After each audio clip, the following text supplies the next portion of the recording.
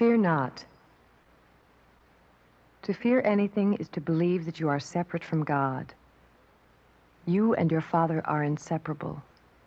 Your greatest challenge in life is to accept this truth and live it every day. Know that love and peace are your birthright. When this thought pattern begins to dominate your consciousness, then and only then are you free to experience total peace, peace that passes all understanding.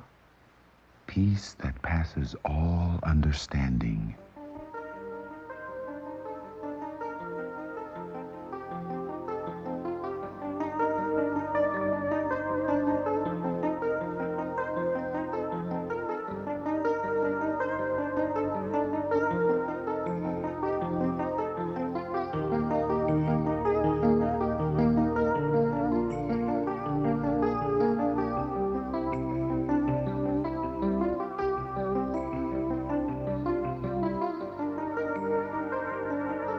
These and other concepts are beautifully illustrated and explained in a book entitled The Sermon on the Mount.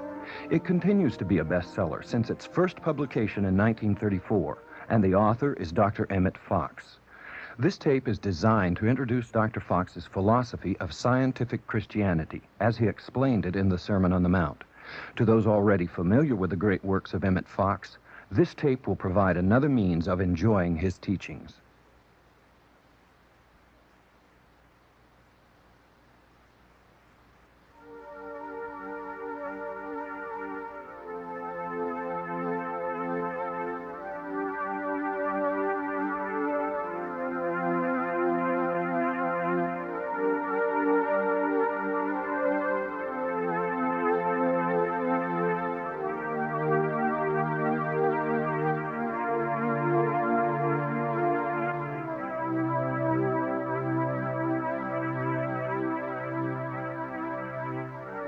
Dr. Fox was born in Ireland, July the 30th, 1886. Although his parents were both Irish, he grew up in England, where his father was a member of Parliament as well as a practicing surgeon. As a young boy, Emmet was recognized by his family as one who could cure headaches by the simple touch of his small hand. As he grew up, this seemingly unique ability to heal led him into the study of metaphysics and away from the traditional religion of his parents.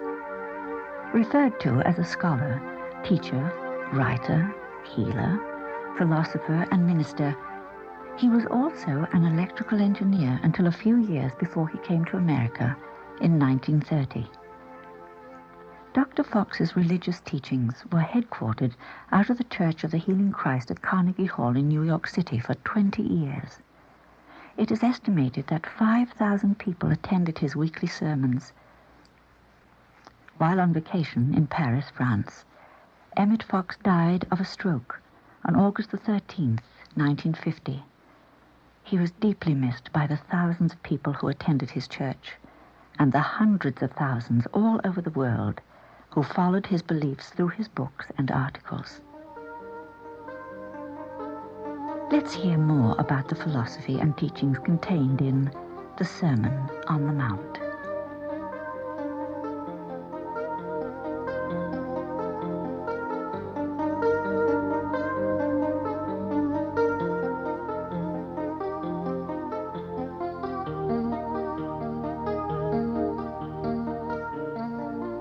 The Bible is the most precious possession of the human race.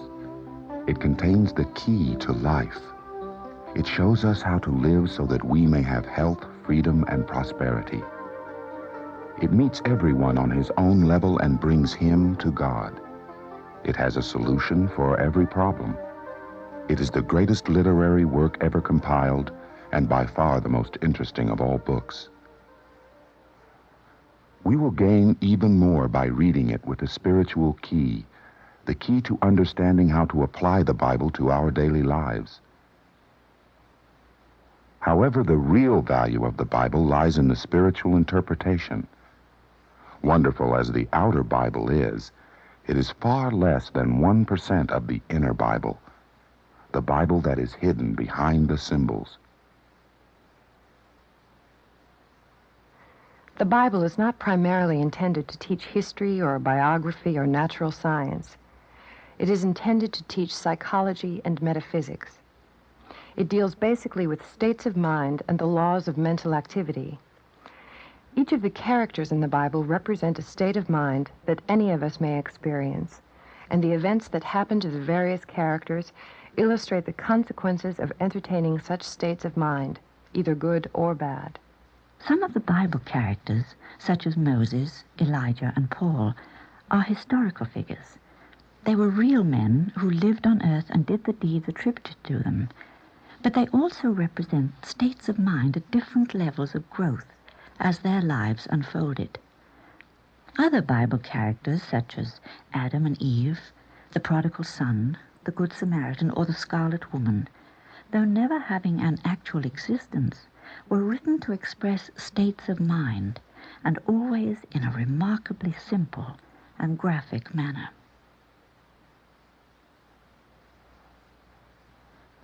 Any text in the Bible can be taken in the past, present, or future, because God is outside of time.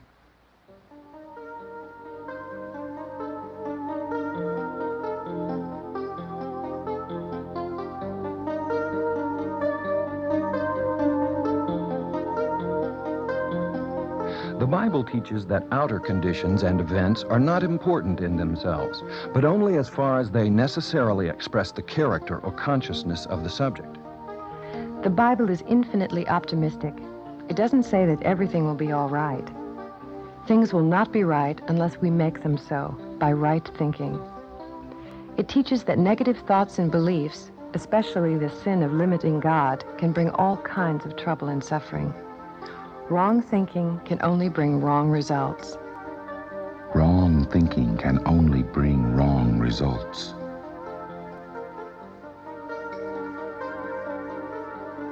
This is no get-rich-quick scheme. The Bible teaches that if we have faith in God, He will supply our needs bountifully. Naturally, we can't just order up the life we want just by thinking it so, as though God must obey our commands. Simply willing something to be will not make it happen. For example, metaphysics will not bring money for money's sake.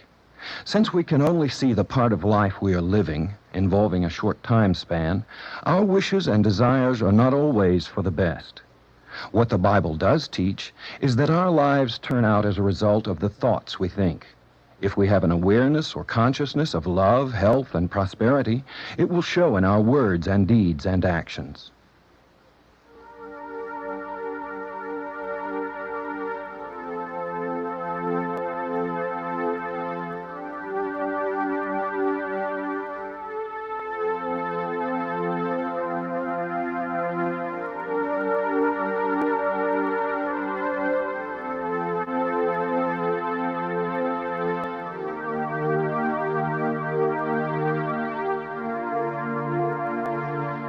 It's not mind over matter.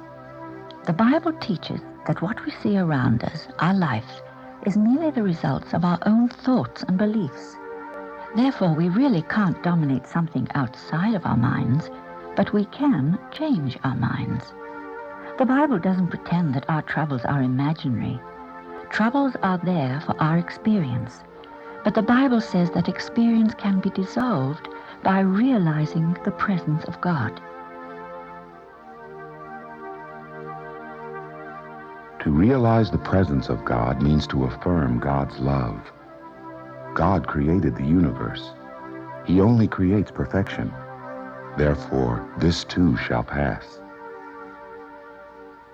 We can raise our thoughts to see a perfect world, a world without the particular problems that we currently face. Overcoming our problems is not accomplished by faith healing in the sense of fighting an alleged evil with blind faith and sheer willpower. The Bible teaches an intelligent and understanding faith based on the goodness and all-presence of God.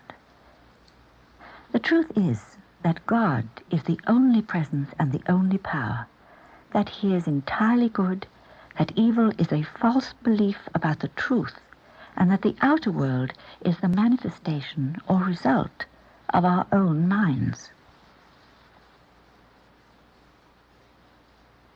The Bible teaches that today's prayer can put everything right, if only we won't look back to yesterday. Remember the story of Lot's wife?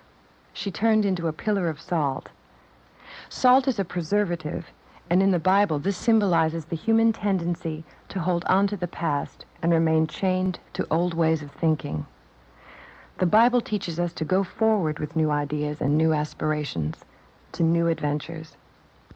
To quote Dr. Fox, The study of the Bible is not unlike the search for diamonds. At first, people found a few diamonds in the yellow clay, and they were delighted with their good fortune, even while they supposed that this was the full extent of their find. Then, upon digging deeper, they came upon the blue clay, and to their amazement, they then found as many precious stones in a day as they had previously found in a year, and what had formerly seemed like wealth faded into insignificance beside the new riches. In your exploration of Bible truth, see to it that you do not rest satisfied in the yellow clay of a few spiritual discoveries, but press on to the rich blue clay underneath. The Bible, however, differs from the diamond field in the sublime fact that beneath the blue clay there is a richer strata, awaiting the touch of spiritual perception on and on to infinity. As you read the Bible, constantly affirm that divine wisdom is enlightening you. That is the way to get direct inspiration.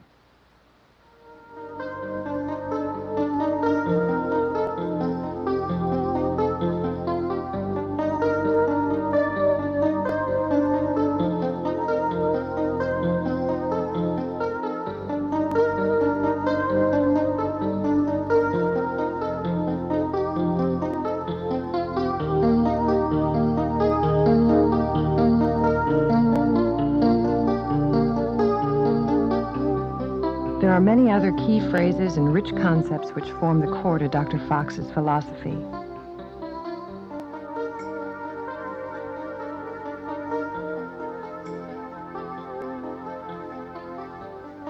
Scientific prayer, also referred to as spiritual treatment, is really the lifting of your consciousness or awareness above the level where you have faced a problem. Raise your consciousness above the problem and let God do the rest. To raise your consciousness, you must positively withdraw your attention from the problem and concentrate gently upon spiritual truth. This can be done by reading the Bible, going over a hymn or poem, or listening to music that helps you, or by using affirmations. An affirmation is a positive statement or thought, such as, God is with me, or God loves me. It's important when using affirmations not to inject any negative energy or feelings. Replace your emotions with positive, loving thoughts. It doesn't matter how you rise above the problem, but you must remove yourself emotionally and experience the peace of God.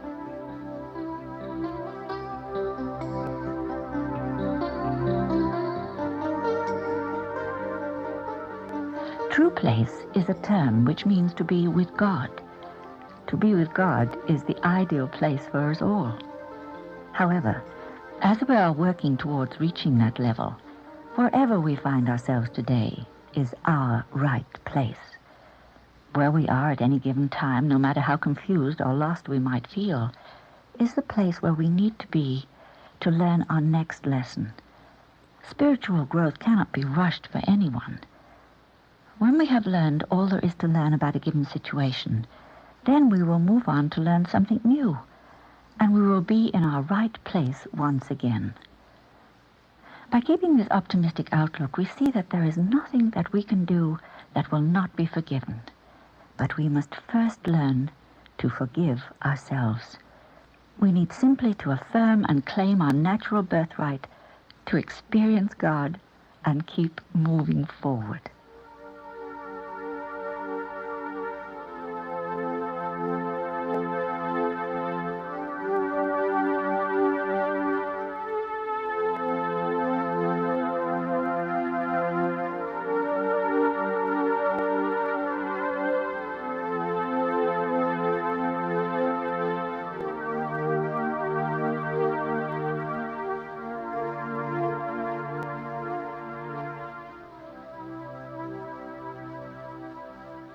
The secret place of the Most High refers to the individual mind. In the privacy of our minds, we can pray to God on a personal level. We can entertain thoughts and ideas that only we and God are aware of. We need not be in church or anywhere in particular to pray to God. Because our thoughts shape our lives, it is imperative that we guard what we think about. If a person lives a prosperous, healthy, fulfilled life, it is obvious that thoughts of prosperity and health are all that are allowed in the secret place of the Most High.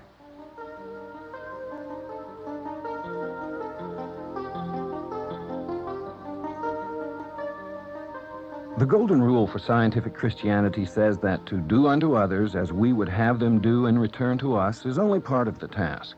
It is also necessary that we think of others as we would have them think of us. Again, there's so much importance on what takes place in the mind.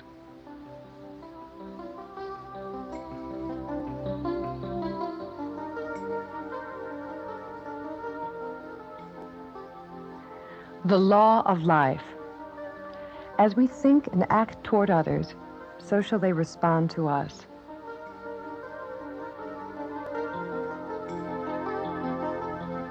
Christ is the Lord of karma. Karma, simply stated, means reaping what you sow.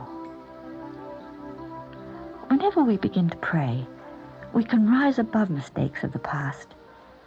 Whenever the Christ, meaning the truth about anything, is raised up in prayer, healing results.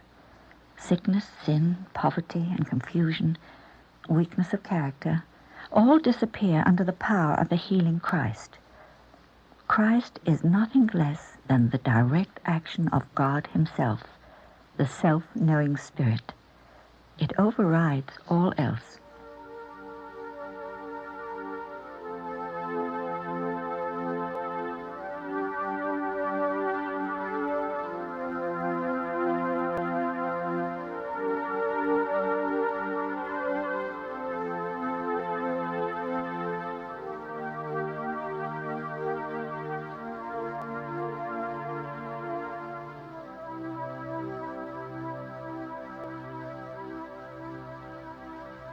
Prayer changes things. It alters our character. We are never the same after we have prayed. We help all of mankind with our prayers.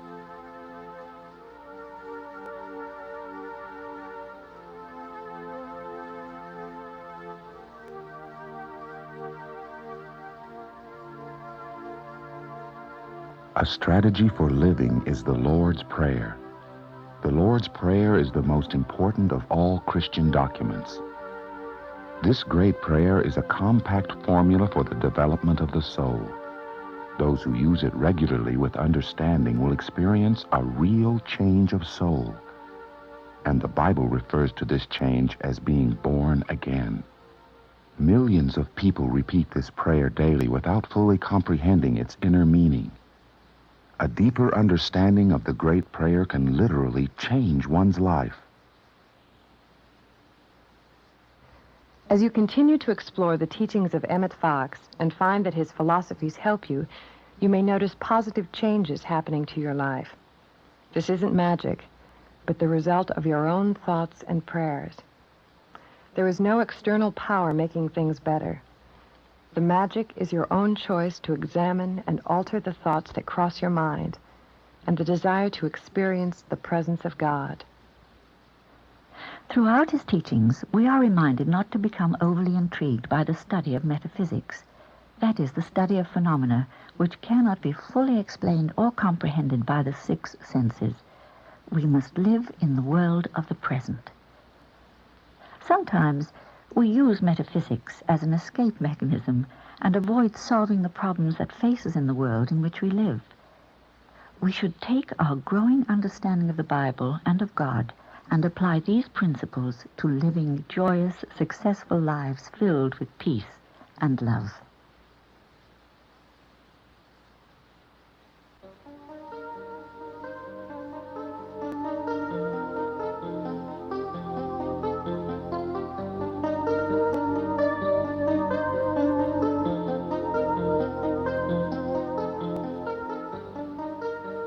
We are here on earth to learn the truth of being. We are here to become self-governed entities, focal points of divine mind, each expressing God in a new way. That is the object of our existence, and the only way to do this is with more knowledge of God. Some individuals may seem to progress more rapidly than others, but the main body of humanity is always steadily growing in the knowledge of God.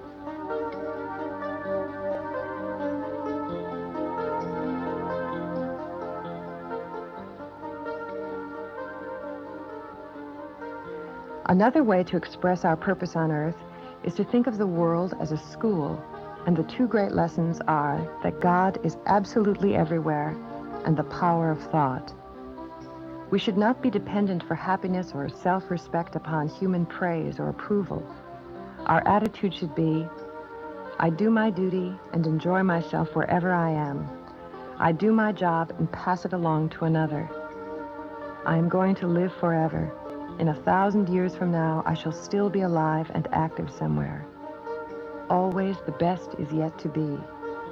Always the future will be better than the present or the past, because I am ever growing and progressing, and I am an immortal soul. I am the master of my fate. I greet the unknown with a cheer and press forward joyously, exulting in the great adventure. Armed with this philosophy and really understanding its power, you have nothing to fear in life or death, because God is all and God is good. The golden keys to successful living.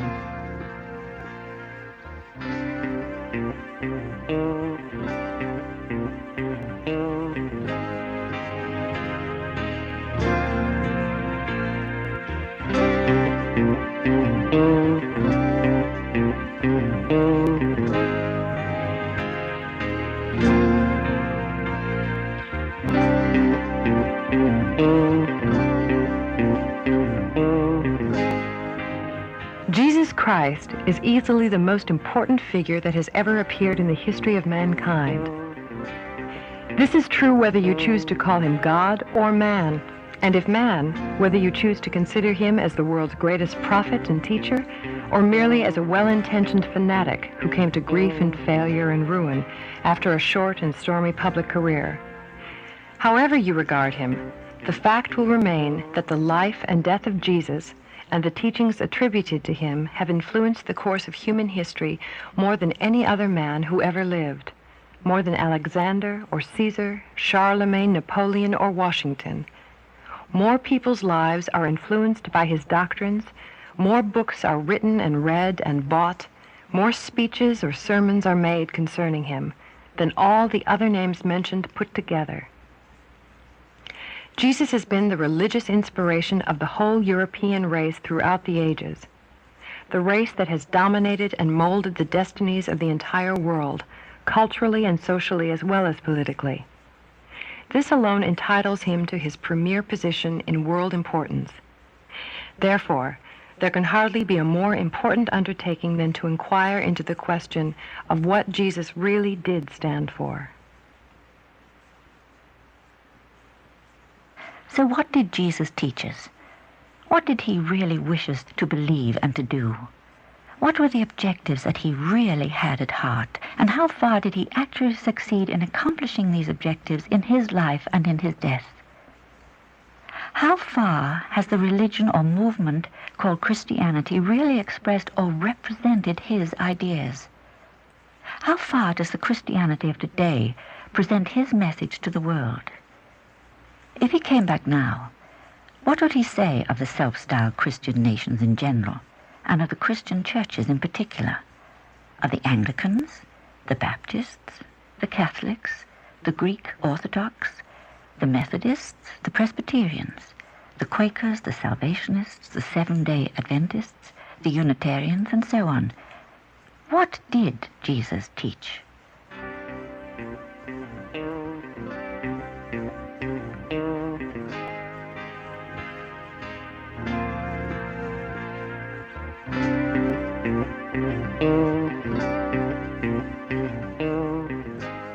This is the question that Emmet Fox proceeds to answer in his book, The Sermon on the Mount.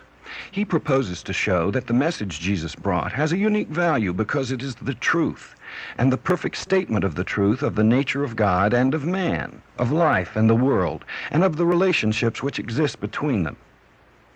And far more than this, we find that his teaching is not a mere abstract account of the universe, which would be of little more than academic interest, but that it constitutes a practical method for the development of the soul and for the shaping of our lives and destinies into the things that we really wish them to be. Jesus explains to us what the nature of God is and what our own nature is, tells us the meaning of life and of death, shows us why we make mistakes, why we yield to temptation, why we become sick, impoverished, and old, and how we may bring health, happiness, and true prosperity into our lives and into the lives of others. The first thing that we have to realize is a fact of fundamental importance, because it means breaking away from all the ordinary prepossessions of Orthodox religion. The plain fact is that Jesus taught no theology whatsoever. His teaching is entirely spiritual or metaphysical. Historical Christianity, unfortunately, has largely concerned itself with theological or doctrinal questions which, strange to say, have no part whatsoever in the gospel teaching.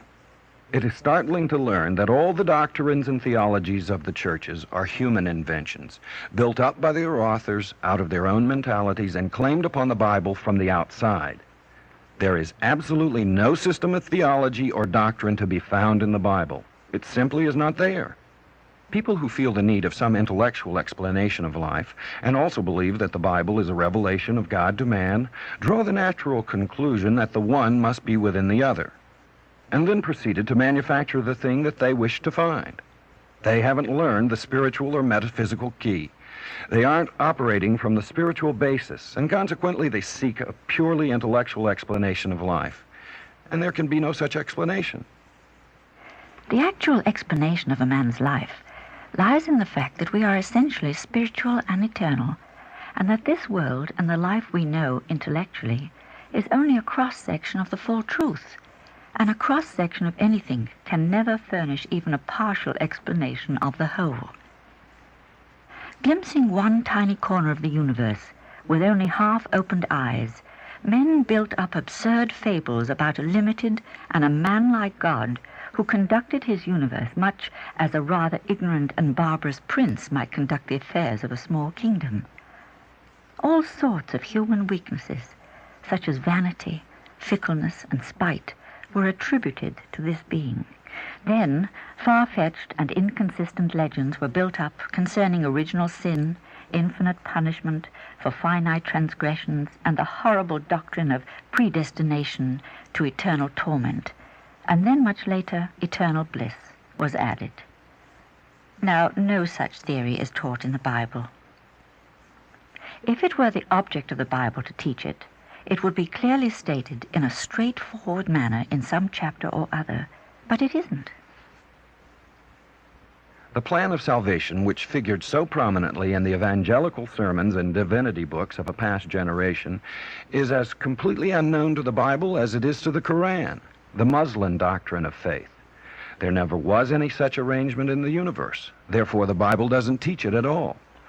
What has happened is that certain obscure texts from Genesis, a few phrases taken here and there from Paul's letters, and one or two isolated verses from other parts of the Scriptures, have been taken out and pieced together to produce the kind of teaching that seemed proper to be found in the Bible. Jesus says none of this. He is anything but a Pollyanna, as they say, or cheap optimist. He warns us, not once but often, that obstinacy in sin can bring very severe consequences, and that man who parts with the integrity of his soul, even though he gains the whole world, is a tragic fool. But he teaches that we are only punished for and actually punished by our own mistakes, and he teaches that every man and woman, no matter how steeped in evil, always has a direct access to an all-living, all-powerful Father God, who will forgive us and supply his own strength to us and enable us to find ourselves again and again. Jesus has been sadly misunderstood and misrepresented in other directions. For instance, there is nothing whatever in his teachings for the setting up of any form of any hierarchy of officials or system of ritual. He never proposed any such methods. In fact, the whole tone of his mentality is definitely anti-ecclesiastical. Through his public life, Jesus was at war with the churchgoers and religious officials of his own country. They first hindered, then persecuted him, and with a perfectly sound instinct of self-preservation, they felt that the truth, as he taught it, was the beginning of the end for them. And they finally had him put to death.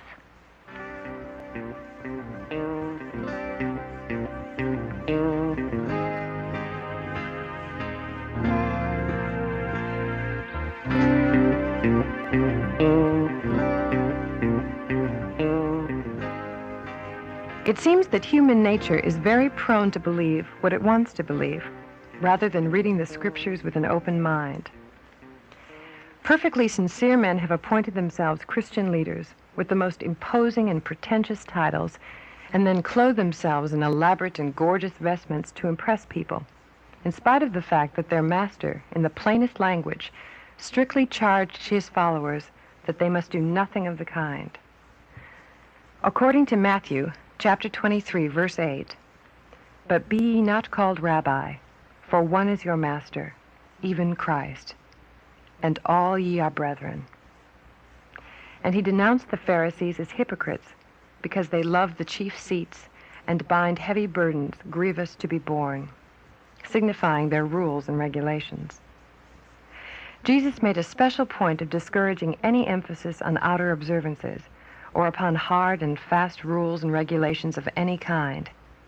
What he taught was a certain spirit in one's conduct and attitude, and he was careful to teach principles only, knowing that when spirit is right, details will take care of themselves, and in fact, the letter killeth, but the spirit giveth life. Yet in spite of this, the history of Orthodox Christianity is largely made up of attempts to enforce all sorts of external observances on the people. The Puritans attempted to enforce the Old Testament Sabbath, which was a Hebrew ordinance applied exclusively to the desecration of Saturday. Jesus particularly discouraged any Sabbath observance, saying that the Sabbath was made for man, and not man for the Sabbath, and made a point of doing anything he wanted on that day. He clearly indicates throughout his teaching that the time has come when man must make each and every day a spiritual Sabbath by knowing and doing all things in a spiritual light. There are Christians who do realize that there is no system of theology in the Bible, unless one likes to put it there deliberately, and have practically given up religion altogether, but still cling to Christianity because they feel intuitively that it is the truth. There is really no logical justification for their attitude, since they don't possess the spiritual key which makes the teachings of Jesus intelligible. It's most confusing to those who have neither the blind faith of orthodoxy nor the spiritual interpretation of scientific Christianity to support them. It's easy to be enthralled by the beauty and mystery of the Gospels, but in the absence of the spiritual key, common sense and all the scientific knowledge of mankind challenges what these Gospels contain. Miracles are a good example. But if the miracles didn't really happen, then does the rest of the Gospel story lose all real significance? Jesus believed miracles to be possible and performed them, as he believed and taught many things in contradiction to rational philosophy. He had no interest in superstitious beliefs, because what really interested him was character. Character includes both an intelligence and vital reaction to life.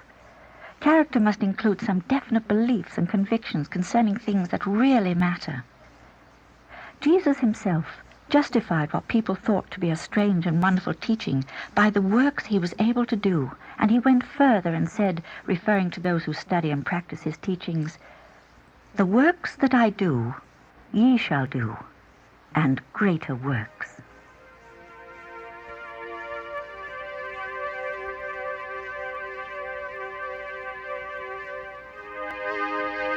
The works that I do, ye shall do, and greater works.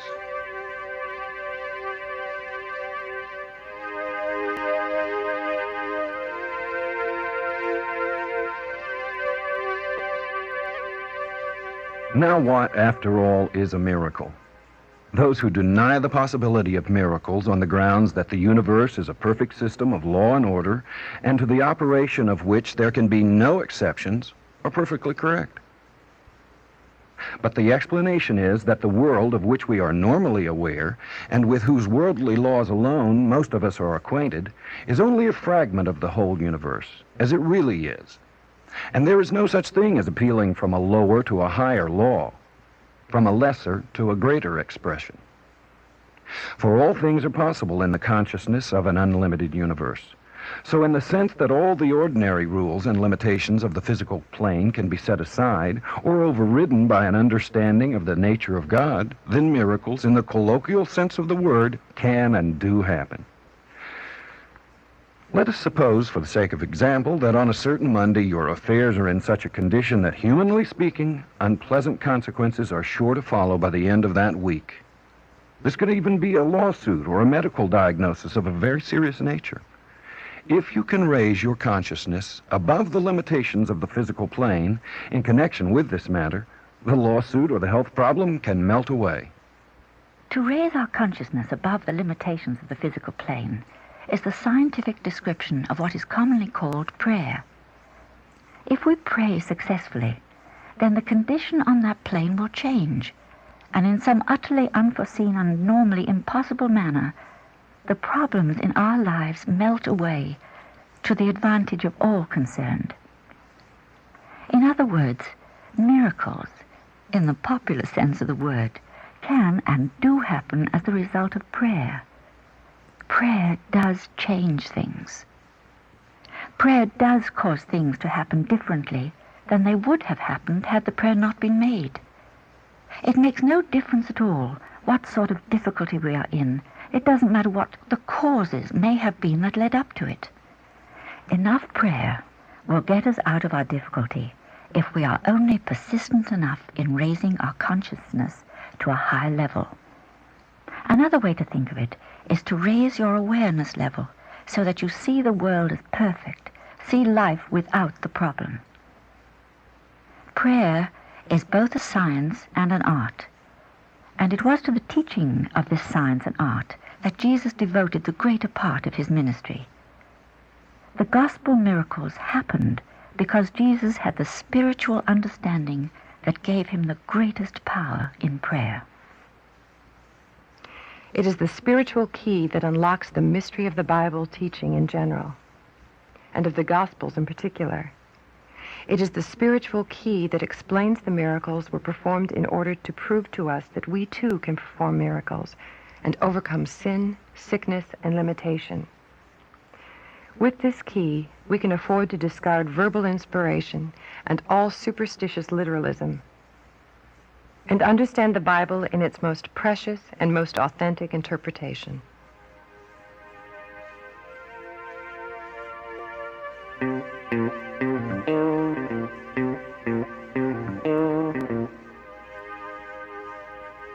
Externally, the Bible is a collection of inspired documents, written by men of all kinds in all sorts of circumstances and over hundreds of years of time.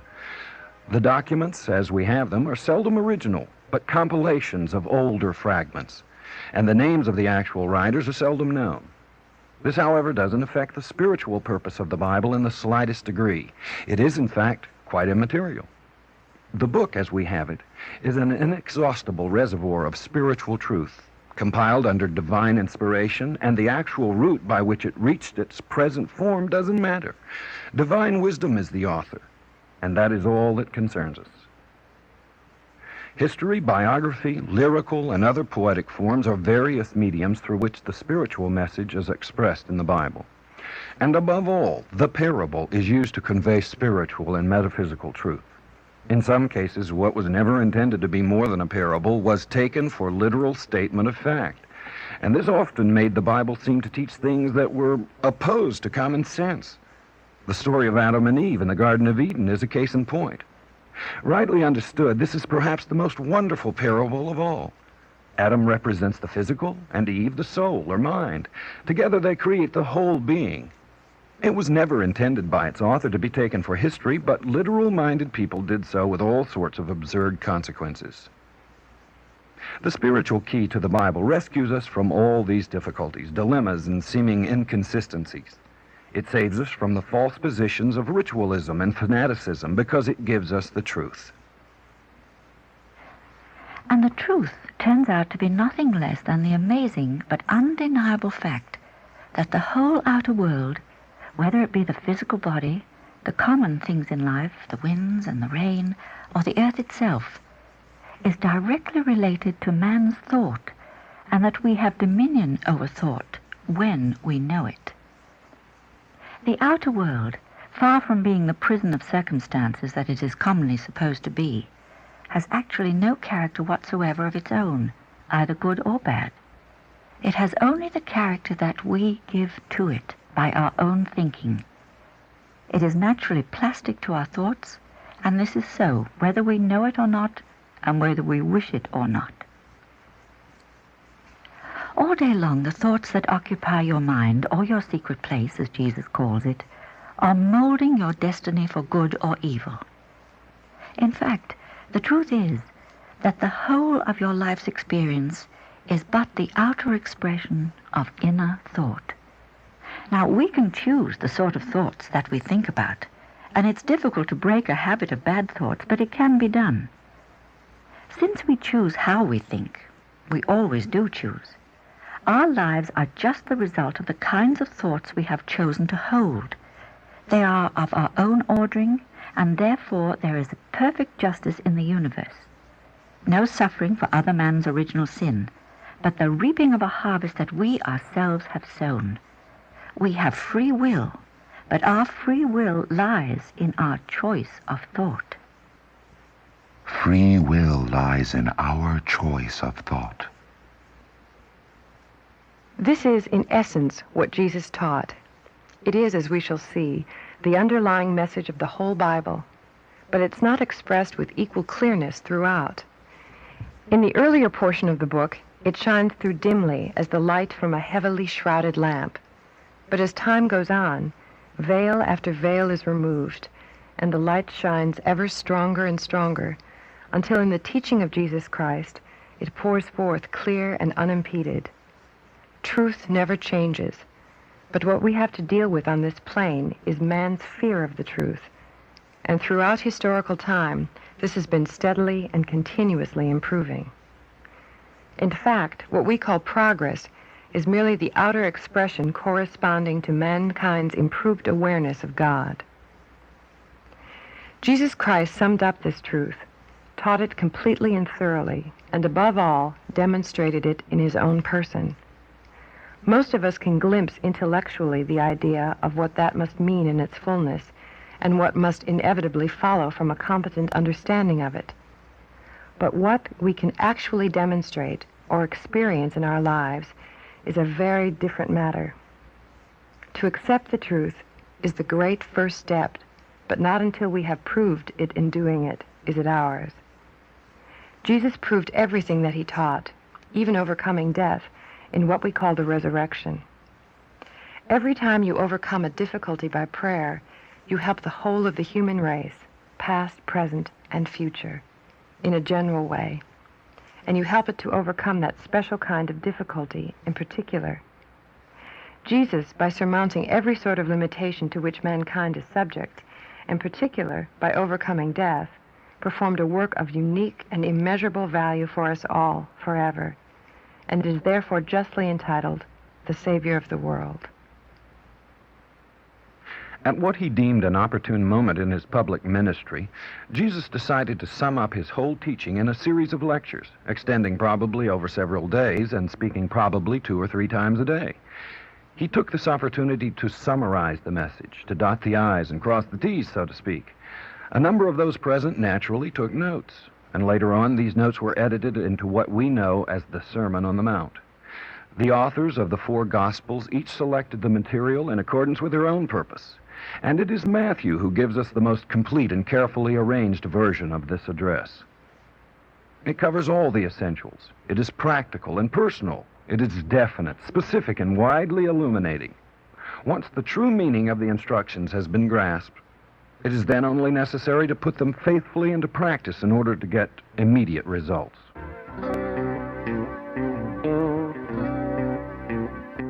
This concludes the Golden Keys to Successful Living.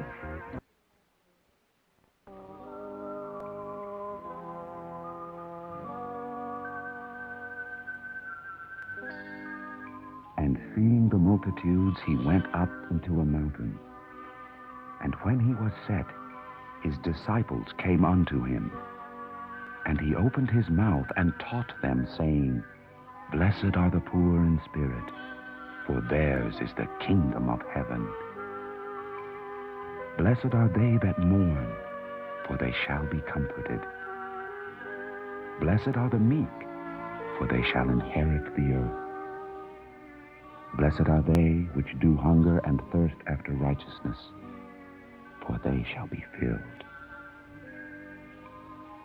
Blessed are the merciful, for they shall obtain mercy. Blessed are the pure in heart, for they shall see God. Blessed are the peacemakers, for they shall be called the children of God. Blessed are they which are persecuted for righteousness' sake, for theirs is the kingdom of heaven.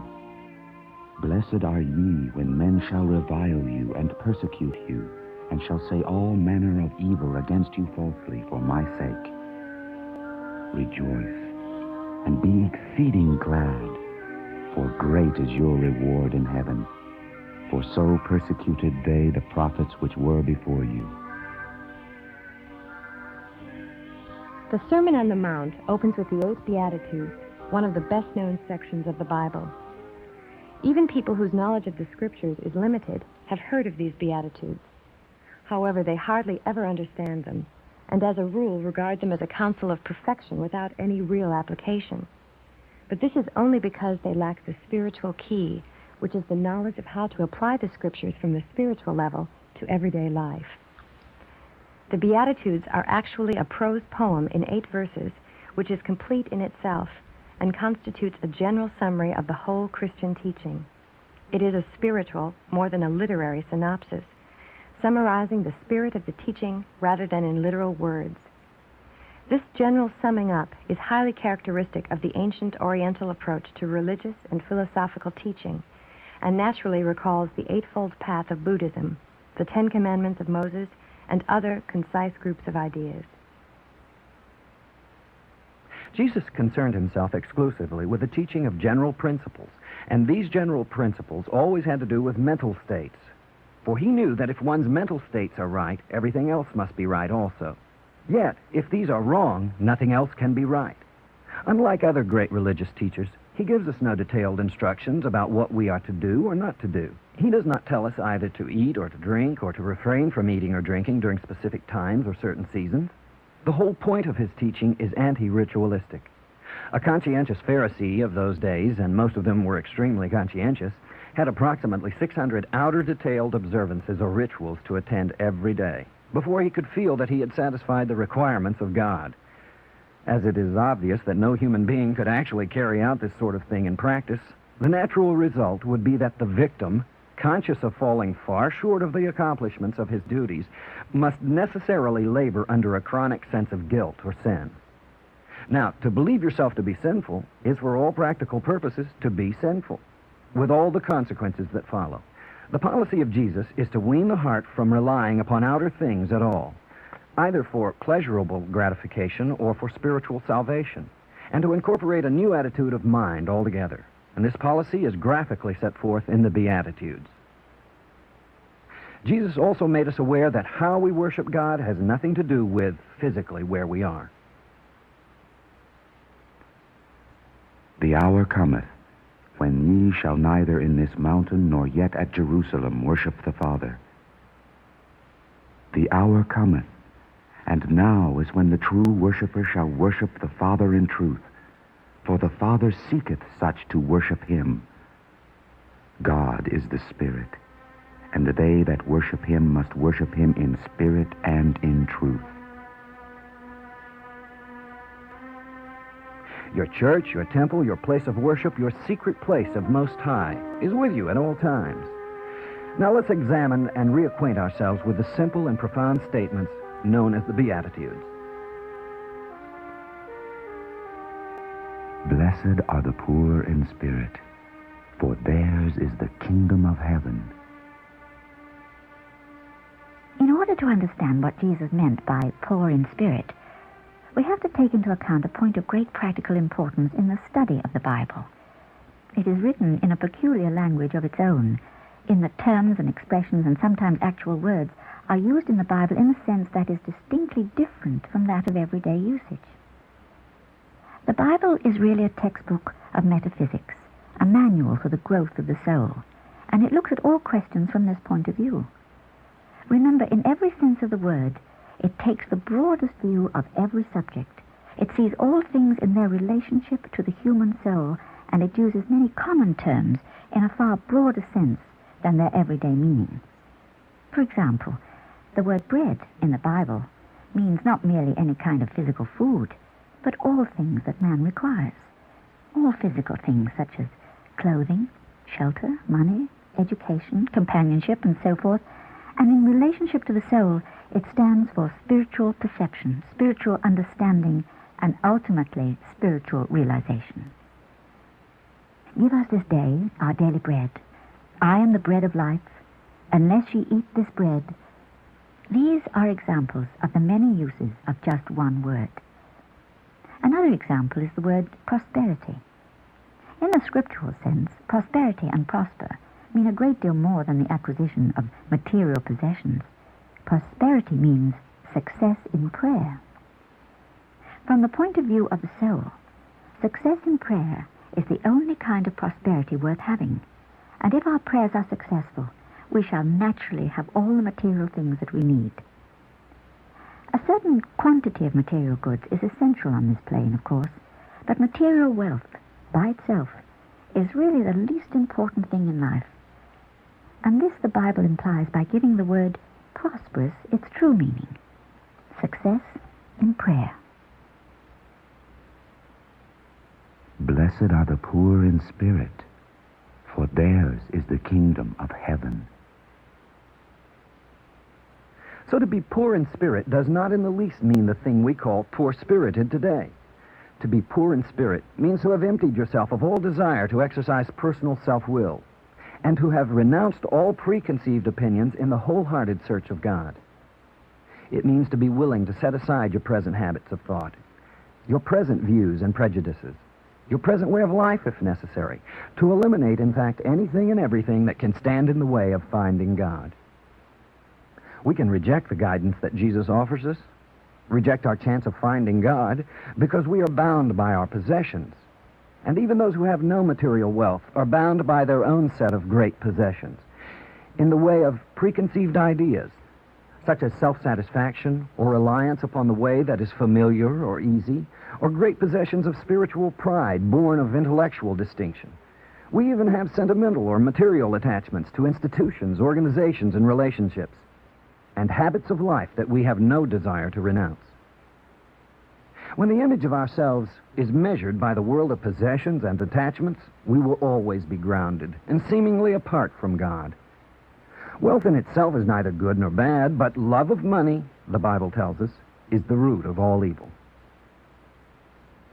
To be poor in spirit means we can all be multimillionaires in silver and gold. We can have possessions of learning, possessions of public honor and importance. But as long as our hearts are not set upon having these things, we are as free of material attachments as the poorest beggar to enter the kingdom of heaven. The poor in spirit have overcome the love of money and property, the fear of public opinion, and the disapproval of relatives and friends. They are no longer overawed by human authority. They are no longer self-satisfied on their own opinions. They have come to see that their most cherished beliefs may have been, and probably were, mistaken, and that all their ideas and views of life may be false and indeed need changing. The poor in spirit are ready to continuously re-examine their lives and learn to live in the kingdom of heaven every day.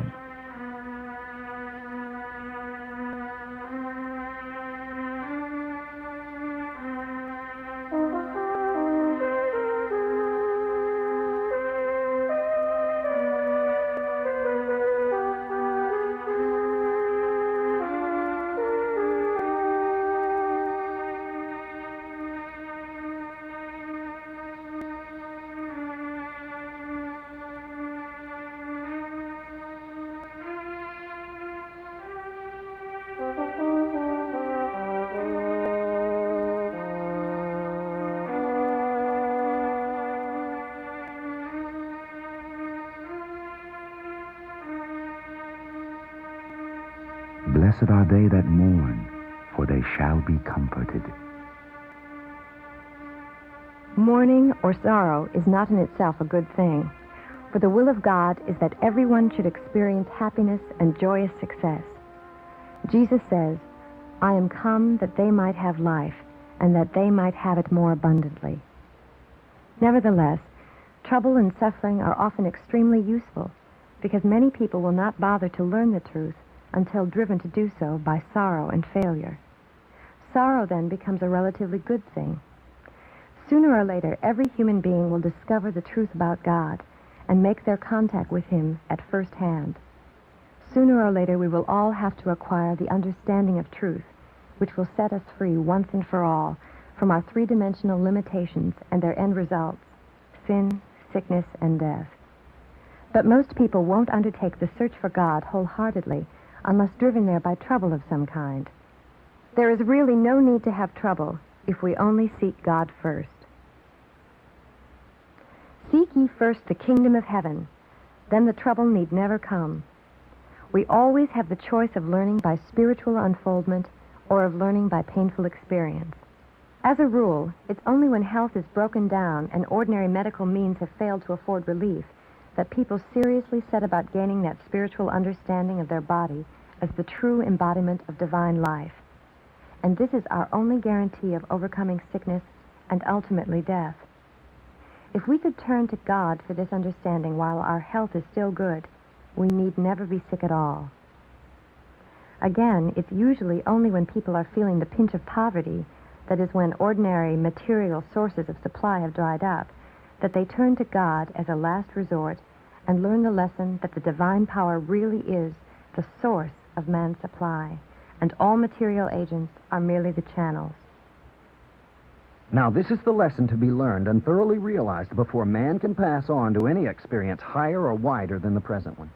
In our Father's house are many mansions, but the key to higher mansions is always acquiring complete dominion over the one we are in now. If prosperous people will, while they are still prosperous, acknowledge God as their true source and pray daily for still more spiritual understanding, they need never suffer poverty or financial trouble at all.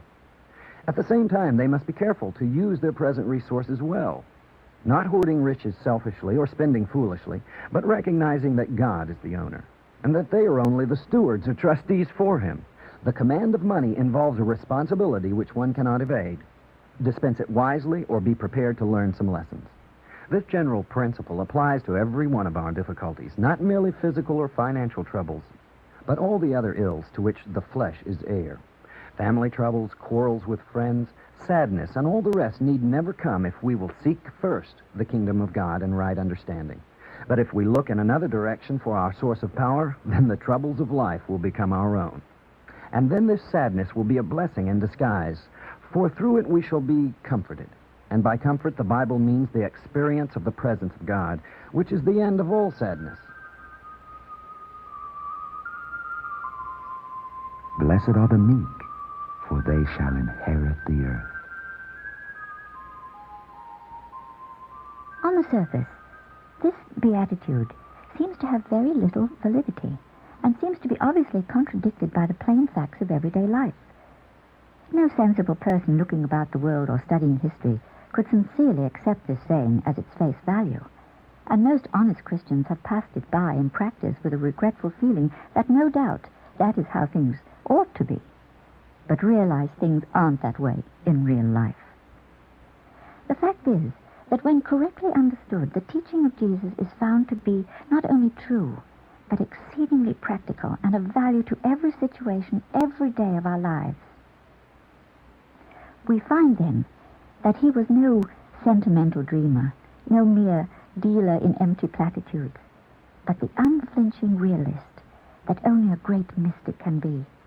And the whole essence of his teaching and of his practical application is summed up in this beatitude. Blessed are the meek, for they shall inherit the earth. When you possess the spiritual meaning of this statement, you have the secret of dominion, the secret of overcoming every kind of difficulty. It is literally the key of life. It is the Jesus Christ message reduced to a single sentence. The words meek and earth are both used in a special and highly technical sense, and they have to be unveiled before the wonderful meaning that underlies them can be found. First of all, the word earth in the Bible does not mean merely this terrestrial globe. It really means manifestation. Manifestation or expression is the result of a cause. A cause has to be expressed or manifested before we can know anything about it. And yet every expression or manifestation has to have a cause. Now we learn in divine metaphysics, and particularly in the Sermon on the Mount, that all causation is mental, and that our body and all our affairs, our home, our business, our personal relationships, all our experiences are the expression of our own mental states. The fact that we are unconscious of most of our mental states doesn't change anything, because the thoughts are there in our subconscious mind and still create or cause our lives to turn out the way they do. Our earth means the whole of our outer experience, and to inherit the earth means to have dominion over that outer experience. That is to say, to have power to bring our conditions of life into harmony and true success. All the earth shall be filled with the glory of the Lord. His soul shall dwell at ease, and his seed or prayers shall inherit the earth. The Lord reigneth, let the earth rejoice. So we see that when the Bible talks about the earth, possessing the earth, governing the earth, making the earth glorious, and so forth, it is referring to the conditions of our lives, from our bodily health outwards to the effect our life has on others. So this beatitude undertakes to tell us how we may possess, govern, and be masters of our own lives and destinies.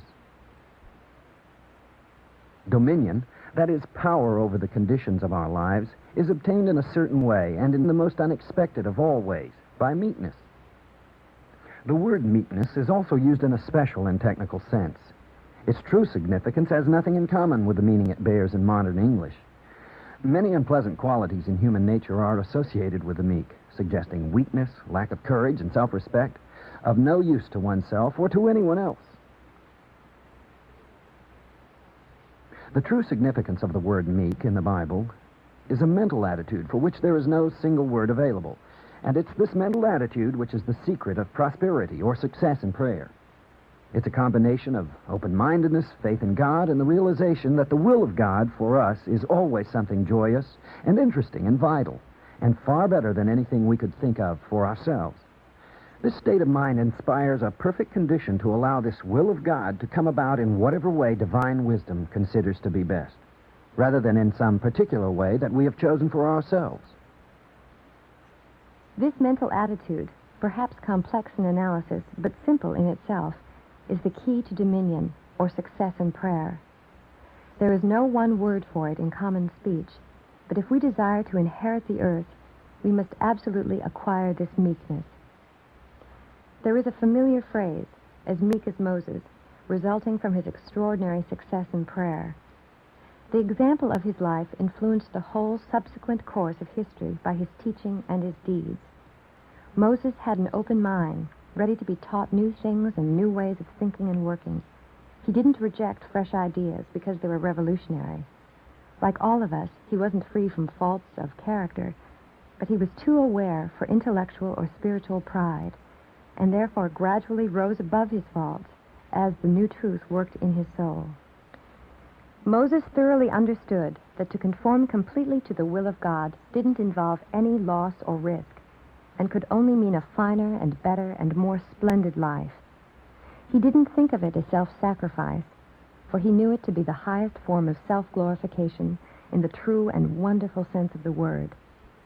The self-glorification of the egotist is the vanity that always leads to humiliation. True self-glorification, the glorification that is really glorious, is the glorification of God.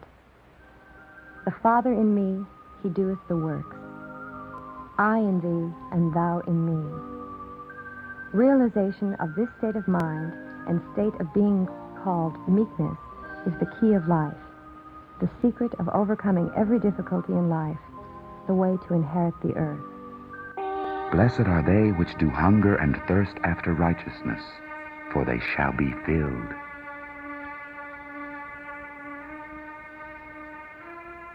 When people awaken to a knowledge of these great truths, they naturally try to incorporate them in their own lives. Realizing the vital importance of righteousness, or the thinking only of harmonious thoughts, they begin immediately to put their house in order. The principle involved is perfectly simple, but unfortunately the doing is anything but easy. The nemesis lies in the extraordinary potency of habit, and habits of thinking are the most subtle in character and the most difficult to break. It is easy, comparatively speaking, to break a physical habit, if one really means business, because action on the physical plane is so much slower and more evident than on the mental plane. In dealing with habits of thought, however, we can't stand back and take a comparatively detached view as we can in contemplating our actions. Our thoughts flow across the stage of consciousness in an unbroken stream and so rapidly that only unceasing vigilance can deal with them. Again, the theater of one's actions is the area of his immediate presence. I can only act where I am. I may cause action or reaction by letter or telephone, or I may press a button and bring about results at a distance. But still my action happens where I am, and at this present moment of time.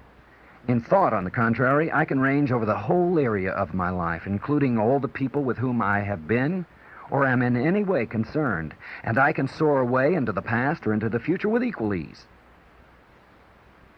We can see how much bigger the task of achieving all-round harmonious thinking or true righteousness is than it first appears. For this reason, many people become discouraged with themselves and either don't try or indulge in a great deal of self-condemnation because they aren't able to quickly change the whole current of thought over the whole area of their lives.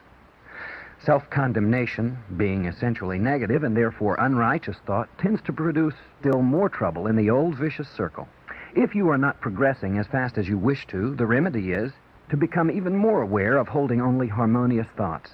Don't dwell on your mistakes or the slowness of your progress, but claim the presence of God with you all the more. Claim wisdom, claim power, or prosperity in prayer. Have a mental evaluation or a review of your life, and see if you are still thinking wrongly in some section or other of your mind. Is there some wrong line of behavior that you still pursue? Is there someone whom you have not yet forgiven? Are you indulging in any kind of political or racial or religious hatred or contempt, disguising itself under a cloak of self-righteousness?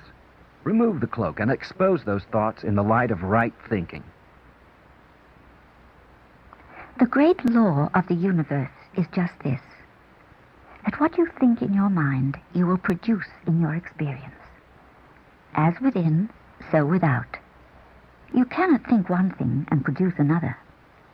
If you want to produce circumstances of harmony and happiness, you must first produce thoughts for harmony and happiness, and then the outer things will follow. If you want health, you must first think health. And remember, thinking health does not mean merely thinking a healthy body. Important that is. But it also includes thinking peace and contentment and goodwill to all. Later on in the sermon, we will learn that destructive emotion is one of the primary causes of disease. If you want spiritual unfoldment and growth in the knowledge of God, you must think spiritual thoughts, God thoughts, and give your attention, which is your life, to God rather than to limitation. If you want material prosperity, you must first think prosperity thoughts and then make a habit of doing so. For the thing that keeps most people poor is the sheer habit of poverty thinking. If you want congenial companionship, if you want to be loved, you must first think thoughts of love and goodwill. Like begets like is another way of stating the great law, which means that as a man soweth in his unseen thoughts, so shall he reap in that which is seen. All things work together for good to those who love good, meaning to love God means to occupy oneself with thoughts of good. All things work together for good to those who love good.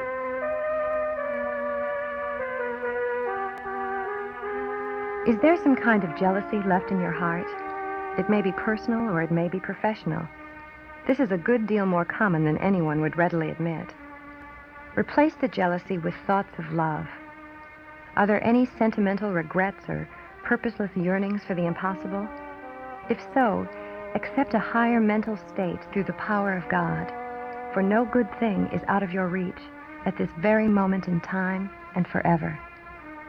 Waste no more time rehashing what is over and done, but make the present and the future a splendid realization of your heart's desire. Is there remorse for mistakes past and gone? Then remember that remorse, distinct from repentance, is merely a form of spiritual pride.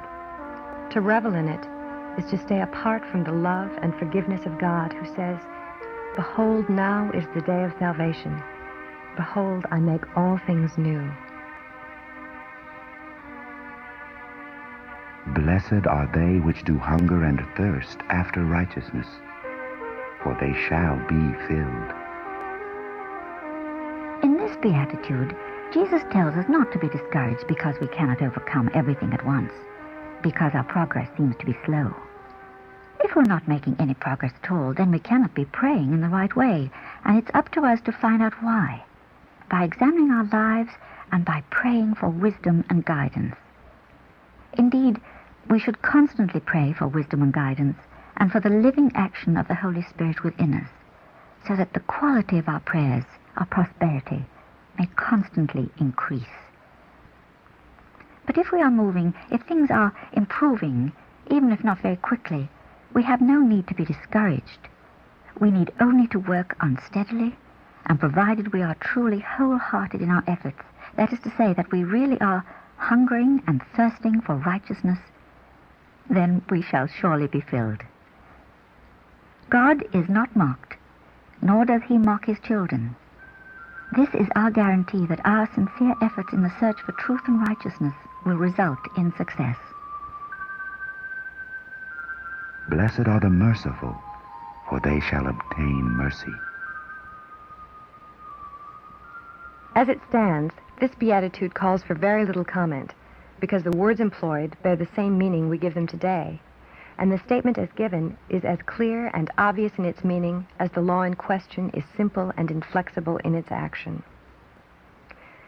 The point that the scientific Christian needs to note is that, as usual, the vital bearing of the principle covered in this beatitude lies in its application to the realm of thought. The thing that really matters is that we are merciful in our thoughts. Kind actions coupled with unkind thoughts are hypocritical, dictated by fear or desire for self-glory or some other adverse motive. They are counterfeits, and they bless neither the giver nor the recipient. On the other hand, the true thought about our fellow man blesses him spiritually, mentally, and materially, and blesses us too. Let us be merciful in our mental judgments of our brother, for in truth we are all one, and the more deeply he seems to err, the more urgent is the need for us to help him with the right thought, and so make it easier for him to be free. Understanding the power of the spiritual idea, the Christ truth, carries a responsibility that others don't have. There is no way to evade it. When someone's faults come to your attention, see the best in them, the Christ within them, and be merciful. Above all, it is true that in freeing others from the weight of your condemnation, you make it possible to be free from self-condemnation. Blessed are the pure in heart, for they shall see God. This is one of those rich and wonderful sayings in the Bible that sums up in a few words the whole philosophy of religion. As usual in the Scriptures, the words are used in a technical sense and cover a far wider meaning than we attach to them in everyday life. Consider the promise in this beatitude. It is nothing less than to see God. Now, we know, of course, that God has no earthly form, and therefore there is no question of seeing him in the ordinary physical sense, in which one might see a human being or object. If one could see God in this way, then God would have to be limited and therefore not God. To see in this sense refers to spiritual perception, and spiritual perception means the capacity to experience the true nature of being.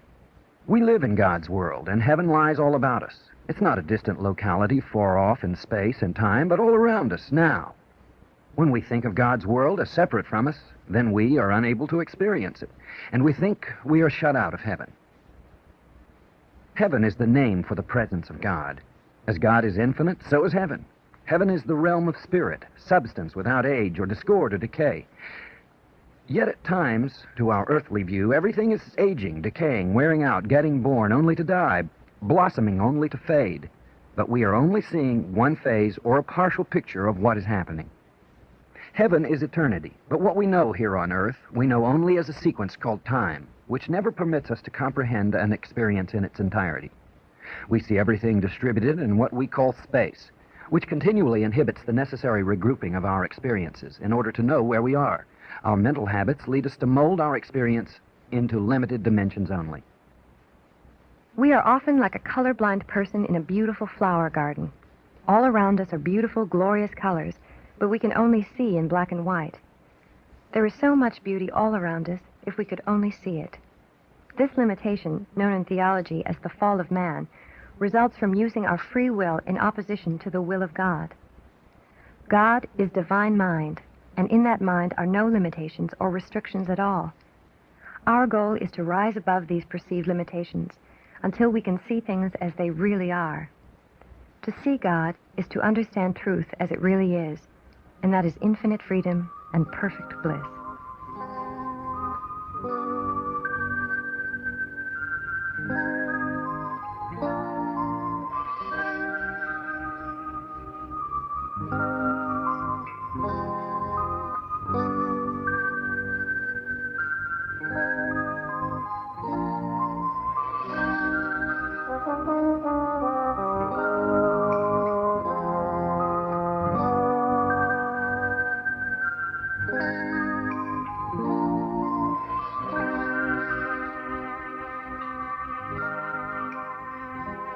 Blessed are the pure in heart, for they shall see God. In this beatitude, we are told exactly how this supreme task is to be accomplished and who shall do it: the pure in heart. Again, we have to understand that here the words pure and purity in the Bible mean a very great deal more than physical purity. In its full and complete sense, purity is recognizing God alone as the only real cause and the only real power in existence. It is what is called elsewhere in the sermon the single eye, and it is the master key to life. It is the secret of escape from all sickness, trouble, and limitation, and overcoming or reversing of the fall of man. The word heart in the Bible usually means that part of man's mentality which modern psychology knows under the name of subconscious mind. Heart is the subconscious mind. This is exceedingly important because it's not sufficient, nor is it possible for us to accept the truth with the conscious mind only. At that stage, it is still an opinion. It's not until it is accepted by the subconscious mind and thus assimilated into the whole mentality that it can make any difference in one's character or life. As a man thinketh in his heart, so is he. Keep thy heart with all diligence, for out of it are the issues of life. Many people have intellectual or head knowledge of the presence of God, but this is external. We need to live with the presence of God in our hearts. Blessed are they who recognize God as the only real cause, the only real presence and the only real power, not merely in a theoretical or formal way, but practically and specifically and wholeheartedly, in all their thoughts and words and actions, and not merely in some parts of their lives, but in every nook and corner of their lives and mentalities, keeping nothing back, but bringing their own wills into perfect harmony with God's will. For they shall overcome all limitation of time and space and matter and carnal mind, to realize and enjoy the presence of God forever. God is the only power. Blessed are the peacemakers, for they shall be called the children of God. Here we receive an invaluable practical lesson in the art of prayer, and prayer is our only means of communion with God. As a matter of fact, prayer is the only real action in the full sense of the word, because prayer is the only thing that changes one's character. A change in character or a change in soul is a real change. When that kind of change takes place, you become a different person, and therefore for the rest of your life, you think and act in a different way. Jesus referred to this change as being born again. In other words, you become a different person. The amount of the difference may be only very slight for each time that you pray. Nevertheless, the change is there, for you cannot pray without making yourself different in some degree. The word prayer should be understood as including any form of communion or attempted communion with God, whether vocal or purely mental. In the absence of prayer, all that you can do is to express the character that you have in whatever circumstances you find yourself. Prayer changes your character, making a new reaction possible. The great essential for success in prayer, for obtaining that sense of the presence of God, which is the secret of healing oneself and others too, of obtaining inspiration, which is the breath of the soul, of acquiring spiritual development. The great essential for success in prayer is that we first attain some degree of true peace of mind. This true interior soul peace was known to the mystics as serenity, and serenity is the grand passport to the presence of God. The sea as smooth as glass that is round about the great white throne. However, we can overcome even the most serious difficulties by prayer without having any serenity at all. In fact, the greater the trouble we face, the less serenity we are able to have. And the serenity itself is only to be had by prayer, and by the forgiving of others and of oneself. So prayer is always the answer. But serenity is necessary for spiritual progress, and it is serenity, that fundamental tranquility of soul, the peace that passes all human understanding. Experience the peace of God. Blessed are the peacemakers, for they shall be called the children of God. The peacemakers spoken of in this beatitude are those who make or bring about this true peace or serenity in their own souls. For it is they who surmount limitation and become actual and not merely potentially the children of God. This condition of mind is the objective of Jesus in all his instructions. Peace I leave with you, my peace I gave unto you. Let not your heart be troubled, neither let it be afraid. To be a peacemaker, in the usual sense of settling the quarrels of other people, is, as all practical people know, an excessively difficult role to fill. By interfering in other people's strife, it's ever so much easier to make things worse than to make them better. Personal opinion is almost certain to enter into our efforts, and personal opinion is very likely to be wrong. Once we incorporate the power of prayer, many quarrels heal in the true way, probably without speaking at all. The silent thought of the all-power of love and wisdom will cause any trouble to melt away. Blessed are they which are persecuted for righteousness' sake, for theirs is the kingdom of heaven. Blessed are ye when men shall revile you and persecute you, and shall say all manner of evil against you falsely for my sake. Rejoice, and be exceeding glad, for great is your reward in heaven. For so persecuted they the prophets which were before you. In view of what we know about the essential character of the teaching of Jesus, that the will of God for us is harmony, peace, and joy, and that these things are to be attained by cultivating right thoughts or righteousness, then this beatitude is a very controversial statement. Jesus tells us again and again that it is our Father's good pleasure to give us the kingdom, and that the way in which we are to receive it is by cultivating serenity or peace of soul. He says that the peacemakers who do this, praying in meekness, shall obtain prosperity, inherit the earth, have their sadness turned into joy, and that, in fact, whatever they shall ask the Father, in the manner of this teaching, will be fulfilled. Yet here we're told that it is blessed to be persecuted as the result of our right thinking or righteousness, and by these means we shall triumph. That it is cause for rejoicing and gladness to be reviled and accused, and that the prophets and the great enlightened ones suffered these things too. All this is perfectly correct. Only we have to understand that the source of all this persecution is none other than our own selves. No outside persecutor, but only our own lower selves. When we find righteousness or right thinking very difficult, when we are very strongly tempted to hold the wrong thoughts about some situation or some person or about ourselves, or to give way to fear or anger or despondency, then we are being persecuted for righteousness' sake. And this is, for us, an extremely fortunate or blessed condition, for in such moments we are really advancing. Every spiritual treatment or scientific prayer involves a struggle with our lower self, indulging the old habit of negative thought, keeping the familiar and resisting change. All the great prophets and enlightened ones, even Jesus, overcame by just such struggles with themselves, persecuted by their own lower natures. Now, since these battles with the lower self have to be fought out sooner or later, then the sooner they are over and done with, the better. And so, they are great blessings by keeping us on the path to God. There is no virtue or advantage whatever in being persecuted or annoyed by other people. Nothing can come into our experience unless it finds something in us with which it is attuned. And so to have trouble and difficulty is only a sign that our own mentality needs clearing up. For what we see at any time is nothing but our own concept. Some feel inclined to claim that they are being persecuted on account of their spiritual superiority. Some prefer the heroic self-sacrifice of the martyr. But their understanding is incomplete, or they wouldn't feel persecuted.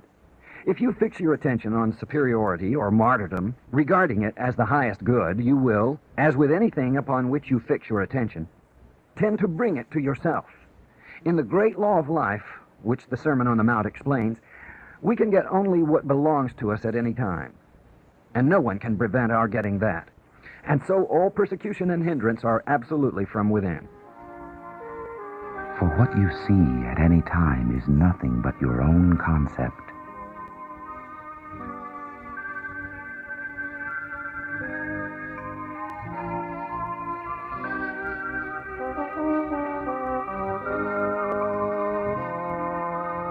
Thinking is Being teaches us how to examine and alter our thinking to bring truth and harmony into our lives. All the Bible quotes are from Matthew chapter 5.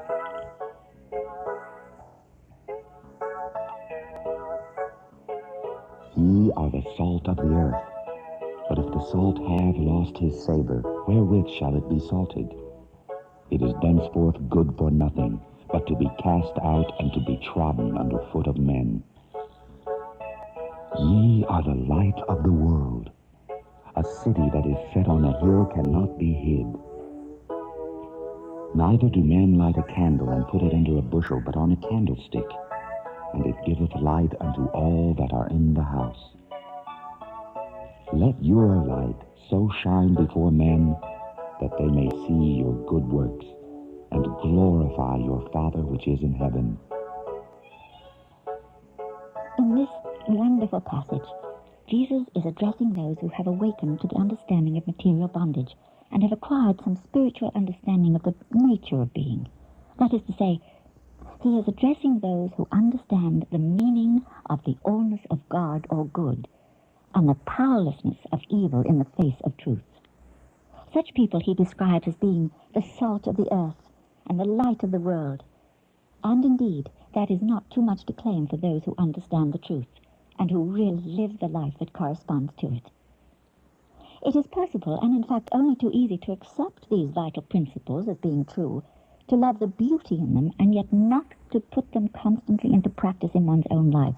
But this won't work, because in that case, the salt has lost its savor, and is good for nothing but to be cast out and trodden underfoot. If you understand and accept the teachings of Jesus, and make every effort to practice them in every department of your own daily life, if you seek systematically to change in yourself everything that keeps you from God, such as selfishness, pride, vanity, promiscuity, self-righteousness, jealousy, self-pity, resentment, condemnation, and so forth, not by feeding or nourishing them by giving in, but starving them by refusing to give them any thought or expression. If you extend the right thought loyally to every person or thing in your life, especially to the people or things you dislike, then you are among those called the salt of the earth. If you truly live this life, then it doesn't matter in the least what your present circumstances may be, or what difficulties you may have against you. You will triumph over them all and make your demonstration, and you will be in every positive and literal sense a healing and illuminating influence on all around you, and a blessing to the whole human race. Ye are the light of the world. A city that is set on a hill cannot be hid. The state of your soul is always expressed in your outer conditions, and in the intangible influence which you radiate at large. There is a cosmic law that nothing can permanently deny its own nature. Emerson said, "What you are, shout so loudly that I cannot hear what you say." In the Bible, the city always stands for consciousness, and the hill or mountain always means prayer or spiritual activity. I will lift up mine eyes unto the hills from whence cometh my help. Except the Lord keep the city, the watchman waketh, but in vain. Neither do men light a candle and put it under a bushel, but on a candlestick, and it giveth light unto all that are in the house. Let your light so shine before men, that they may see your good works, and to glorify your Father which is in heaven. The soul that is built upon prayer cannot be hidden. It shines out brightly through the life that it lives. It speaks for itself, but in utter silence, and does much of its best work unconsciously. Its mere presence heals and blesses all around it without special effort. No one can force another person to accept spiritual truth, but if people are favorably impressed by your life or your behavior and by the peace and joy that radiates from you, they will come to you of their own accord, wanting to be near the wonderful thing that you have. Think not that I am come to destroy the law or the prophets. I am not come to destroy, but to fulfill. For verily I say unto you, till heaven and earth pass, one jot or one tittle shall in no wise pass from the law, till all be fulfilled. Whosoever therefore shall break one of these least commandments, and shall teach men so, he shall be called the least in the kingdom of heaven. But whosoever shall do and teach them, the same shall be called great in the kingdom of heaven. For I say unto you, that except your righteousness shall exceed the righteousness of the scribes and Pharisees, ye shall in no case enter into the kingdom of heaven. True Christianity is an entirely positive influence. It comes into a man's life to enlarge and enrich it, to make it fuller and wider and better, never to restrict it. You cannot lose anything that is worth having through acquiring a knowledge of the truth. There has to be sacrifice, but only the sacrifice of things that one is much happier without. Never of anything that is really worth having. Many people have the idea that getting a better knowledge of God will mean giving up the things that they will regret losing the most.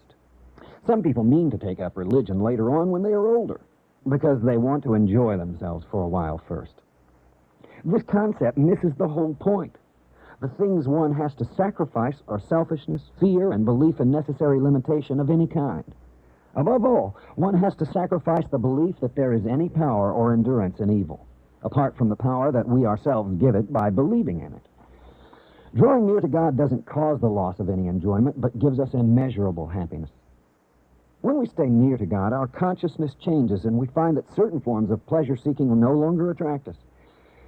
When this happens, there is ample compensation in the new light that is thrown upon every phase of our life, and in the wonderful new aspects that the world begins to hold for us. Only the things not worth having disappear under the action of truth. Only the things not worth having disappear under the action of truth. Some suppose that the knowledge of truth of being puts them above the moral law, in the sense of having special authorization. In fact, the more spiritual knowledge we possess, the more responsibility we have to be aware of our own moral code in every facet of our lives. All sincere spiritual understanding is accompanied by moral improvement. But real spiritual progress comes from living God's truth with right thinking and right behavior.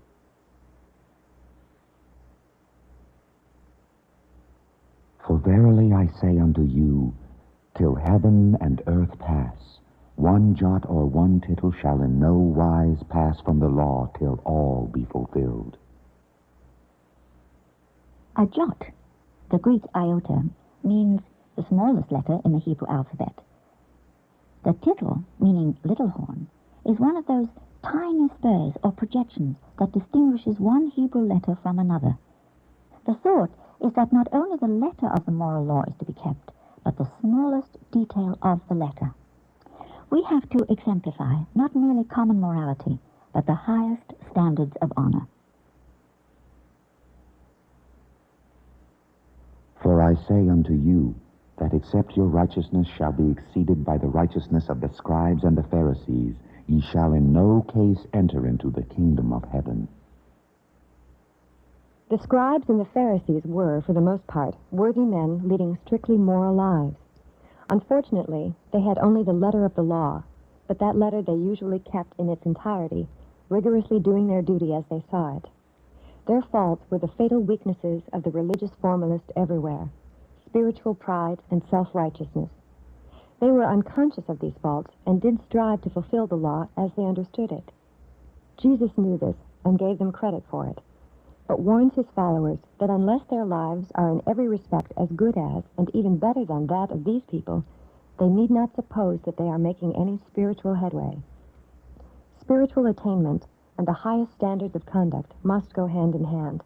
Unless both are there, neither is there. As you grow in true spiritual power and understanding, you will actually find that many outer rules and regulations will become unnecessary, because you have really risen above them. This point in your development, where your understanding of truth enables you to dispense with certain outer props and regulations, is the spiritual coming of age. To give a simple illustration, some people find that at a certain stage of their progress, their mental processes become so orderly and clarified that they can go through their day's work, keep all their appointments, and discharge all their duties without bothering to consult a clock or needing to wear a watch.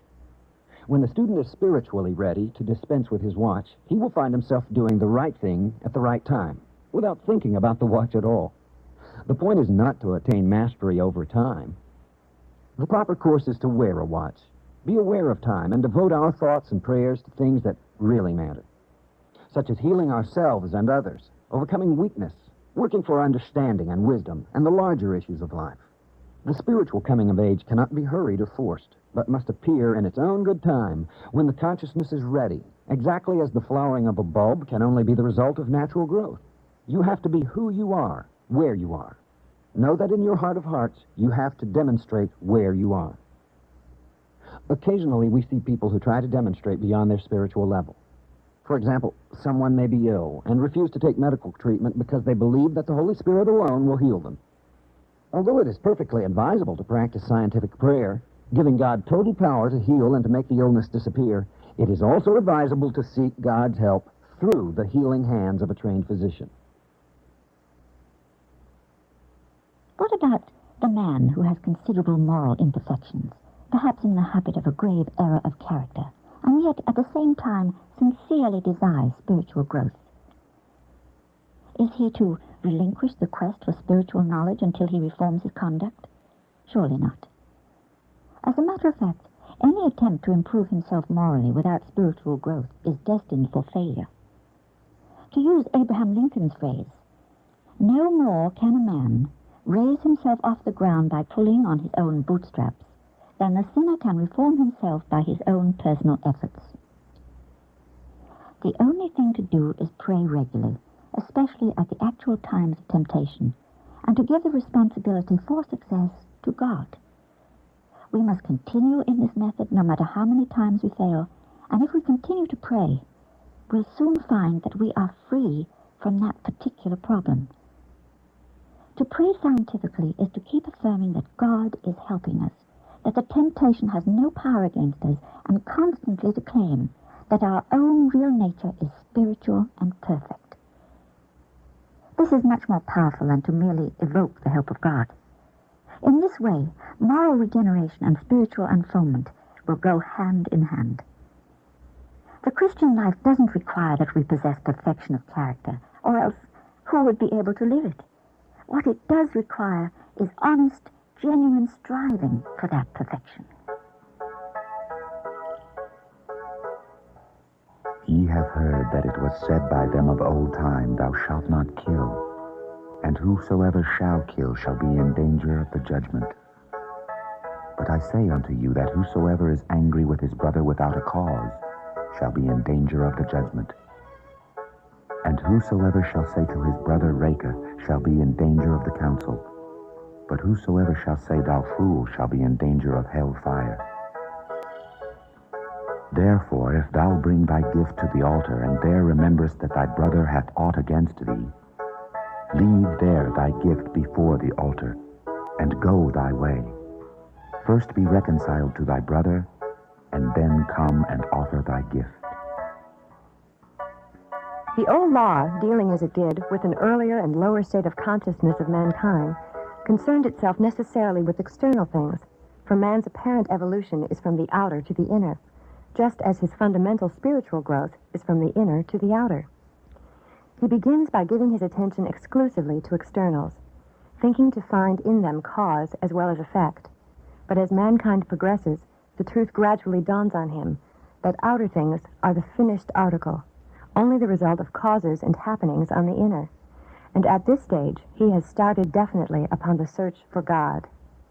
The old law said, "Thou shalt not kill," and provided man did not murder, he kept the law, regardless of how much he may have desired to commit murder, or how much bitterly he might still hate his enemy.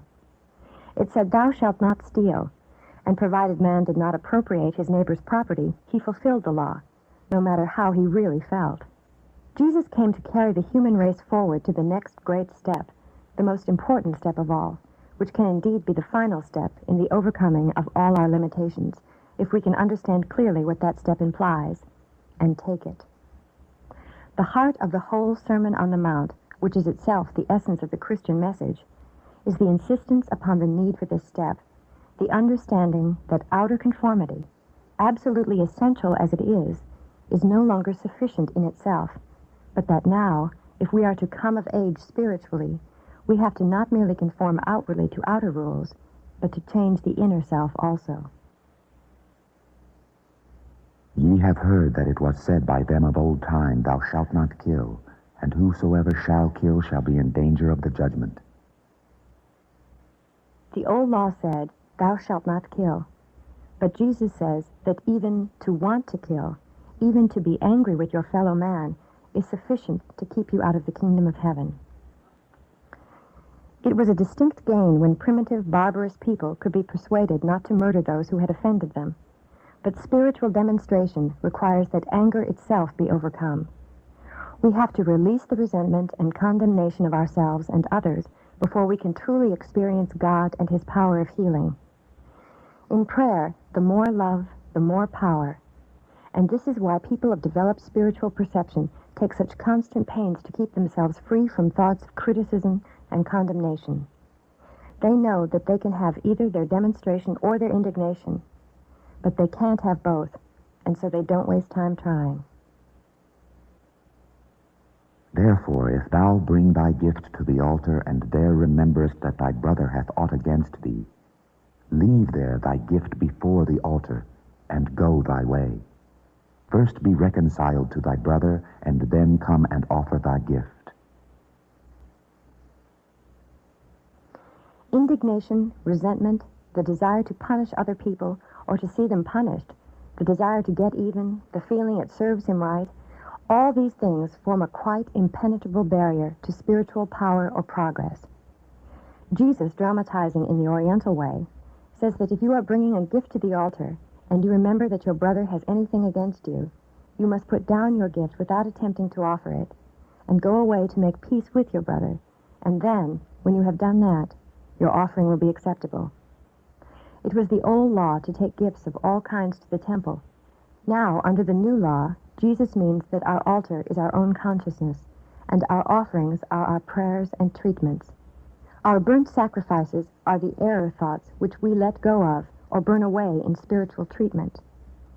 And so Jesus says that when we are about to pray, if we remember that we have any wrong thoughts or hard feelings about our brother man, no matter who he may be, and regardless of whether the object of our hostile thought is an individual or a body of people, we must pause and practice love towards them until we have released this sense of hostility and have once more restored the seamless garment of our spiritual integrity.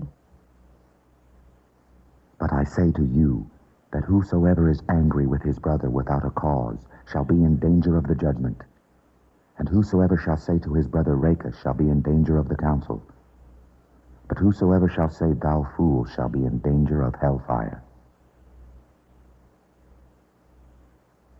Jesus builds up this tremendous lesson, again in the Oriental tradition, by employing a series of steps.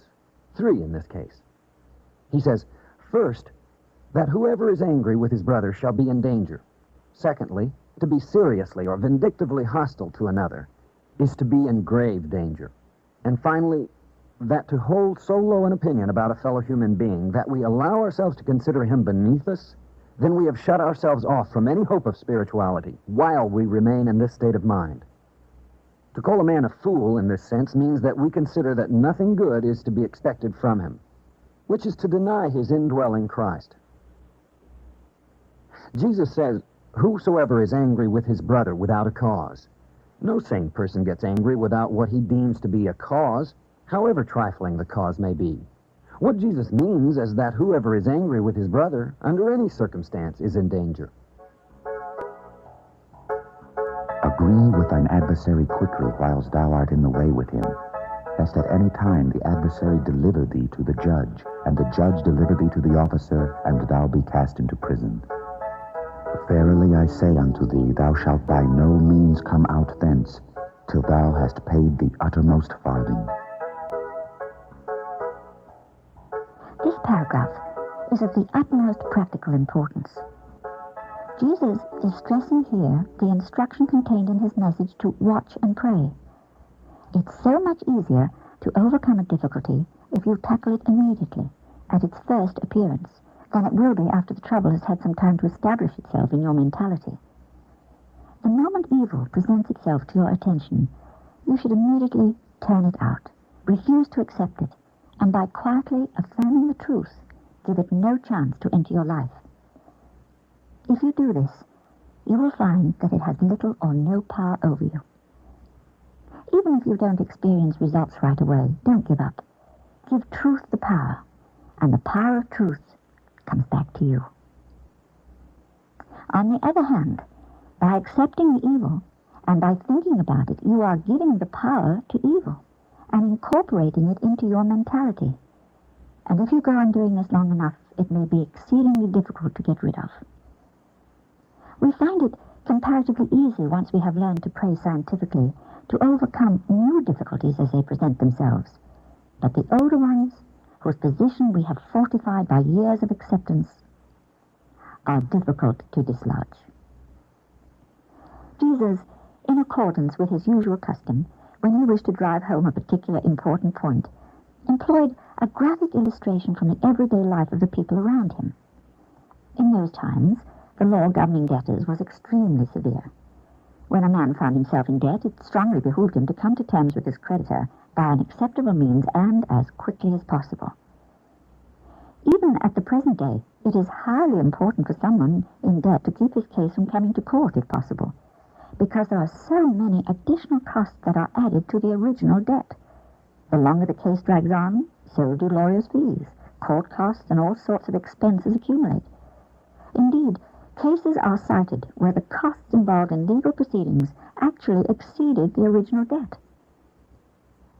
It's the same with the various difficulties that present themselves to us in our daily lives.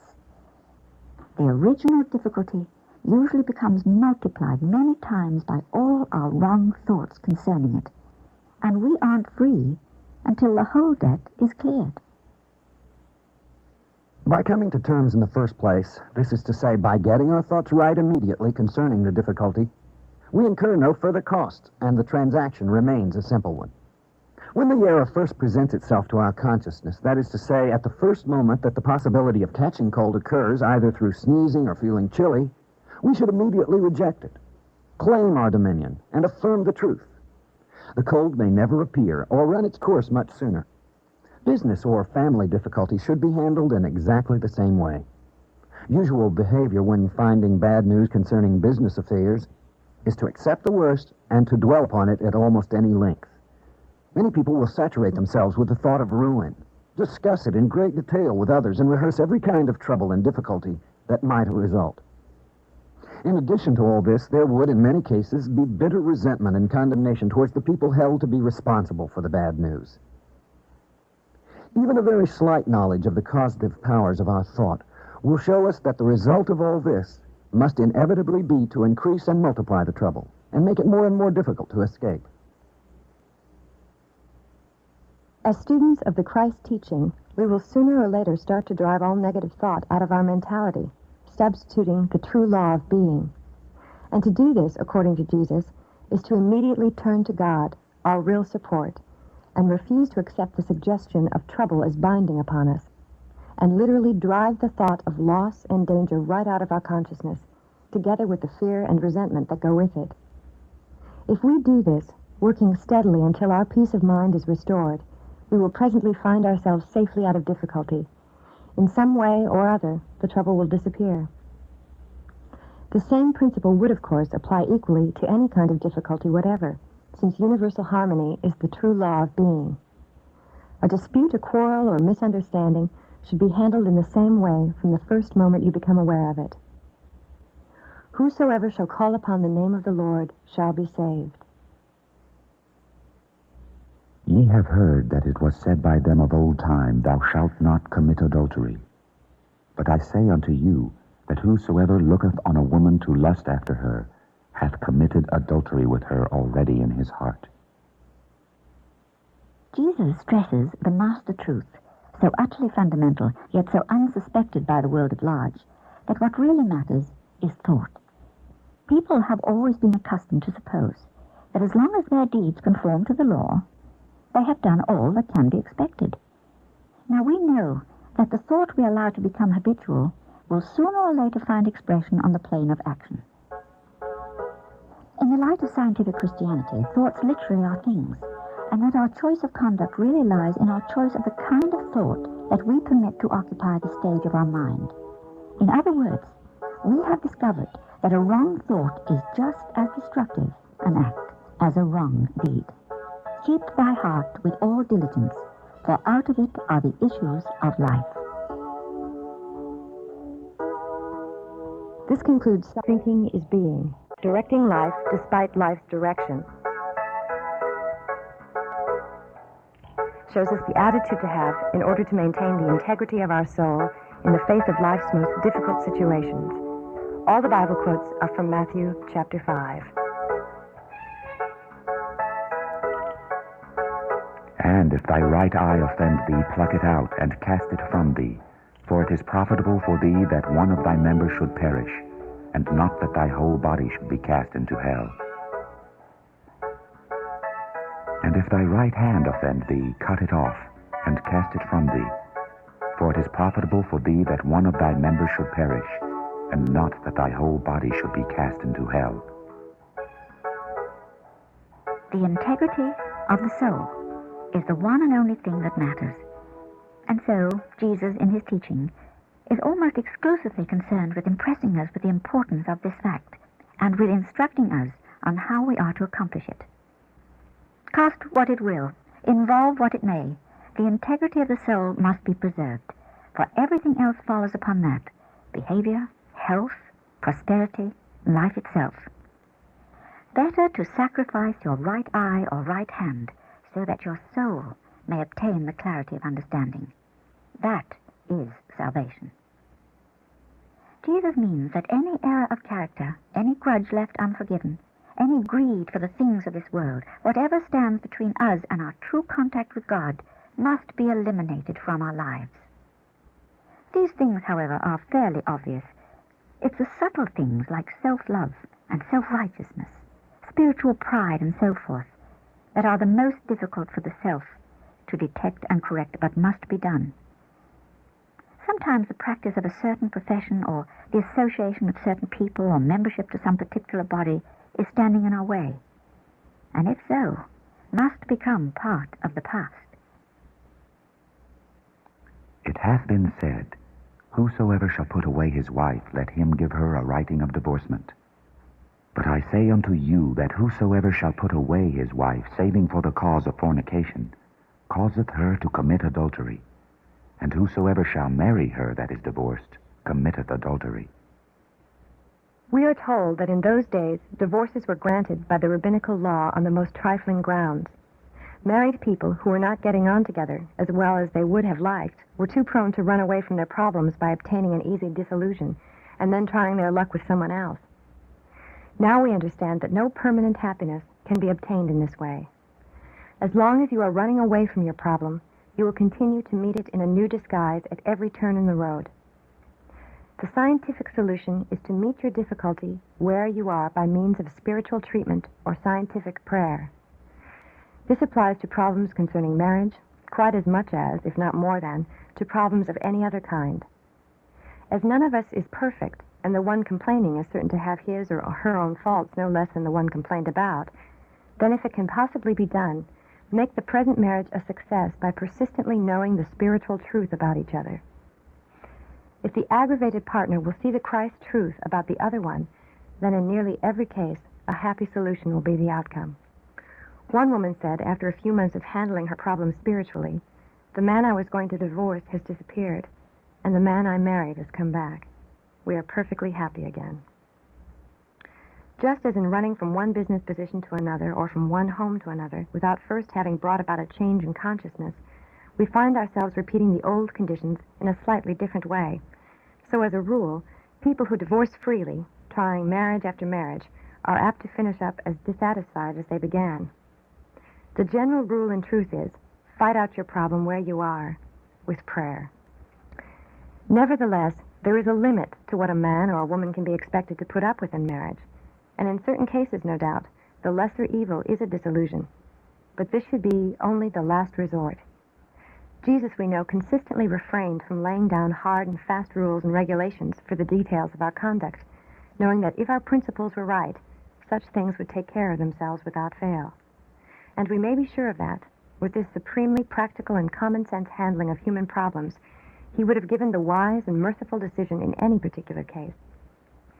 In the time of Moses, adulterers were stoned to death under the law, but under the guidance of the Scriptures, Moses forgave and dismissed them in peace.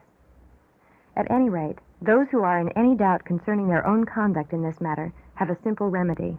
They should pray for guidance. They should claim that divine wisdom is illuminating their understanding and direction of their actions in the matter, and avoid taking any definite steps until they find a clear leading in their own consciousness. The general rule is still good for all conditions in life. Rather than trying to divorce or amputate the inharmony, let it dissolve away of itself under treatment or prayer. That is what was done by the woman who said that the man she married had come back, and she considers her demonstration a perfect one. Again ye have heard that it hath been said by them of old time, Thou shalt not forswear thyself, but shalt perform unto the Lord thine oaths. But I say unto you, swear not at all, neither by heaven, for it is God's throne, nor by the earth, for it is his footstool, neither by Jerusalem, for it is the city of the great King. Neither shalt thou swear by thy head, because thou canst not make one hair white or black. But let your communication be yea, yea, nay, nay, for whosoever is more than these cometh of evil. Swear not at all is one of the cardinal points in the teaching of Jesus. It means, briefly, that we are not to take vows. We are not to mortgage our future conduct in advance. We are not in any way to seek to fix our conduct or our belief for tomorrow while it is still today. For sufficient unto the day is the evil thereof. It's an absolutely vital part of his teaching that we are constantly to seek direct inspirational contact with God. If we are to receive the guidance of God, divine wisdom, it is absolutely essential that we have an open mind, because the wisdom we receive may not be in accord with our own personal feelings or present opinions. Not staying open in our thoughts and beliefs is what the Bible calls the sin against the Holy Ghost, or any action within ourselves which prevents the activity of the presence of God from taking place in our soul. The symptoms of this malady are spiritual stagnation and an all-round unhappy life, too often accompanied by feelings of self-righteousness and spiritual pride. The only cure is a change of attitude. Of course, Jesus doesn't mean that we are not to enter into ordinary business engagements. These things are matters of legal convenience for the transaction of business between man and man. They are right and necessary in an ordered society. The Sermon on the Mount, as we have seen, is based on the spiritual life, for the spiritual life controls all the rest. But I say unto you, swear not at all, neither by heaven, for it is God's throne, nor by the earth, for it is his footstool, neither by Jerusalem, for it is the city of the great King. Many of the churches still require their ministers upon ordination, and usually while they are still quite young with immature minds, to solemnly promise or vow that they will, for the whole of their future lives, continue to believe the doctrines of their particular sect. And this is what Jesus especially wished to prevent. If we are praying every day as we should, for enlightenment and guidance, the one certain thing is that we will not go on holding to the same ideas as we grow older, but that we will be continually revising, enlarging, and expanding them. We will die daily as we are, to be reborn bigger and wiser and better for tomorrow. We must always be perfectly free at any moment to conduct the affairs of our soul as the action of divine wisdom may lead us, to pray or not to pray in this way or that way, and for this or for that purpose, to read or not to read any book, to attend or not to attend churches or meetings as we may feel led. The most important application of this injunction against making hard and fast rules lies in the matter of our prayers. Many people have made rigid rules for the conduct of their personal prayers or devotions, but these are sure to destroy the spirit of the thing sooner or later. People say, I always start with the Lord's Prayer, or a certain psalm, or I begin every treatment in such and such a way. All this is a mistake. We should always pray as we feel led to do by the action of the Holy Spirit in our soul at the moment that carries power. A thought that is given to us in this way has considerably more power to demonstrate than one that we consciously select for ourselves or borrow from any other source. Remember, however, that it's only hard and fast rules that are to be avoided. It's a good idea to have some kind of schedule for prayer to fall back upon at times when nothing better presents itself. In fact, most people will need a schedule in the beginning.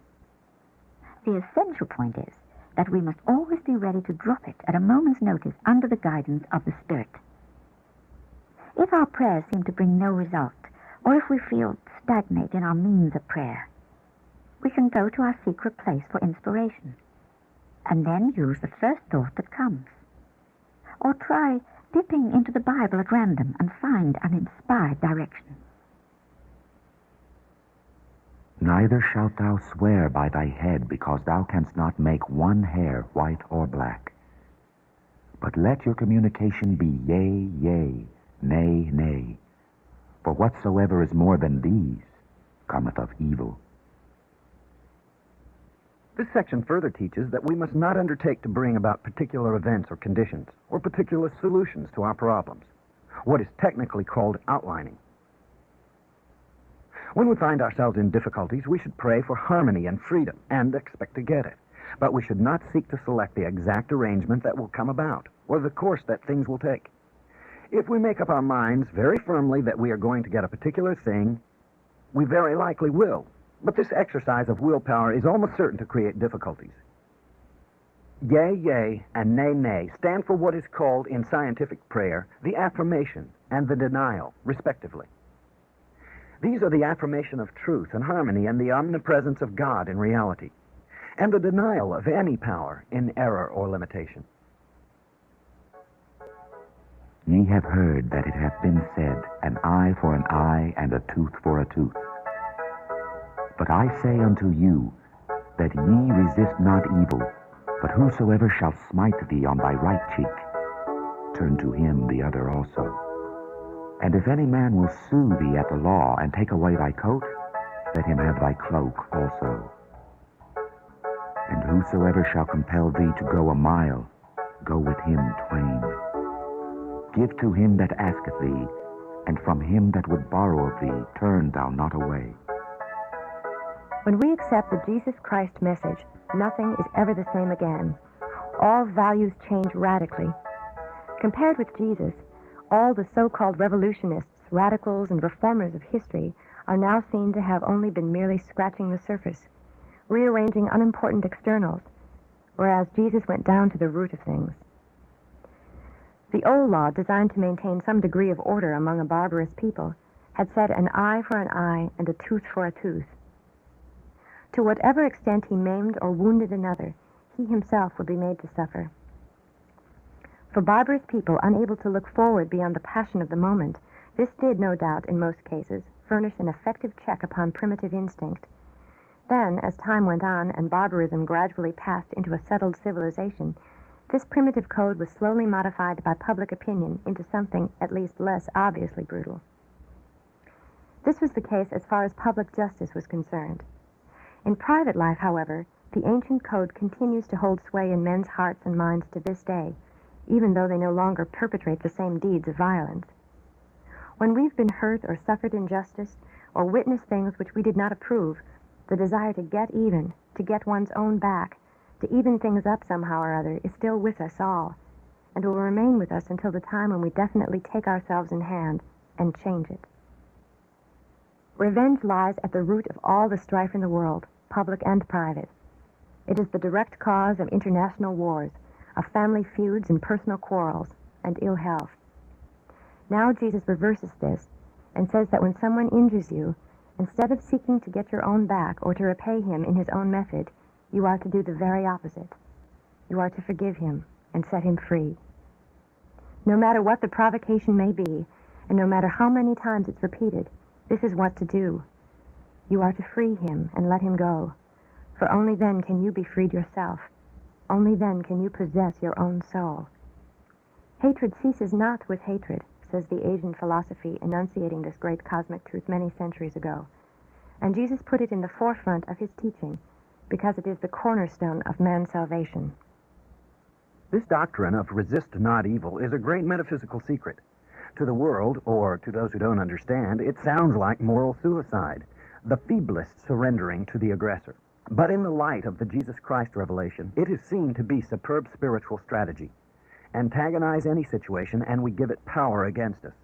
Offer mental non-resistance, and it crumbles away. But I say unto you, that ye resist not evil, but whosoever shall smite thee on thy right cheek, turn to him the other also. And if any man will sue thee at the law, and take away thy coat, let him have thy cloak also. Jesus gives us no instructions for details of external conduct, and so the references here to suing at law, to coat and cloak, to lending and borrowing, to turning the other cheek, are illustrative and symbolic of mental states and are not to be taken in the narrow, literal sense. This statement, however, is not in any way an endeavor to evade or gloss over a difficult text. We cannot remind ourselves too often that if the thought is right, the deed cannot be wrong. No teacher could ever say that a given act must necessarily be right at any time, because the play of circumstances in human life is too hopelessly complicated for any such prediction.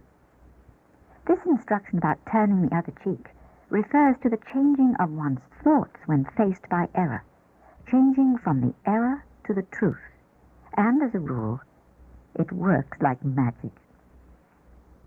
When someone is behaving badly, instead of thinking about the trouble, immediately switch your attention off of the human to the divine and concentrate upon God, or upon the real spiritual self of the person in question. And you will find, if you really do this, that their behavior will change. This is the secret of handling difficult people, and Jesus understood it thoroughly. If people are troublesome, you have only to change your thought about them, and then they will change too. Because your own concept is what you see. It's been tried thousands and thousands, perhaps millions of times, and it never fails when properly carried out. Sometimes we find ourselves in company where the conversation is very negative, with sickness and trouble being described and dwelt upon at great length, or perhaps uncharitable statements are made about other people. For various reasons, it may be difficult to withdraw. Therefore, mentally, turn the other cheek, helping both the speakers and their victims. And whosoever shall compel thee to go a mile, go with him twain. Give to him that asketh thee, and from him that would borrow of thee, turn not thou away. Let him have thy cloak also, and go with him twain, are dramatic expressions that even further emphasize the principle of non-resistance in thought to seemingly evil conditions. Meet the attitude of fellow men sympathetically, as far as you possibly can. Concede every point that is not absolutely essential, and redeem the remainder with the true thought of Christ. Never surrender to error, of course, but it's the error, and not the one who errs, that is to be avoided. Ye have heard that it hath been said, Thou shalt love thy neighbor and hate thine enemy. But I say unto you, love your enemies. Bless them that curse you. Do good to them that hate you. And pray for them which despitefully use you and persecute you, that ye may be the children of your Father which is in heaven. For he maketh his sun to rise on the evil and on the good, and sendeth the rain on the just and on the unjust. For if ye love them which love you, what reward have ye? Do not even the publicans the same? And if ye salute your brethren only, what do ye more than others? Do not even the publicans so? Be ye therefore perfect, even as your Father which is in heaven is perfect. Love your enemies. Bless them that curse you. Do good to them that hate you, and pray for them that despitefully use you and persecute you. Hatred ceases not with hatred is here again the theme. And now Jesus puts this fundamental truth in such a plain and simple way that no one can misunderstand him. Instead of hating our enemies as our lower instinct impels us to do, we are to love them. For curses we return blessings, and hatred we reward with good. For our spiritual enlightenment, we need to be void of all sense of resentment and hostility, and change our state of mind until we are conscious only of harmony and peace within, and have a sense of positive goodwill towards all. This is not merely the most practical policy, but for the reasons upon which the whole Sermon on the Mount is founded, it is the only policy where progress is possible. Physical health itself, in the long run, is not possible without forgiveness and goodwill to everyone, and even material prosperity will disappear unless our soul is free from hatred and condemnation. In the understanding of what is called the spiritual idea, here is a wonderful lesson in practical spiritual treatment, or scientific prayer. Quite simply, the spiritual idea is the understanding of the basic fact that good is permanent, omnipresent, and all-powerful, and evil is a temporary, insubstantial belief without character of its own, which is destroyed by scientific prayer. The only existence evil has is that which you give it by temporarily ensouling it with your thought. Withdraw this, and it fades into nothingness. Unthink it. It's always your thinking that matters. To quote Shakespeare, there is nothing either good or bad, but thinking makes it so. Fear, hatred, and resentment are ideas heavily charged with emotion, and when added to any difficulty, recharge it with fresh and vigorous life, and make it all the more difficult to overcome. Again, the mere rehearsing in thought of any difficulty endows it with new life. Going over old grievances mentally, thinking how badly someone acted and recalling the details, has the effect of reviving what was quietly expiring of neglect. We mold our own life destiny day by day, entirely by the manner in which we react mentally to experience as it comes. Right action is the supreme art of life. And Jesus compressed the secret of that art into a sentence when he said, "Resist not evil." As soon as we resist mentally any undesirable or unwanted circumstance, we endow it with more power. Power which it will use against us and deplete our own resources. Whether we have to meet a physical, a personal, or a business difficulty, we mustn't belabor it mentally or block or deny its existence. Instead, we should reach out mentally for the presence of God and hold that thought steadily that the presence is with us, and also with the person or the place where the evil has presented itself. This is the true spiritual method of loving your enemy. That ye may be the children of your Father which art in heaven. For he maketh his sun to rise on the evil and on the good, and sendeth rain on the just and on the unjust. God is love and is therefore absolutely all-powerful. This is the scientific application of love, against which nothing evil can stand. Loving your enemies in this scientific way is also the key to health, by which the secret of physical well-being lies in the realization of divine life and divine love. All physical improvement follows after this. It does not precede it. We know the importance of the glands for the proper functioning of our bodies, and our glands are governed entirely by our emotions. Therefore, the way to adjust and regulate the glands is by the cultivation of right feeling.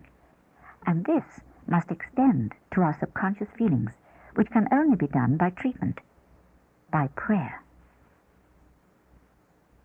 Be ye therefore perfect, even as your Father which is in heaven is perfect. This command of Jesus is one of the most tremendous things in the whole Bible. Consider carefully what he is saying. He is commanding us to be perfect, even as God himself is perfect. And as we know, Jesus doesn't ask the impossible. He gives us his authority to the doctrine that it is possible for man to become divinely perfect, and moreover, he tells us to do it. Therefore, man can't possibly be the miserable, hopeless sinner that theology has too often represented him to be, but that we are the very offspring of God, our Father which is in heaven, and are potentially divine and perfect. As Jesus elsewhere puts it, quoting the ancient scripture, "I said, ye are gods, and all of you sons of the Most High." He then added by way of emphasis, "and the scripture cannot be broken." Now, if we really are the children of God, capable of eternal and flawless perfection, then there can be no real power in evil, not even in sin, to keep us permanently in bondage. Using right thinking, it can only be a matter of time before we assume our true condition of spiritual salvation. I will arise and go unto my Father, and take the kingdom of heaven by storm.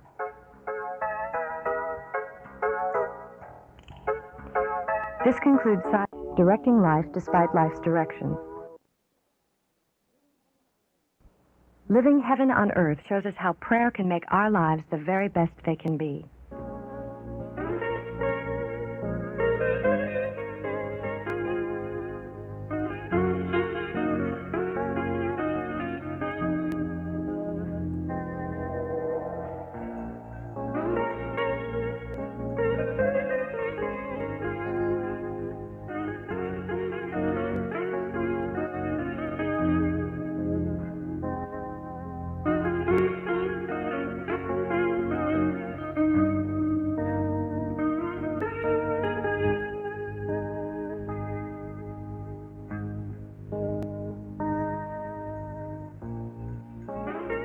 Take heed that ye do not your alms before men, to be seen of them.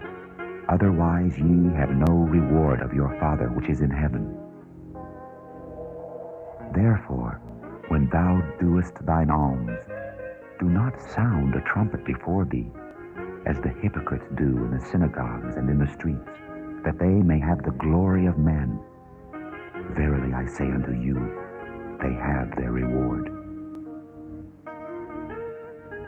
But when thou doest alms, let not thy left hand know what thy right hand doeth, that thine alms may be in secret, and thy Father which seeth in secret himself shall reward thee openly. And when thou prayest, thou shalt not be as the hypocrites are, for they love to pray standing in the synagogues and in the corners of the streets, that they may be seen of men. Verily I say unto you, they have their reward. But thou, when thou prayest, enter into thy closet, and when thou hast shut thy door, pray to thy Father which is in secret, and thy Father which seeth in secret shall reward thee openly. But when ye pray, use not vain repetitions as the heathen do, for they think that they shall be heard for their much speaking.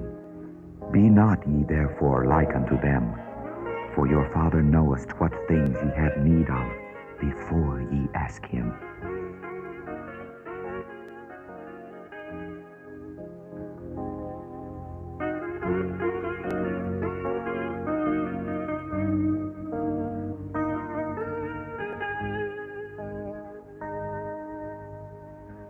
Man is the ruler of a kingdom, and that kingdom is the world of his own life and experience.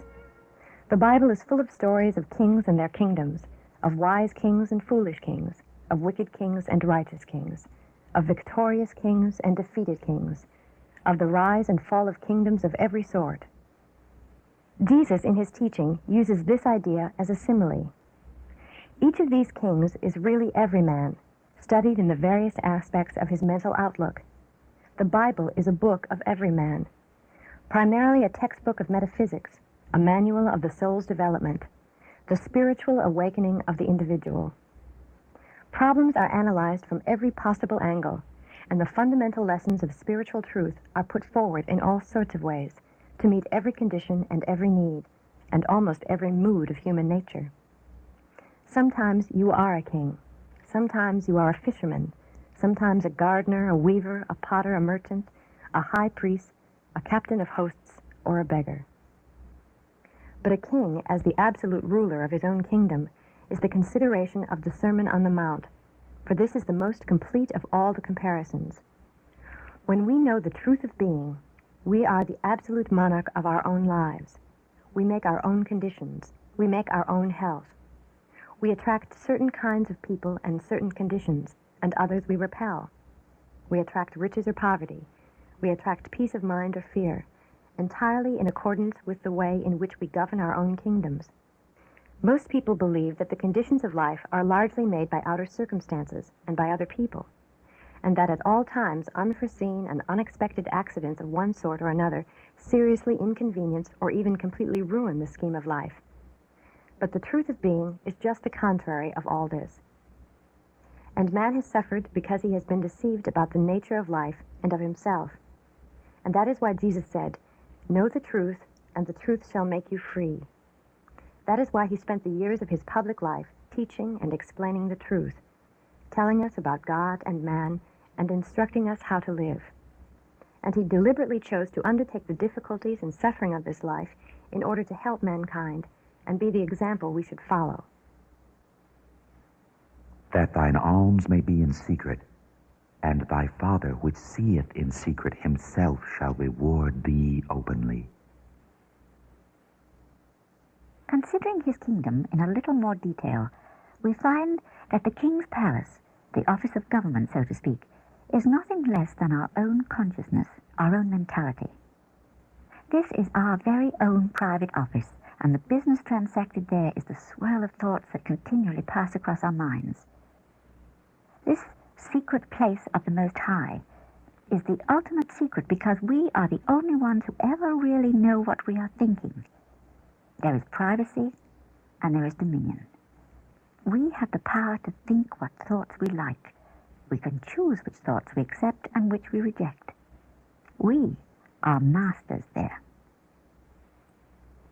The kind of thoughts that we hold in consciousness, the secret place, are presently going to be expressed in our outer lives, in our bodies and our affairs. Whatever the mind dwells upon will sooner or later come into our experience. It's not that the particular thing you are thinking will be exactly what will happen, although sometimes it does. Therefore, if we think very much about disease, we tend to undermine our health. If we think about poverty, then we tend to bring about failure. And if we think about trouble, chaos, and dishonesty, we attract them to us. Thinking about these negatives is only one of the two facts that produce the negative circumstances. The other, and more important factor, is the entertainment of negative or destructive emotions. To have feelings of anger, resentment, jealousy, spite, and so forth is certain to damage our health and our successes. The question of the justification of such feelings does not apply at all. Justification has absolutely nothing to do with the results, for it's a matter of natural law. Sometimes we feel we have a right to be angry, perhaps being the victim of shabby treatment, and that we possess a kind of license or special permit to hold angry feelings without experiencing their natural consequences on our lives. This, of course, isn't possible. Who can give such a permit? And if they could, general laws could never be set aside for special instances, and we should have not an ordered universe, but chaos. If we drink a deadly poison, we will die, because that is the law of nature. Even if we have mistaken the poison as a harmless liquid, it wouldn't make any difference, because the law takes no account of intentions. For the same reason, to entertain negative emotions is to ask for trouble, no matter what justification we may think we have. Following the same principle, the right to hate is not justified, no matter how incorrigible the person or the crime they may have committed. Scientific Christians never consider hatred to be justifiable in any circumstances, and there is no question about its practical consequences. We might just as well swallow that dose of poison and believe we are protected because the venom is directed at a murderer or an evil person. There is no doubt as to who will receive the results of the poison. It's very significant that Jesus should call our consciousness the secret place. He desires, as always, to impress us with the truth that the inner causes the outer, and not the outer that brings about the condition of the inner. Neither does one outer thing ever cause another outer thing. Cause and effect are from the within to the without. This all-embracing master law is not difficult to grasp in theory. In practice, however, it can get lost in the rush and tumble of everyday life.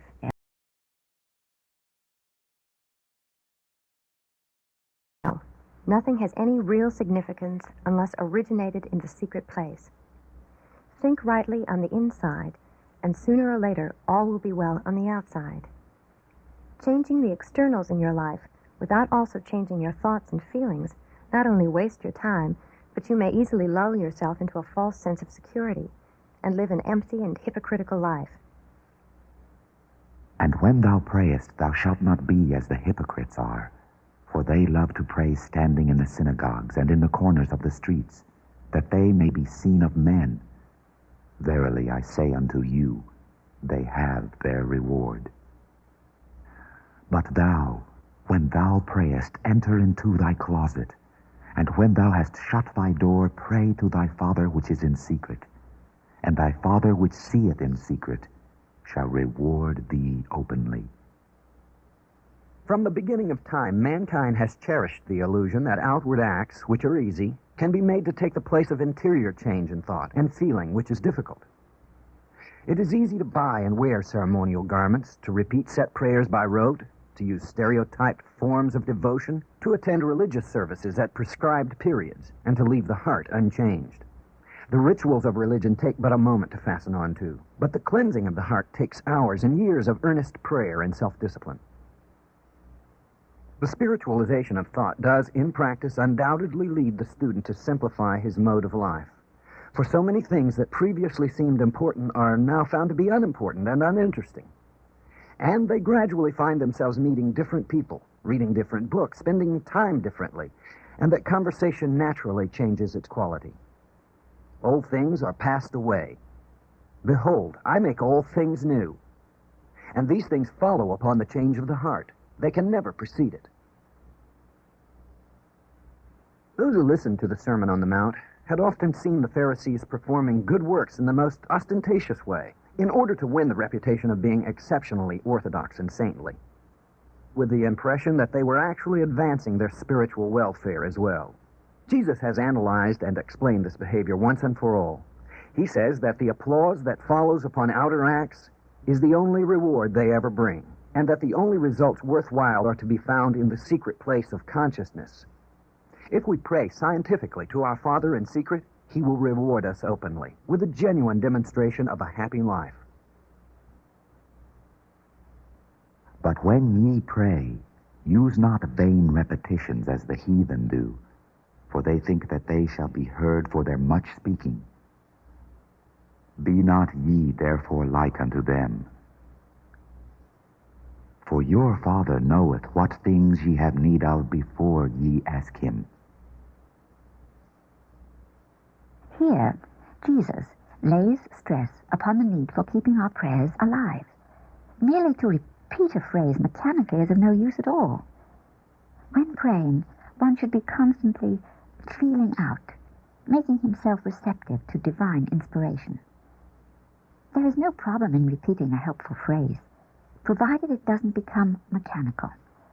If your prayers lack the feeling and begin to be routine, then stop. Go away and do something else and return later with a fresh mind.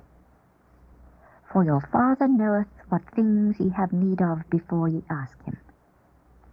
We don't create good, for it already exists eternally in the truth of the omnipresence of God. Nevertheless, we bring good into manifestations through our own personal realization of truth when we pray on our particular needs or particular problems. If we treat only for general harmony, the results of our work will be spread over every department of our life, but the improvement in any particular detail may be negligible. Of course, we don't pray for a specific thing as an object in itself, but when we experience a lack, whether it's money or a position or a house or a friend, we treat ourselves, the soul, concerning that sense of lack, and when we have prayed enough to correct our understanding regarding the problem, the thing we are needing will appear as proof that the work has been done. Satisfy the sense of lack within ourselves with a sense of divine love, and the missing thing will appear in our lives of its own accord. God's will be done. When we say our prayers, we can even be definite, precise, and businesslike. Jesus himself was all these things.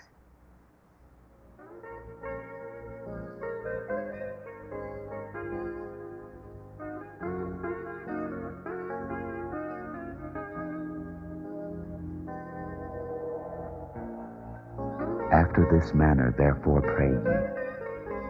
Our Father, which art in heaven, hallowed be thy name. Thy kingdom come. Thy will be done in earth as it is in heaven. Give us this day our daily bread, and forgive us our debts as we forgive our debtors. And lead us not into temptation, but deliver us from evil. For thine is the kingdom, and the power, and the glory forever. Amen. For if ye forgive men their trespasses, your heavenly Father will also forgive you. But if ye forgive not men their trespasses, neither will your Father forgive your trespasses.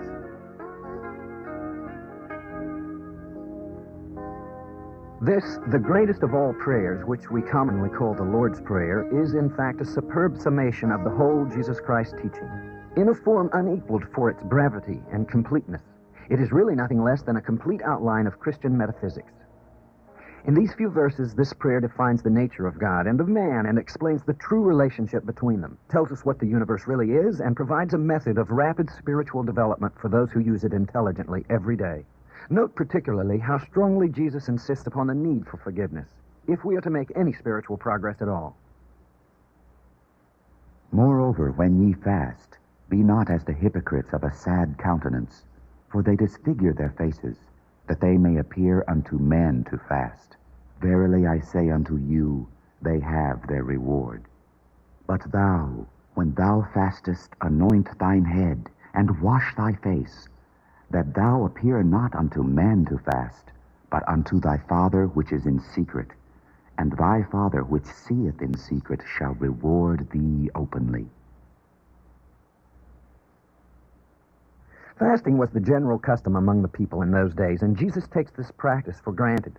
Physical fasting has occasionally been found helpful in the overcoming of a chronic difficulty, when accompanied, of course, by a spiritual treatment.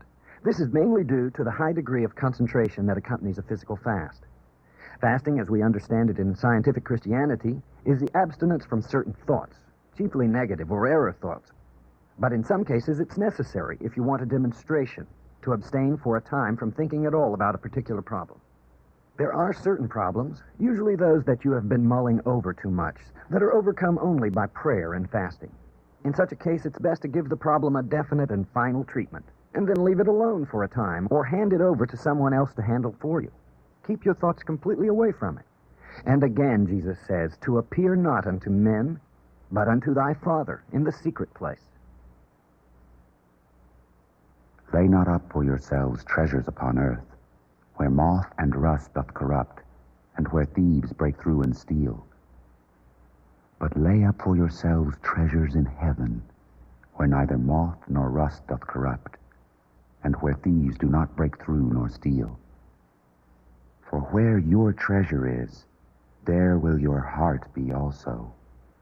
The light of the body is the eye.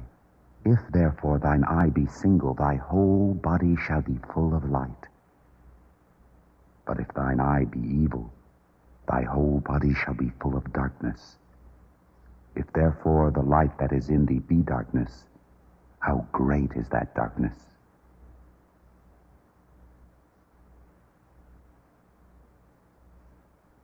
Having realized the nature of the secret place, and that prayer or divine realization is the key of life, Jesus goes on to stress certain consequences that follow all this, with the object of showing us how we can recast our whole lives in accordance with this new understanding. Now that we know the material plane is only projected thought, if you will, we should realize the folly of collecting or trying to collect large sums of money or goods or material property for the sake of having them. If our consciousness is right, that is, if we have a good understanding of God as the loving source of our boundless supply, we will always be able to demonstrate whatever money or goods we may require, wherever we are or whatever our conditions may be.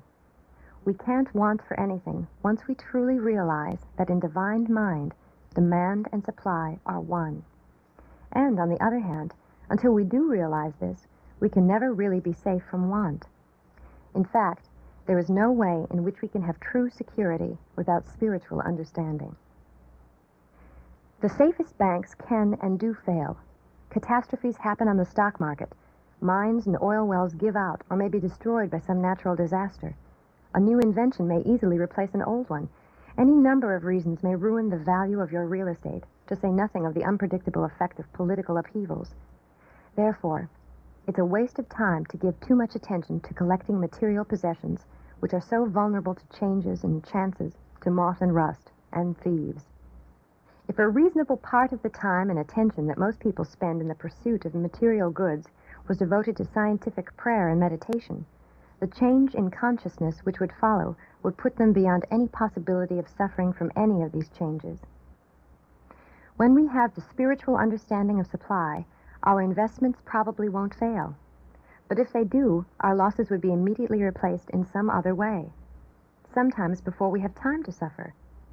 In any case, the owner of a prosperity consciousness cannot be impoverished, nor, for that matter, can the owner of a poverty consciousness ever be permanently enriched. In the long run, no one can retain what does not belong to him by right of consciousness, nor be deprived of that which is truly his. Therefore, we are not to lay up treasures upon earth, but rather to lay up treasures in heaven. That is the understanding of spiritual law. If we look to outer, passing, changing things for either happiness or security, we are not putting God first. If we do put God first in our lives, we won't labor under undue anxiety about anything. For where our treasure is, there will our heart be also. Jesus goes on to say that those who understand this are to be free from all sorts of petty anxieties and worrying details which continue to afflict those who don't understand. This principle applies to all the details of everyday living. If we pray for ourselves in the right way every day, we find the minor things of life will gradually fall correctly into place, of their own accord, without any trouble on our part. Compare this to the usual method of trying to get everything right, by separately organizing 1,000 petty details, and we can appreciate how wonderfully this new spiritual basis sets us free. If thine eye be single, thy whole body shall be full of light. This is the summation of all truth. If your focus is on God, then the whole body of experience shall be full of the presence of God. The eye symbolizes spiritual perception. Whatever you give your attention to is the thing that governs your life. Attention is the key. Our free will lies in the direction of our attention. Whatever we steadfastly direct our attention to will come into our lives and dominate it. If we don't direct our attention consistently to anything in particular, and many people don't, then nothing in particular will come into our lives except uncertainty and suspense, somewhat like a drifting log. If we direct our attention to the outer world of manifestation, which is continually shifting and changing, we are bound to have unhappiness, poverty, and ill health. But if we direct our attention to God, if the glory of God comes first, and to express His will becomes the rule of our lives, then our eye is single, and our whole body or embodiment will be full of light.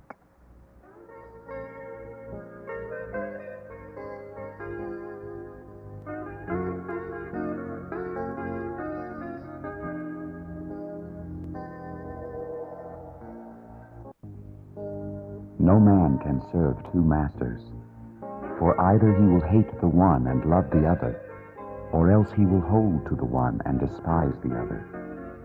Ye cannot serve God and mammon. Therefore I say unto you, take no thought for your life, what ye shall eat, or what ye shall drink, nor yet for your body, what ye shall put on. Is not the life more than meat, and the body than raiment? Behold the fowls of the air, for they sow not, neither do they reap, nor gather into barns, yet your heavenly Father feedeth them. Are ye not much better than they? Which of you, by taking thought, can add 1 cubit unto his stature? And why take ye thought for raiment? Consider the lilies of the field, how they grow. They toil not, neither do they spin. And yet I say unto you that even Solomon in all his glory was not arrayed like one of these. Wherefore, if God so clothe the grass of the field, which today is, and tomorrow is cast into the oven, shall he not much more clothe you, O ye of little faith? Therefore take no thought, saying, what shall we eat, or what shall we drink, or wherewithal shall we be clothed? For after all these things do the Gentiles seek. For your heavenly Father knoweth that ye have need of all these things. But seek ye first the kingdom of God, and his righteousness, and all these things shall be added unto you.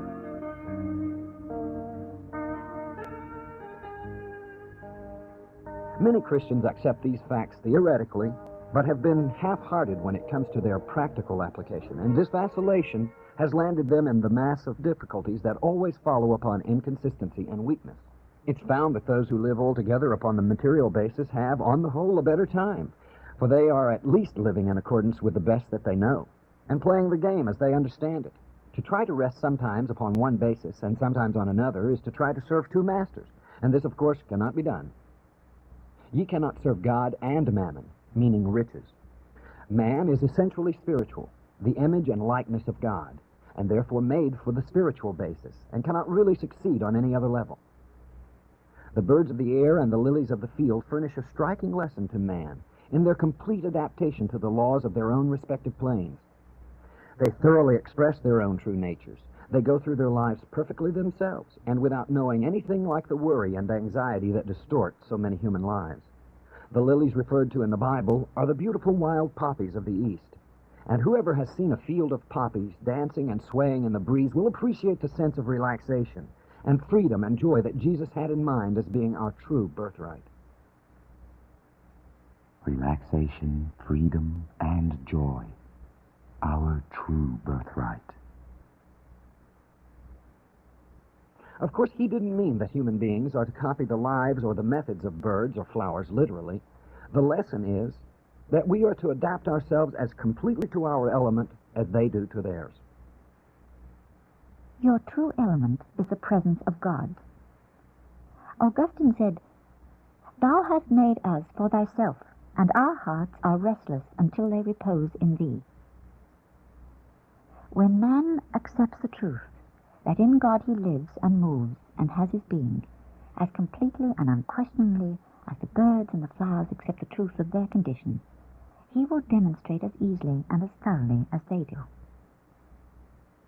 If anyone were so foolish as to take these beautiful similes literally instead of spiritually, and should, let's say, lie down in a field among the poppies waiting for God to perform a dramatic miracle on his behalf, he would surely learn by the experience that this is not the way. To truly emulate the wisdom and glory of the vegetable and the animal kingdoms, we should employ our faculties and resources to stay continually alive in our own realm, that of prayer and meditation. The spiritual basis means intensified activity, but on the spiritual instead of the material plane. This is the only way in which we can be seeking first the kingdom of heaven, and then all the things we need will fall into place. If we are worried, confused, depressed, or discouraged, that's the time to lie down among the poppies mentally and read the Bible or pray gently but persistently until something happens, either something within or something in the outer picture. This is not laziness. There is a lot of activity in praying. Even when our affairs seem to be in a hopeless tangle or imminent ruin, we should drop the whole burden mentally, while spending 2 or 3 days browsing through the Bible and praying for peace and happiness. If we are sincere, everything will clear up like magic without having to take any material action. The way of sustaining one's supply is to follow some useful business or profession where one is happy and satisfied, doing good work and receiving a liberal compensation for it. Scientific prayer will put anyone into such a position, if he doesn't already possess it. And then if we sincerely pray each day, whatever our situation, we will be continually improving. Of course, this doesn't mean that one need necessarily go out to business. The person taking care of their home is just as useful a citizen as anyone else. And many people whose private incomes put them beyond the need of earning money lead lives of the highest usefulness in developing literature and art and many other helpful activities.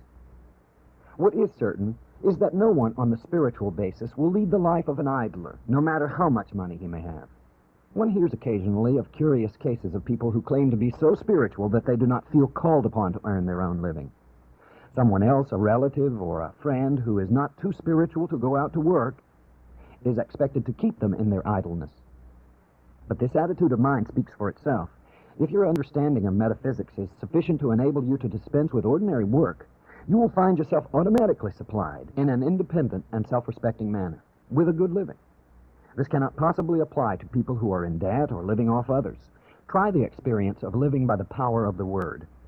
Just make sure that your motives are sincere. The only way to have this experience in a genuine manner is to let it be. Demonstrate or starve. If we are secretly looking to someone else or something else to come to the rescue, then we're not really depending upon God. Every scientific Christian is entitled to a reasonable prosperity, which means enough to live on in decent comfort and reasonable security. Until we can demonstrate this genuinely, by the power of the Word alone, we should use our treatment or prayers to find our rightful position and to make it a success.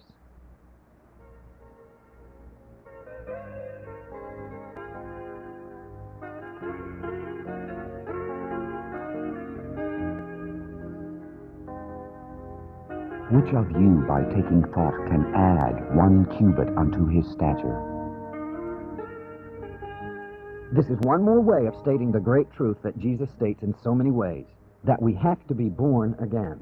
We have to incorporate the presence of God into our lives, to change our lives before we can experience a new life. Only in this way can we add to our stature. Take therefore no thought for the morrow shall take thought for the things of itself. Sufficient unto the day is the evil thereof. In scientific prayer, we usually work in the present tense. The whole idea of scientific prayer is to adjust one's consciousness, and this must necessarily be done in the present. Behold, now is the accepted time. Behold, now is the day of salvation. When a problem regarding the future presents itself, the right thing is to pray about it now, in the present tense. We shouldn't wait until the time comes, but work on it now. That is, work on our consciousness concerning it, and in the present tense.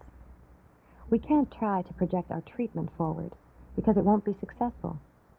The event may be in the future, but the very fact that we think about it at all means that it's present in consciousness, and as the thought is a present one, it can and must be dealt with in the present tense. In the same way, we can treat past events, and should do so if they are still a worry. Pray about them in the present tense, because the thought of them is present. Treat past and future events in the same way, as though the incident were going on at the present moment. Remember that God is outside of what we call time, and the beautiful healing action of His holy presence is just as applicable to one day as to any other. The only thought we need to concern ourselves with is the present one. The thoughts of yesterday or of last year don't matter now, because if we can get the present thought right, it will make everything else right, here and now. The best way to prepare for tomorrow is to make today's consciousness serene and harmonious. All other good things will follow. There's no need to look for troubles to pray or treat about. Just pray faithfully with problems that bring themselves into our attention, and the hidden things will be taken care of. In the same spirit, scientific Christianity discourages too much consideration of the next plane, or of after-death conditions. Such preoccupations can be an escape from the realities of this life and of everyday problems that should be faced and solved here and now. We are to dwell upon life and not death, and to concentrate upon our quality of life here and now. Choosing the Life I Live, an explanation of the golden rule of scientific Christianity, that how we think and what we do comes back to us in the circumstances of our lives. These Bible quotes are from Matthew chapter 7. Choosing the Life I Live.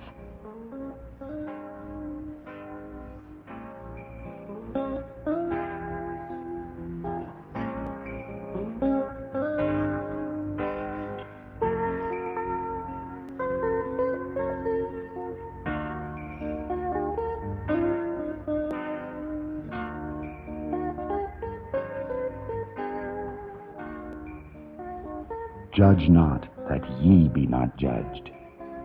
For with what judgment ye judge, ye shall be judged. And with what measure ye mete, it shall be measured to you again. And why beholdest thou the mote that is in thy brother's eye, but considerest not the beam that is in thine own eye? Or how wilt thou say to thy brother, Let me pull out the mote out of thine eye, and behold, a beam is in thine own eye? Thou hypocrite, first cast out the beam out of thine own eye, and then shalt thou see clearly to cast out the mote out of thy brother's eye.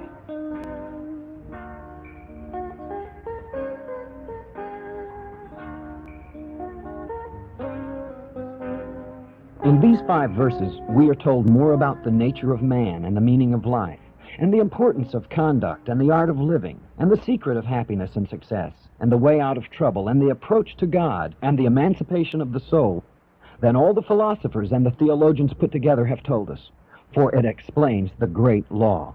It is vastly more important that every man, woman, and child should be taught the meaning of these 5 verses than anything else taught in schools or colleges.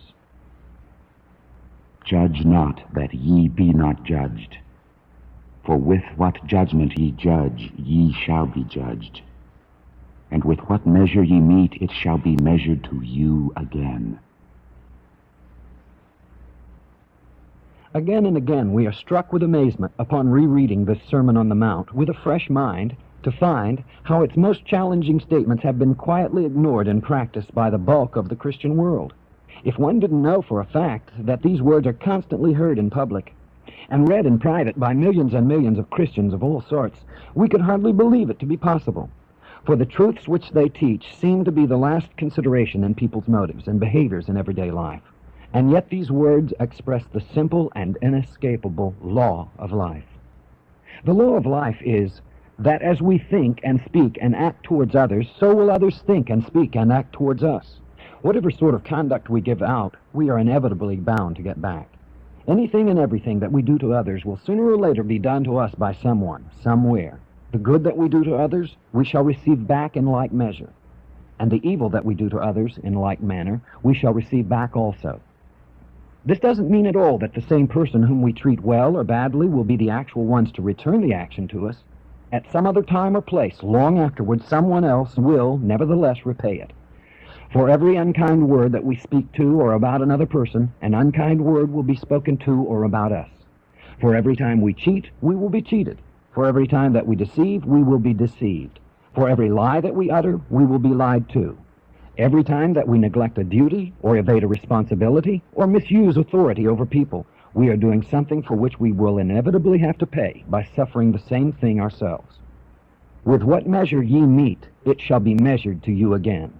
If everyone realized this as truth, the entire world would change. Such an understanding would do more in practice to decrease crime and raise moral standards than all the laws ever passed or formal punishments handed down by judges. People are apt to think, especially when they are strongly tempted, that they can probably escape the law of the land or slip through the clutches of authority in some way or another. They hope that individuals will forgive them, or else be powerless to take revenge, or that the whole thing will be forgotten sooner or later, or better still, that they'll never be found out at all. The law of retribution is a cosmic law, as impersonal and unchanging as the law of gravity, and the law of retribution should be regarded the same as the law of gravity. Water finds its own level sooner or later, and our treatment of others returns, at last, upon ourselves.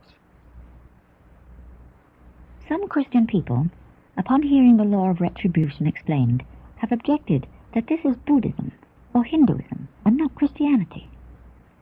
Now, it's perfectly true that this law is taught by the Buddhists and by the Hinduists as the law of karma, and wisely so, because it is the law of nature. It's also true that the law is better understood in Oriental countries, but this doesn't make it an Oriental possession.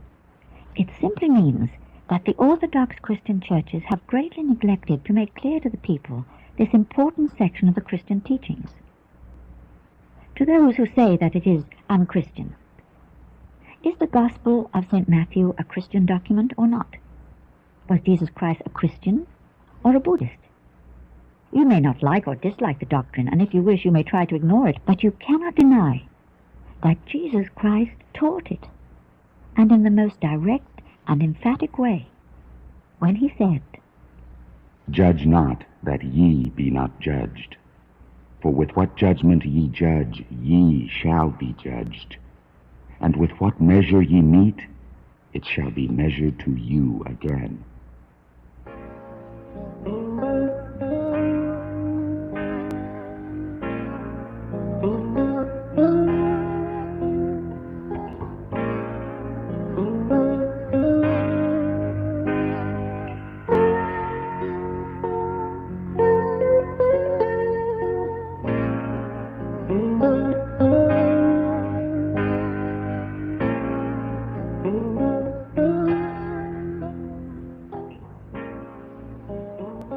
now we see that we had better not do to anyone else anything that we don't wish to have done to us, because that's what will happen.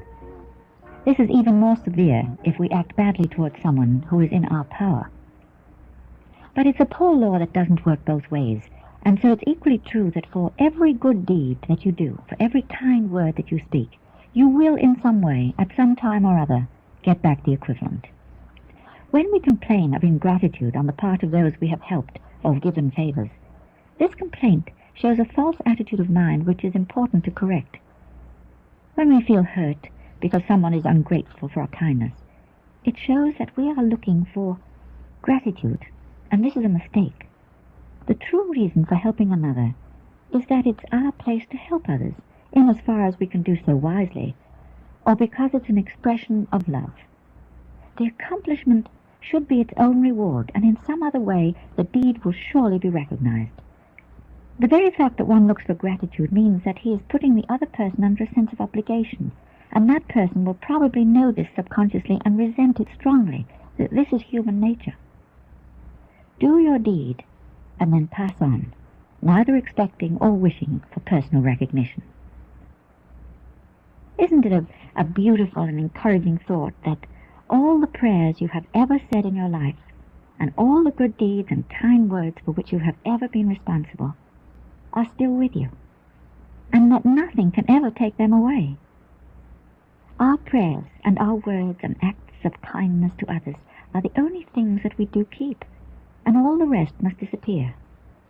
Errors of thought, word, and deed are worked out and satisfied under the law, but the good goes on forever, unchanged by time. The good goes on forever, unchanged by time. Students of scientific Christianity who understand the power of thought will realize that it is here, in the realm of thought, that the law finds its true application. They will see that the one thing that matters is to keep our thoughts right about other people and ourselves. The right thought about God, the right thought about our fellow man, and the right thought about ourselves. That is the law and the prophets.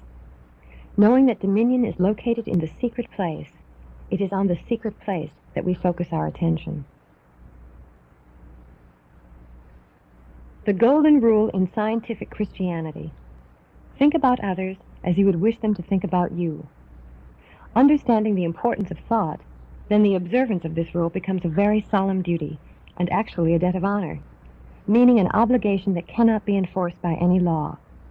The fulfillment of the obligation depends on honor and self-respect, because no one can know or prove how we are thinking. Therefore, we are not responsible for our thoughts to any tribunal but the highest one of all, the tribunal which never makes mistakes and whose decisions are never evaded. Now that we have gained an understanding of what the great law is and how it works, as it's so wonderfully summed up by Jesus in this passage, we can take the next great step and understand how it is possible to rise above even the great law itself in the name of the Christ. In the Bible, the term Christ doesn't mean Jesus, the individual.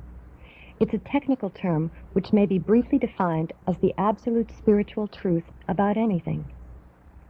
Now, to know this truth about any person or condition or circumstance immediately heals that person or condition or circumstance to the extent that truth is realized by the thinker. This is the essence of spiritual healing, that the Christ, in this technical sense, comes into the world to redeem it and save it. Whenever the Christ, that is the true idea concerning anything, is raised up in thought by anyone, healing follows. Physical healing, moral healing, or even intellectual healing, as the case may be. Intellectual healing would be to make a dull or slow person bright and intelligent. Children especially respond like magic to this treatment. One should claim divine intelligence for them and realize that God is the soul of man. Sickness and sin, poverty and confusion, weakness of character all disappear under the power of the healing Christ. It makes no difference how deeply rooted the trouble may be. The realization of the Christ, or the spiritual truth behind the appearance, will heal it. There is no exception whatever to this. Because the Christ is nothing less than the direct action of God Himself, the self-knowing of spirit, it overrides all else. The higher law of spirit overrides or supersedes all the lower laws of physical and mental planes. This doesn't mean that the laws of the physical and mental planes are broken. It means that man, because of his essential divine self, has the power to rise above the physical and mental, into the infinite dimension of the spirit, where the laws no longer affect him. He has not broken the laws, but has adventured beyond them. Now, the law of karma, which is not compassionate or vindictive, but forgets nothing, is actually law for matter and mind only. It is not law for spirit. In spirit, all is perfect and eternal, unchanging good. Here there is no karma to be reaped, because none can be sown. And when man, by what we call prayer, meditation, or treatment, transfers his attentions to the domain of spirit, he comes, to that extent, under the law of perfect good and karma. So man has the choice of karma or Christ. This is the best news that has ever come to mankind, and for that reason it is called the good news, or the glad tidings of the gospel. This is man's charter of freedom, his dominion over all things as the image and likeness of God. We have our choice. We can remain in the limited region of matter and mind, in which case we are tied fast to the wheel of karma, or we can appeal through prayer to the realm of spirit, the Christ, and be free. We have the choice, Christ or karma. In other words, the only escape from karma is prayer. As soon as we pray, we begin to rise above karma. In other words, we begin to wipe out the unpleasant consequences of past mistakes. For any given mistake, we must either suffer the consequences, which we call being punished, or wipe them out by scientific prayer, the practice of the presence of God. Does this mean that any mistake, any stupidity, any sin can be erased from the book of life, with all the punishment and suffering that goes with it? Yes, it means nothing less than that. There is no evil that the healing Christ will not overcome. God so loves the world that He manifests His unique Christ power, that whosoever chooses it shall not perish through his own weakness or frailty, but have everlasting salvation. Of course, we can't suppose that the consequences of a mistake are to be easily evaded by a routine prayer. We need enough realization of God to change us inside, to alter our character, in order to wipe out the consequences that otherwise must always follow. When sufficient prayer or treatment has been done so that we become aware of our mistakes and truly have no desire to repeat our sins, then we are saved, and the penalties are paid. for Christ is Lord of karma.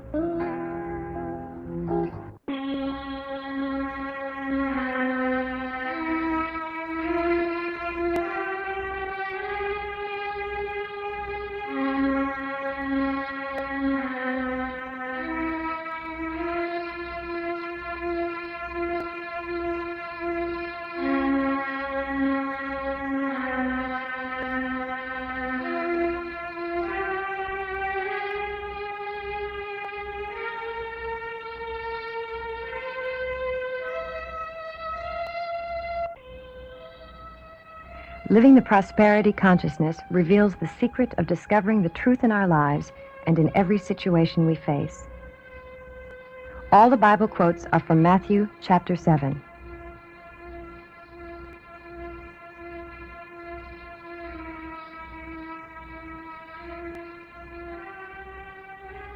Give not that which is holy unto the dogs, neither cast ye your pearls before swine, lest they trample them under their feet and turn again and rend you.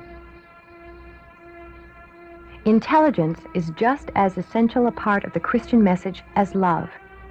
God is love, but God is also infinite intelligence. And unless these two qualities are balanced in our lives, we don't have wisdom.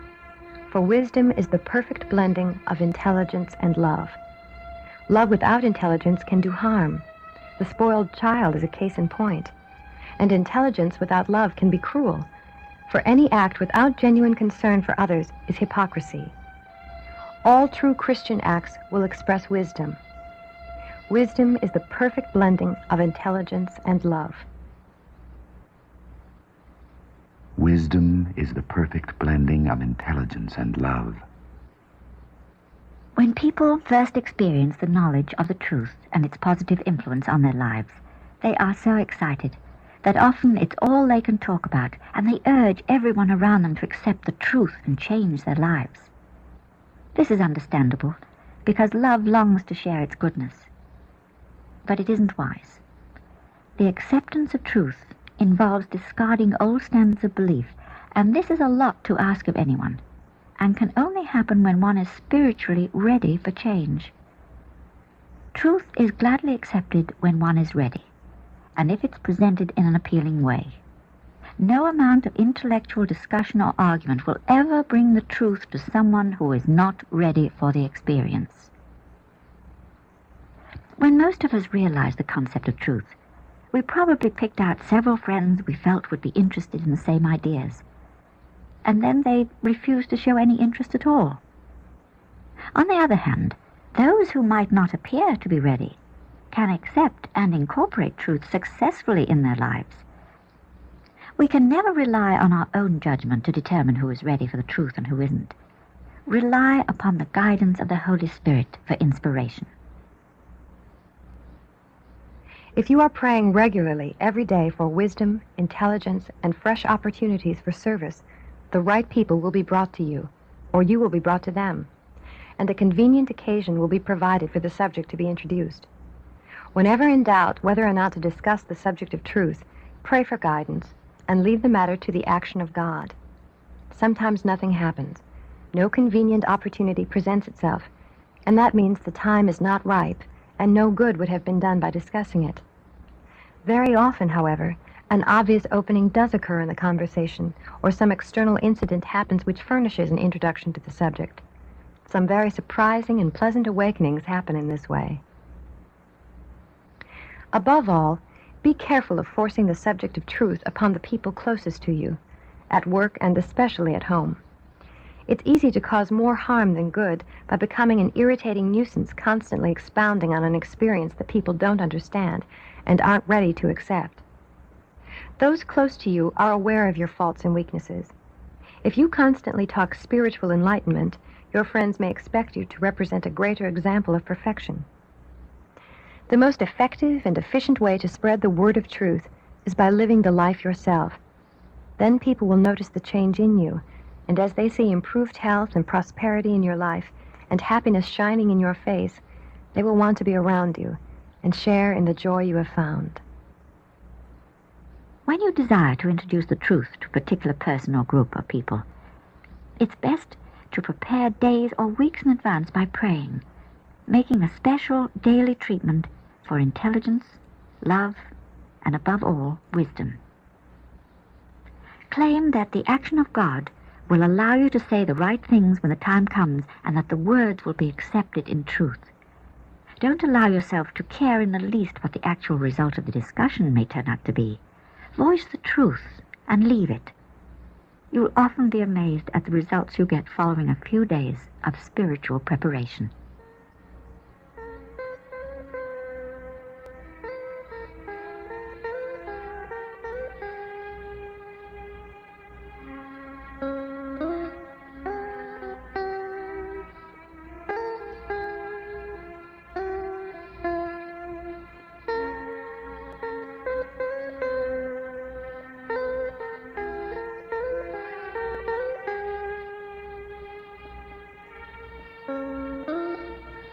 Ask, and it shall be given you. Seek, and ye shall find. Knock, and it shall be opened unto you. For every one that asketh receiveth, and he that seeketh findeth, and to him that knocketh it shall be opened. Or what man is there of you, whom if his son ask bread, will he give him a stone? Or if he ask a fish, will he give him a serpent? If ye then, being evil, know how to give good gifts unto your children, how much more shall your Father which is in heaven give good things to them that ask him? In this passage, Jesus explains the primary truth of the fatherhood of God, on which the whole structure of true Christian religion is based. As long as mankind believed in many gods, a sound religious experience wasn't possible, for all genuine religious experience is a search for conscious union with the One. Many gods means gods of limitation, and they are always represented by being in conflict with themselves. Therefore, only chaotic thought could result. Even those who believed beyond that idea to the concept of the one or true God still thought of him as a tyrant king, owning and governing, almost impossible to please, relentless with anger, and indiscriminate with vengeance. Many earnest Orthodox Christians still have the belief that man is denied anything in common with God, that God is a great master with no spiritual communion with his subjects, mankind. Jesus clarifies the real relationship between God and man, and replaces the distant, all-powerful ruler with the loving Father of all of us. The teaching of Jesus concerning the fatherhood of God was original and unique.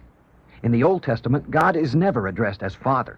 Where references to his fatherhood are made, he is referred to as the Father of the nation, and not of the individuals.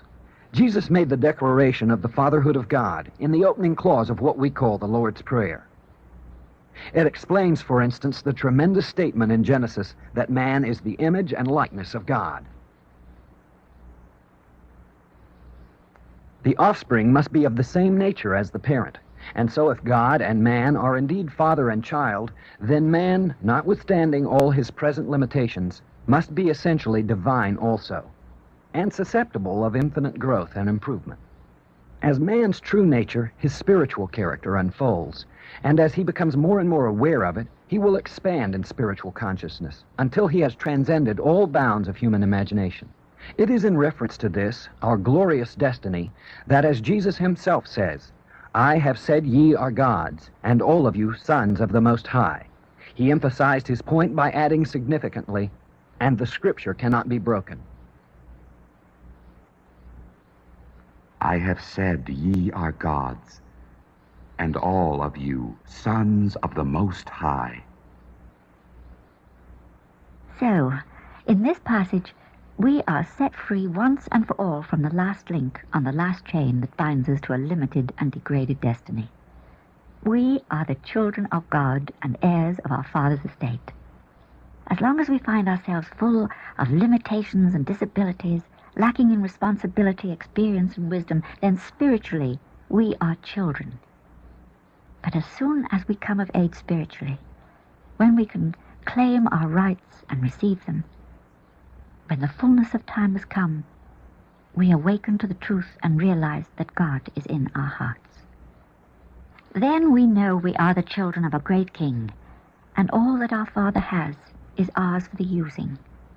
Health, supply, opportunity, beauty, joy, or any of the other gifts of God.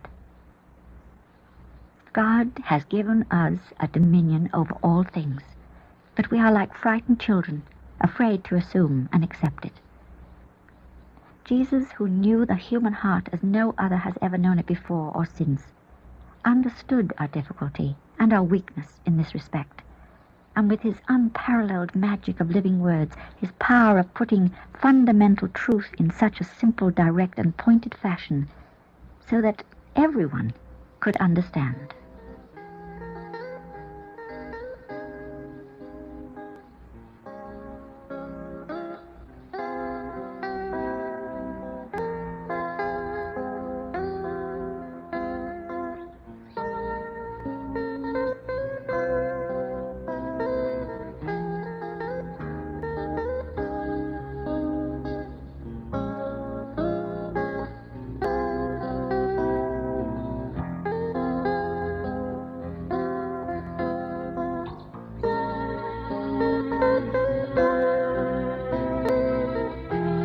Ask, and it shall be given you. Seek, and ye shall find.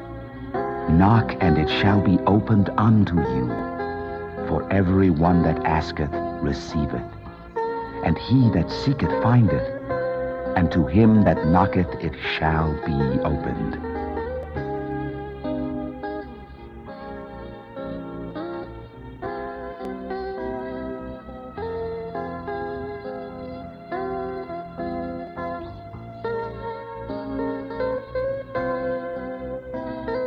There are simply no words in any language which could be more definite or more emphatic, and yet for the most part, Christians quietly ignore these words, discount their meaning until they are left without any meaning at all.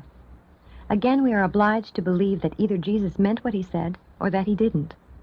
Therefore, we have no option but to believe these words are true and choose to start living this prosperity consciousness.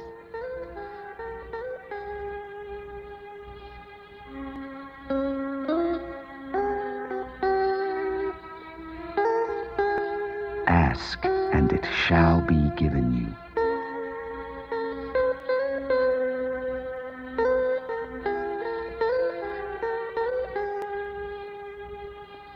Jesus gives permission for the personal freedom of every man, woman, and child on earth.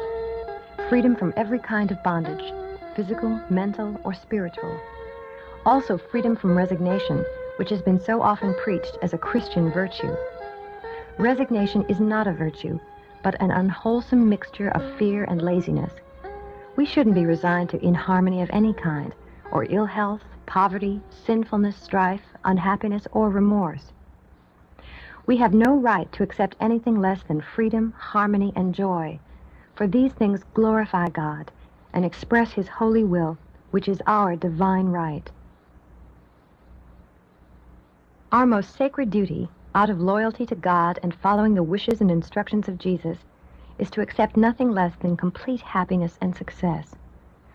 We are to pray and meditate and reorganize our lives in accordance with his teaching, continuously, until our goal is attained.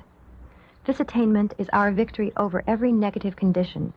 This is not merely possible, but promised to us.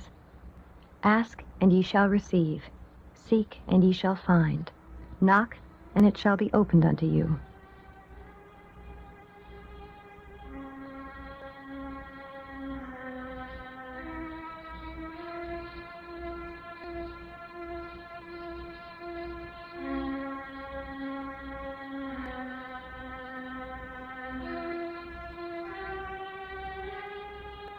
Therefore, all things whatsoever ye would that men should do to you, do ye even so to them. For this is the law and the prophets.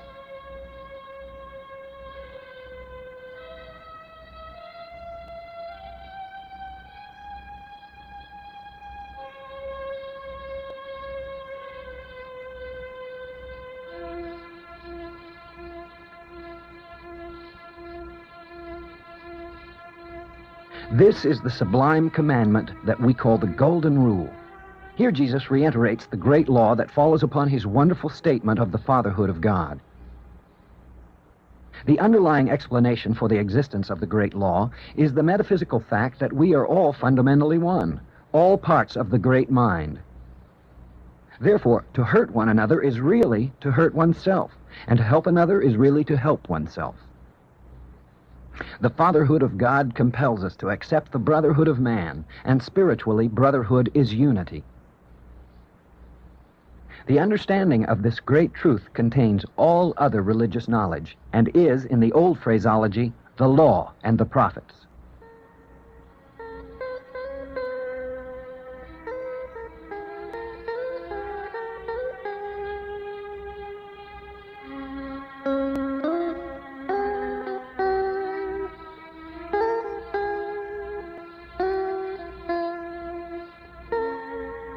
Enter ye in at the strait gate.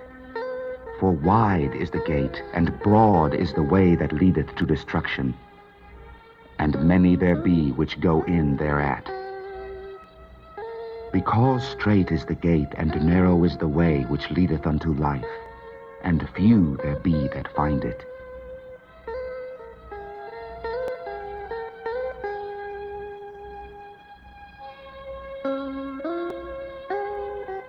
There is only one way in which man can attain harmony, that is to say, health, prosperity, peace of mind, salvation, in the true sense of the word, and that is to bring about a radical and permanent change for the better in his own consciousness. This is the one and only way, and there is no other. For countless generations, humanity has been trying in every other conceivable method to bring about the salvation of humanity. Innumerable schemes have been designed to bring about happiness by making changes in people's external conditions, while leaving the quality of their mentality untouched. This is destined to failure, because we are spiritual beings, and only a change in the way we think can bring about change in our lives. This change in consciousness is the strait gate that Jesus speaks of, and says that the number of those who find it is comparatively small. But as we evolve spiritually throughout the ages, the number increases more and more. Changing our consciousness for the strait gate, which leadeth into life, Jesus calls the way of life. He says that all other methods of living have wide gates and broad roads that lead to destruction or disappointment. Then, why are there so few who choose the way of life? The changing of one's consciousness, as we have discovered, is really very hard work, calling for constant vigilance and breaking of mental habits, which is sure to be very difficult for a time. The natural way is to be lazy and always to take the line of least resistance. We don't usually get down to truth principles until we're compelled to do so. The way of life, the strait gate, is, however, worth much more than whatever trouble or effort it may require. On this road, the rewards are not temporary, but permanent. Every mile gained is gained for all eternity. The changing of one's consciousness is, in truth, the most important thing we have to do. Now, if we make this qualitative change in our consciousness, and that is what happens with prayer or treatment, then not only is the effect of that change felt in every phase and department of our lives, but it is with us through all eternity, and we can never lose it. As soon as we obtain the spiritual consciousness, we find that all things work together for goodness for God. Then we experience perfect health, abundant prosperity, and complete and utter happiness. Our bodies will no longer be a burden to be dragged about, merely living, but with an inexpressible joy. Finances are no longer a consideration, as we will always have all the supply we need to carry out any of our plans. The world will turn out to be full of charming people anxious to help us in any way. People will come into our lives only for good. We will be occupied with the most delightful and interesting activities that will be helpful and useful in the widest sense. All our energies and faculties will find full scope of their expression. In fact, we will develop the completely integrated and fully expressed personality that modern psychology strives for. Those who haven't experienced anything of the Christ message may think that this is a beautiful version of perfection, but certainly too good to be true. However, nothing is too good to be true, because the love and the power of God are true. If we believe that perfect harmony is really too good to be true, then our belief will prevent us from ever having it. As mental beings, we make the laws under which we live, and have to live under the laws that we make. Nothing is too good to be true. Nothing is too good to be true.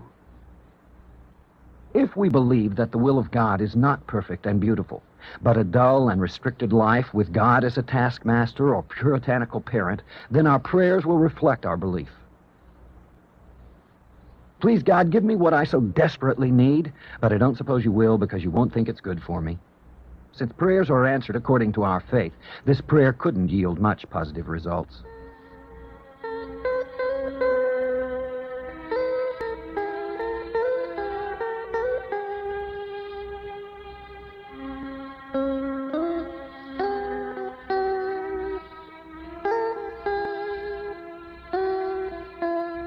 The truth is, the will of God for us means greater freedom, greater self-expression, wider and newer and brighter experience, better health, greater prosperity, and a wider opportunity to be of service to others, life more abundant.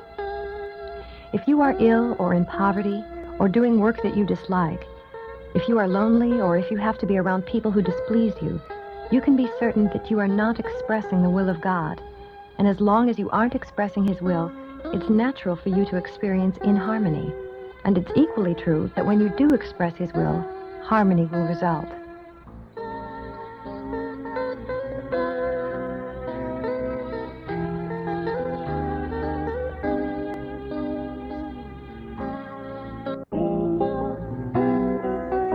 Beware of false prophets which come to you in sheep's clothing, but inwardly they are ravening wolves.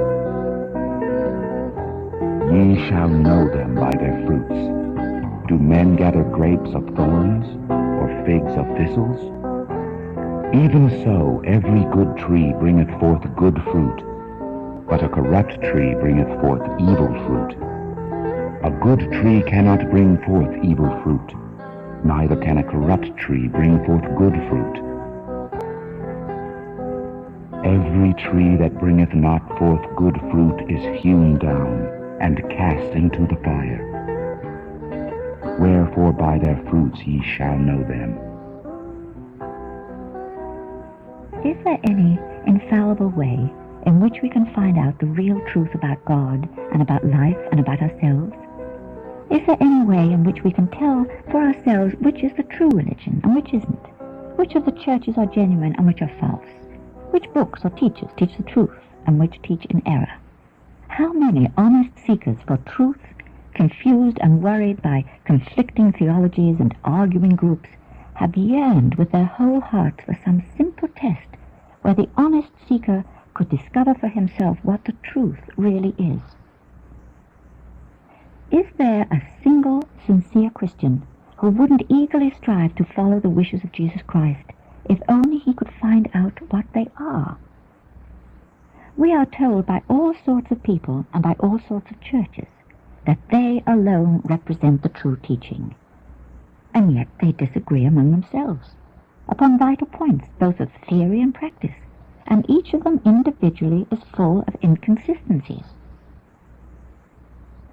Jesus, the most profound, and at the same time the most simple and practical teacher the world has ever known, has provided for this need and has given us an utterly simple and universally applicable test for truth.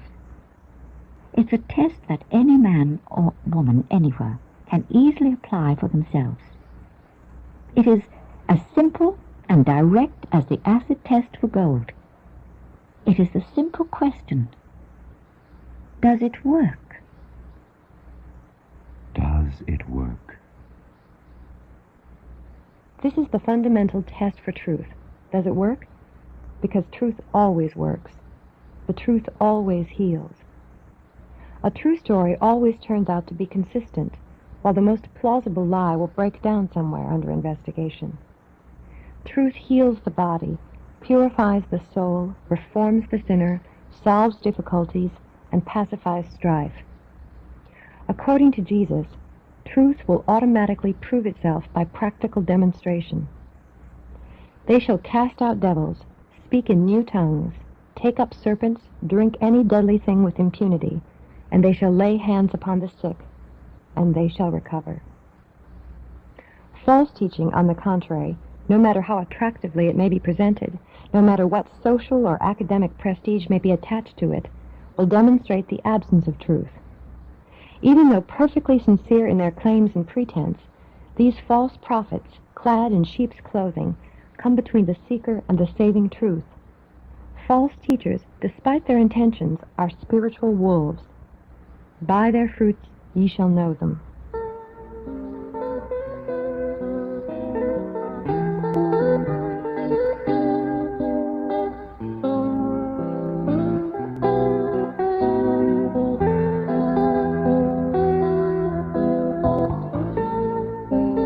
The only proof of true understanding is in successful demonstrations, or results. Therefore, we will know when we leave the path, because our demonstrations will cease. Even though our progress might be slow, as long as positive results from our prayers are demonstrated, then we are still on the path. Some demonstrations come easily, some are more difficult. This lets us know where we need more work, more prayer. If no results in your life are evident, then claim that divine intelligence is inspiring you and that you are an expression of truth. Don't try to deny there is a problem and behave like the Pharisees, indulging in self-righteousness and spiritual pride. When someone's life is in a mess and they claim that they are spiritually above prayer and its results and don't care to make their life happy and successful, or that they are rewarded in ways that no one can see, it's not only nonsense, but opposes the will of God. We don't seek answers to our prayers as an end in themselves, but truth is what we're really after. The law says that acquiring understanding of truth in our lives creates an outward and visible sign of inward and spiritual grace. The outer picture of our lives is a gauge that tells us what's happening on the inside. Therefore, we always know where we are, whether we're on the path or not, because there is no such thing as undemonstrated understanding. So if you want to know where you stand spiritually, look at your environment. Begin with your body and physical health. Everything in the soul is demonstrated in our outer lives. And our external world always corresponds to our inner being. Whether it's the testing of your own soul, or the test of a teacher, or the test of a book, or a church, the test is always simple, direct and infallible. Does it work? What are the fruits? For by their fruits ye shall know them.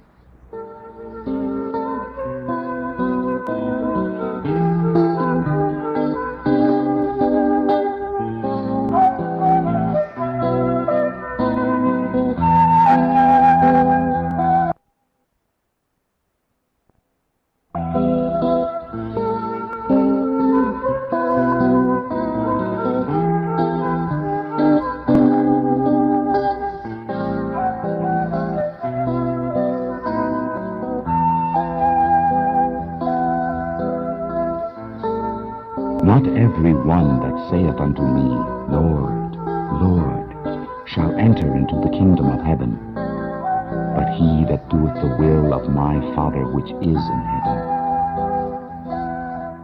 Many will say to me in that day, Lord, Lord, have we not prophesied in thy name, and in thy name have cast out devils, and in thy name done many wonderful works? And then will I profess unto them, I never knew you. Depart from me, ye that work iniquity.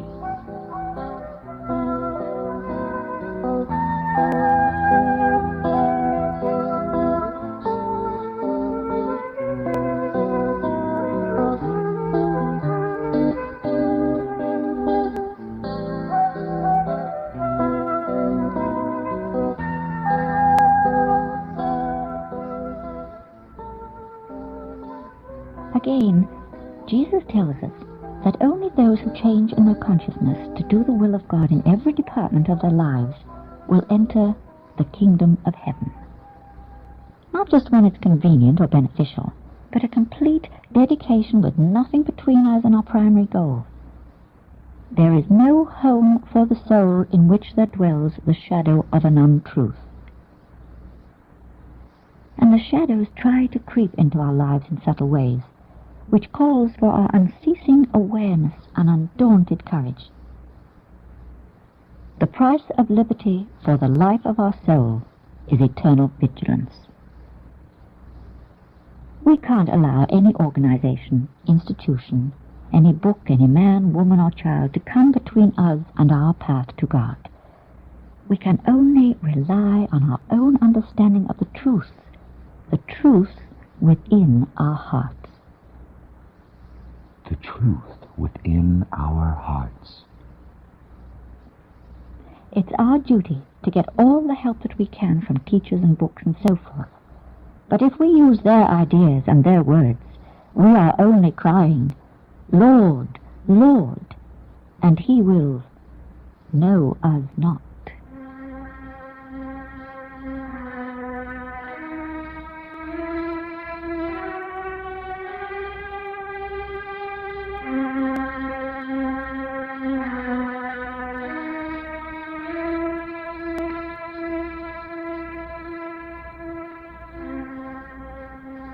The only way into the kingdom of heaven is by genuine, consistent, hard work on your own consciousness to realize God.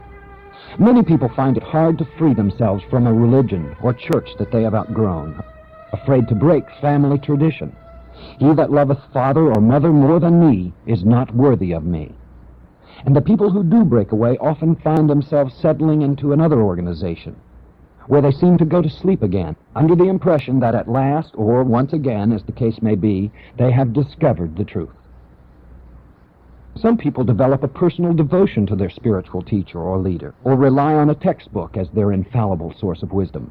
The only infallible thing known to man is the simple text for truth that Jesus gave us. By their fruits ye shall know them. You should gladly take advantage of helpful teaching wherever you may get it. Go to churches or meetings that help you. Listen to speakers and read books that inspire you to find yourself. But never surrender to anyone your own spiritual judgment.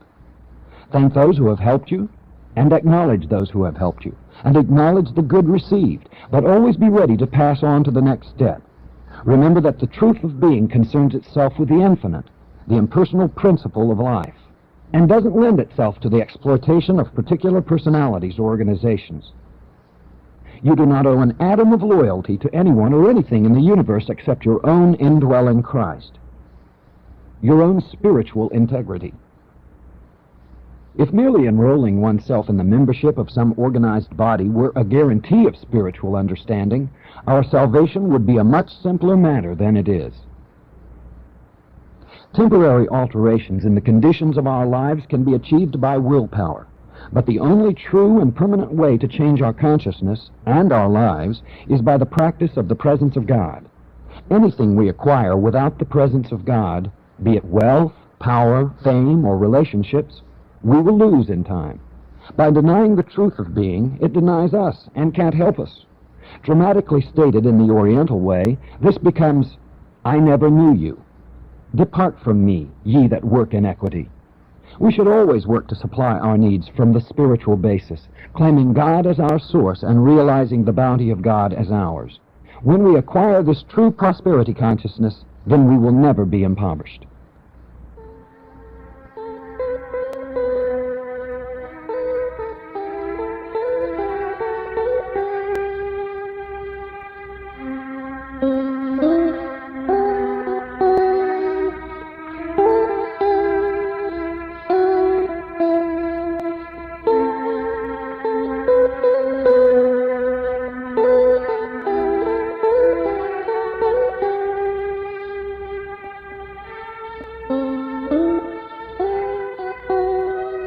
Therefore whosoever heareth these sayings of mine, and doeth them, I will liken him unto a wise man, which built his house upon a rock. And the rain descended, and the floods came, and the winds blew, and beat upon that house. And it fell not, for it was founded upon a rock. And every one that heareth these sayings of mine, and doeth them not, shall be likened unto a foolish man, which built his house upon the sand. And the rain descended, and the floods came, and the winds blew, and beat upon that house, and it fell, and great was the fall of it. Jesus concludes his sermon with a simple, direct, and graphic parable of the two houses. It warns us against the dangers in knowing the truth, or at least knowing about it and not honestly trying to put it into practice in our lives. One of the very oldest and most important symbols for the human soul is that of a building, a dwelling house, or a temple. Man the builder is a familiar character, like other examples of mental states. Man the fisherman, man the shepherd, and man the king. Since Jesus himself grew up in a carpenter's home and workshop, this analogy seems even more meaningful. The first thing the builder of a house needs to do is select a proper foundation. Without it, no matter how skillfully and conscientiously the house is built, it will collapse with the first serious storm that comes along. Jesus says he will liken him unto a wise man, which built his home upon the rock. Rock is one of the Bible terms for the Christ, and the Christ truth is the only foundation on which we can safely build the development of our souls. It's the one thing in existence that is absolutely true, never varying, never shifting, the same yesterday, today, and forever. Resting on this foundation, we will stand secure when the winds and rains and floods of error, of fear, of doubt, and self-reproach beat upon our souls, because we are founded on the rock. As long as we depend on anything less than that rock, upon willpower, material security, even the goodwill of others, or our own personal resources, if we depend on anything but God, in fact, we are building on the sand, and great will be our fall.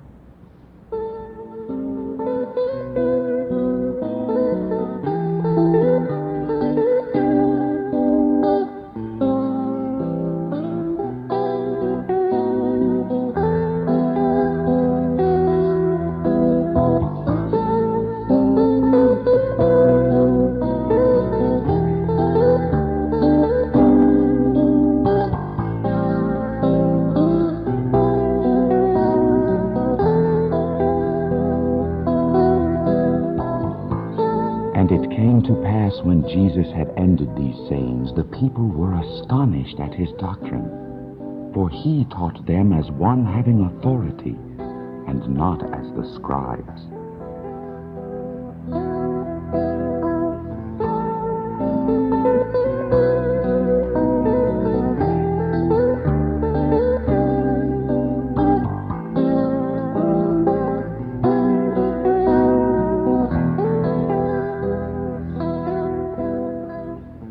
In this concluding paragraph, we are told quite simply that the people were astonished at his doctrines, because the Jesus Christ message is totally revolutionary. It reverses all the standards and all the methods, not only of the world, but of all conventional or orthodox religion. It turns our gaze from the outside to the inside, and from the man and his works to God. For he taught as one having authority, and not as the scribes. The greatest glory of the spiritual basis is that you begin to know. When you have obtained the smallest true demonstration by means of scientific prayer, you have experienced something that never leaves you. You have the witness of truth within yourself. You are no longer dependent on the word of anyone else. You know yourself, and this is the only authority worth having. Jesus had this authority, and he proved it by the life he led. In the next chapter of Matthew in the Bible, we learn that immediately after he delivered this Sermon on the Mount, on his way back to town, Jesus instantaneously healed a leper. His life proved that his doctrines were not theory, but a practice of the presence of God. Jesus contacted God directly in his secret place, and therefore when he spoke the word of power.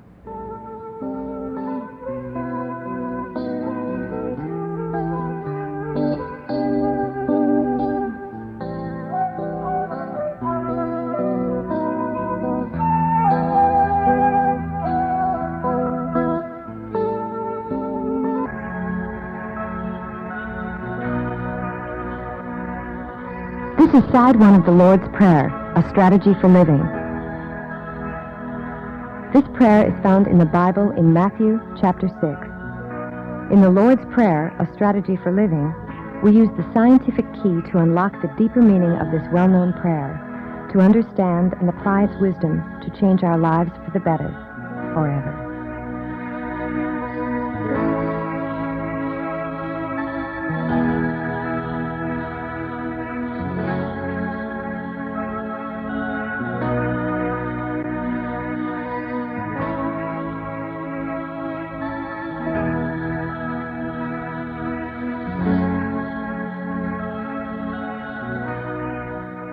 The Lord's Prayer is the most important of all the Christian documents. It was carefully constructed by Jesus with a very clear purpose. That is why, of all his teachings, it's by far the best known and the most often quoted. It is the one common denominator of all the Christian churches, and every church uses the Lord's Prayer. Every Christian child is taught the Lord's Prayer, and any Christian who prays at all says this prayer most often. Its actual use probably exceeds that of all other prayers put together. Undoubtedly, everyone who is seeking to follow along the way that Jesus led should make a point of using the Lord's Prayer intelligently every day. And in order to do this, we should understand that the prayer is a carefully constructed organic whole. Many people rattle through it like parrots, forgetting the warning that Jesus gave us about vain repetitions.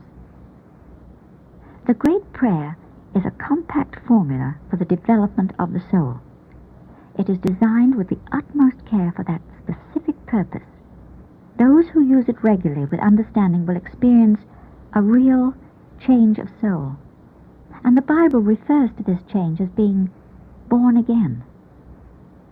The mere acquisition of fresh knowledge received only intellectually makes no change in the soul whatsoever. The more one analyzes the Lord's Prayer, the more wonderful its construction seems to be. It meets everyone's need at their own level. It not only provides rapid spiritual development for those who are well along the path, but in its superficial meaning, it supplies the more basic-minded and even the more materially-minded people with just what they need at the moment if they use the prayer sincerely. The greatest of all prayers was designed with still another purpose in view. Jesus foresaw that as the centuries went by, his simple, primitive teaching would gradually become complicated by all sorts of external things. He foresaw that men who had never known him, relying sincerely upon their own intellects, would build up theologies and doctrinal systems, obscuring the direct simplicity of the spiritual message and actually erecting a wall between God and man. He designed his prayer in such a way that it would pass safely through the ages without being tampered with. He arranged it with consummate skill so that it could not be twisted or distorted or adapted to any man-made system, for within it is the whole Christ message. So it's turned out that through all the changes of Christian history, this prayer has come through to us, uncorrupted and unspoiled.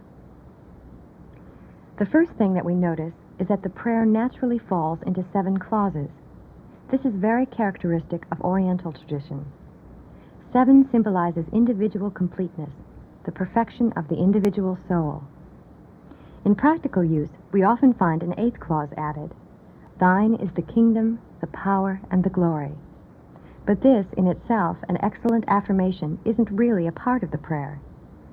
The 7 clauses are put together with the utmost care, in perfect order and sequence, and they contain everything that is necessary for the nourishment of the soul.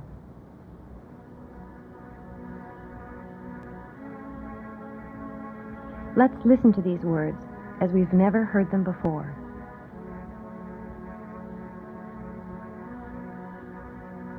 Our Father.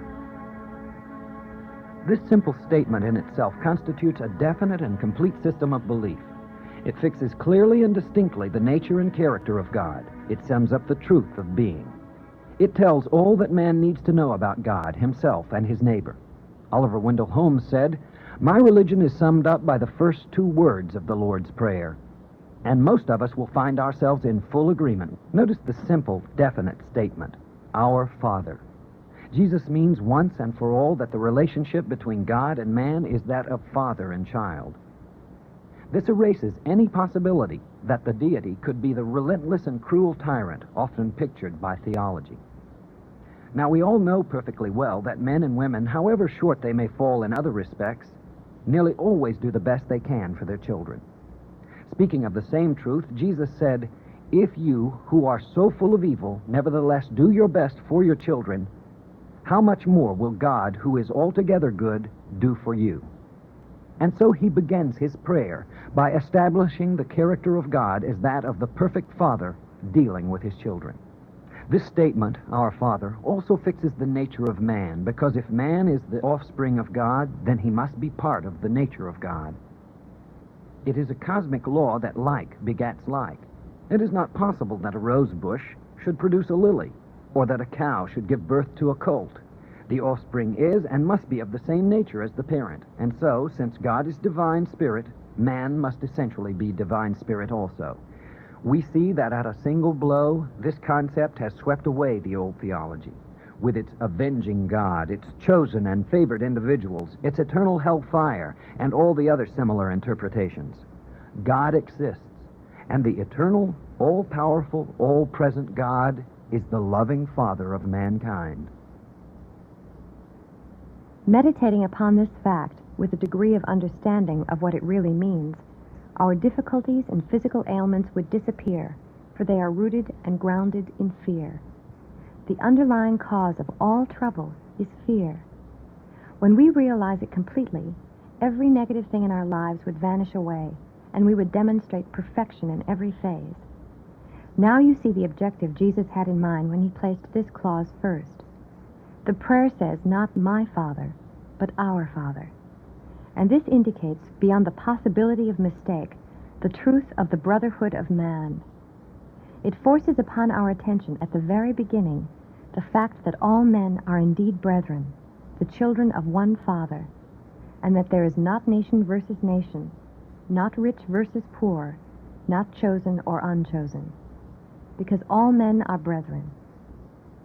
Our Father means there is no chosen race, no spiritual superiority of any one group of human beings over any other group. A belief in the superiority of one's own particular group is an illusion to which mankind is very susceptible, but it has no place in the teaching of Jesus. He teaches that the only thing that matters is the spiritual condition of our own individual soul, and that as long as we are on the spiritual path, it makes no difference to what group we belong or don't belong. The final point is the implied command that we are to pray not only for ourselves, but for all mankind. Every student of truth should hold the thought of the truth of being for the whole human race for at least 1 minute each day. None of us lives to himself or dies to himself, for indeed we are all truly, and in a much more literal sense than people are aware, limbs of one body.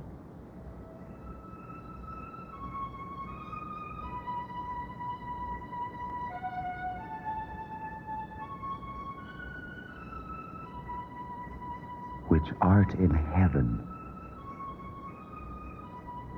Having clearly established the fatherhood of God and the brotherhood of man, Jesus goes on to enlarge upon the nature of God and to describe the fundamental facts of existence.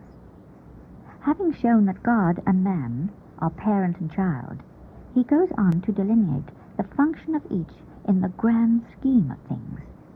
He explains that it is the nature of God to be in heaven and of man to be on earth, because God is cause and man is manifestation.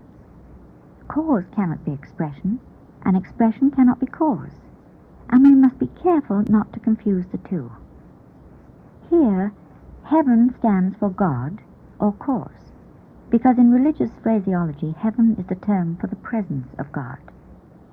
In metaphysics, it is called the absolute, because it is the realm of pure, unconditioned being. The word earth means manifestation, and man's function is to manifest or express God or cause.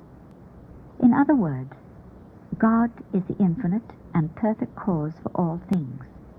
But cause has to be expressed, and God expresses himself by means of mankind. Our destiny is to express God in all sorts of glorious and wonderful ways. We find his expression in our surroundings. First, our physical body, then our home, our work, our recreation, in short, our whole expression. To express means to press outwards, to bring into sight that which already exists implicitly. Every feature of our lives is really a manifestation or expression of something in our soul. Some of these points may seem at first to be a little abstract, but since it is misunderstandings about the relationship of God and man that lead to all our difficulties, it's worth some trouble to understand that relationship. Realize that God is in heaven and man on earth, and that each has his role in the scheme of things. Although we are one, we are not one and the same. Jesus establishes his point carefully when he says, "Our Father, which art in heaven."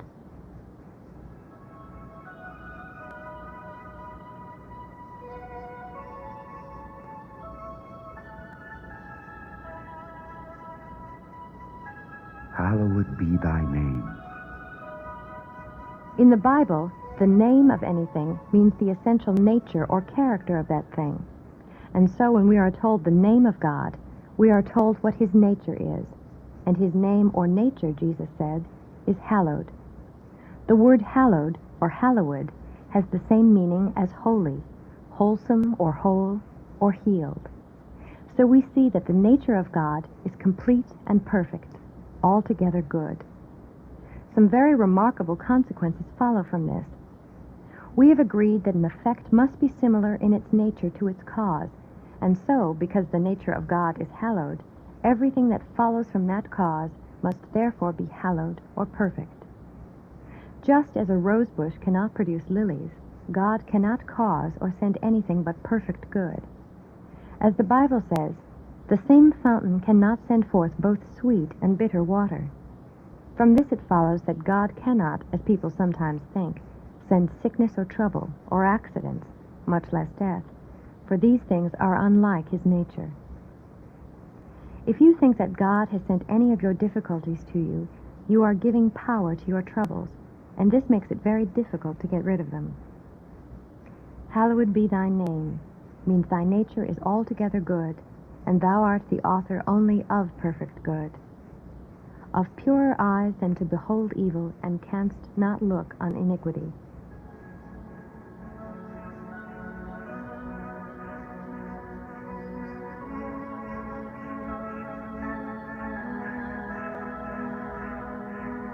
Thy kingdom come, thy will be done, in earth as it is in heaven. Mankind, being manifestation or expression of God, has a limitless destiny before him. Our work is to express in concrete, definite form the abstract ideas with which God furnishes us, and to do this, we need creative power. Without creative power, we are merely machines through which God works. But man is not a robot, but an individualized consciousness.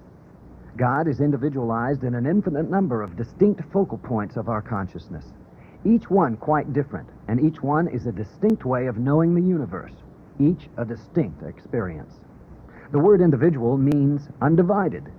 The consciousness of each one of us is distinct from God and from all others, and yet none are separated.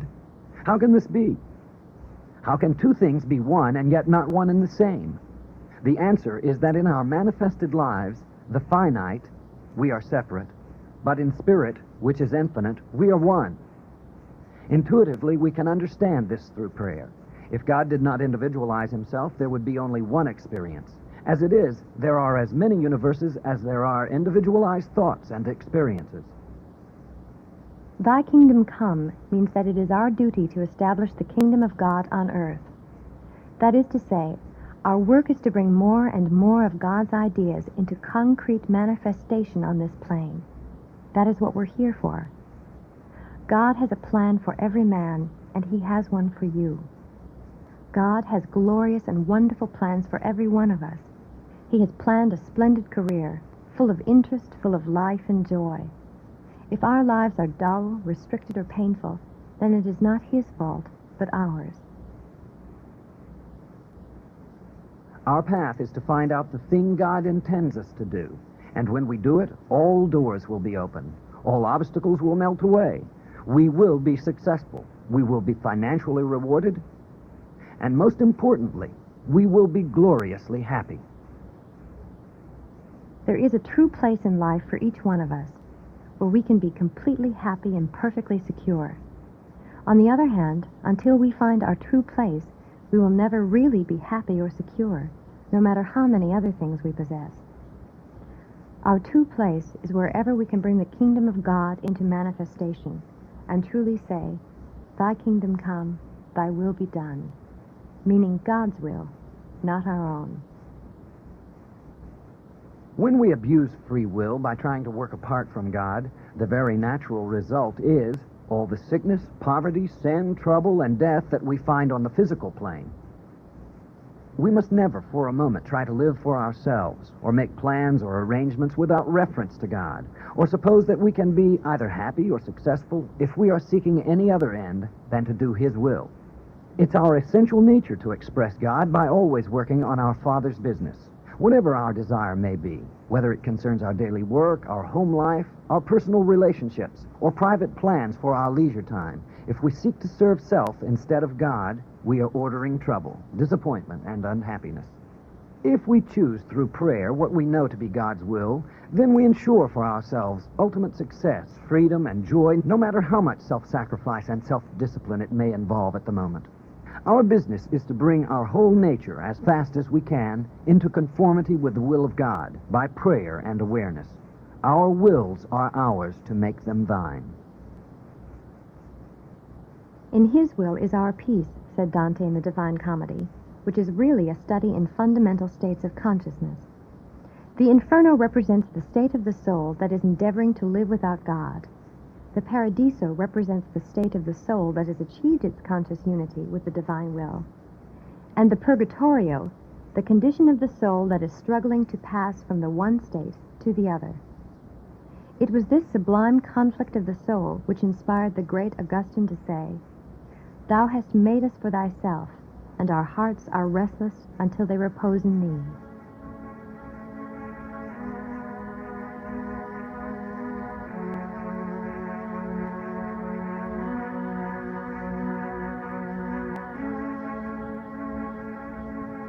Give us this day our daily bread.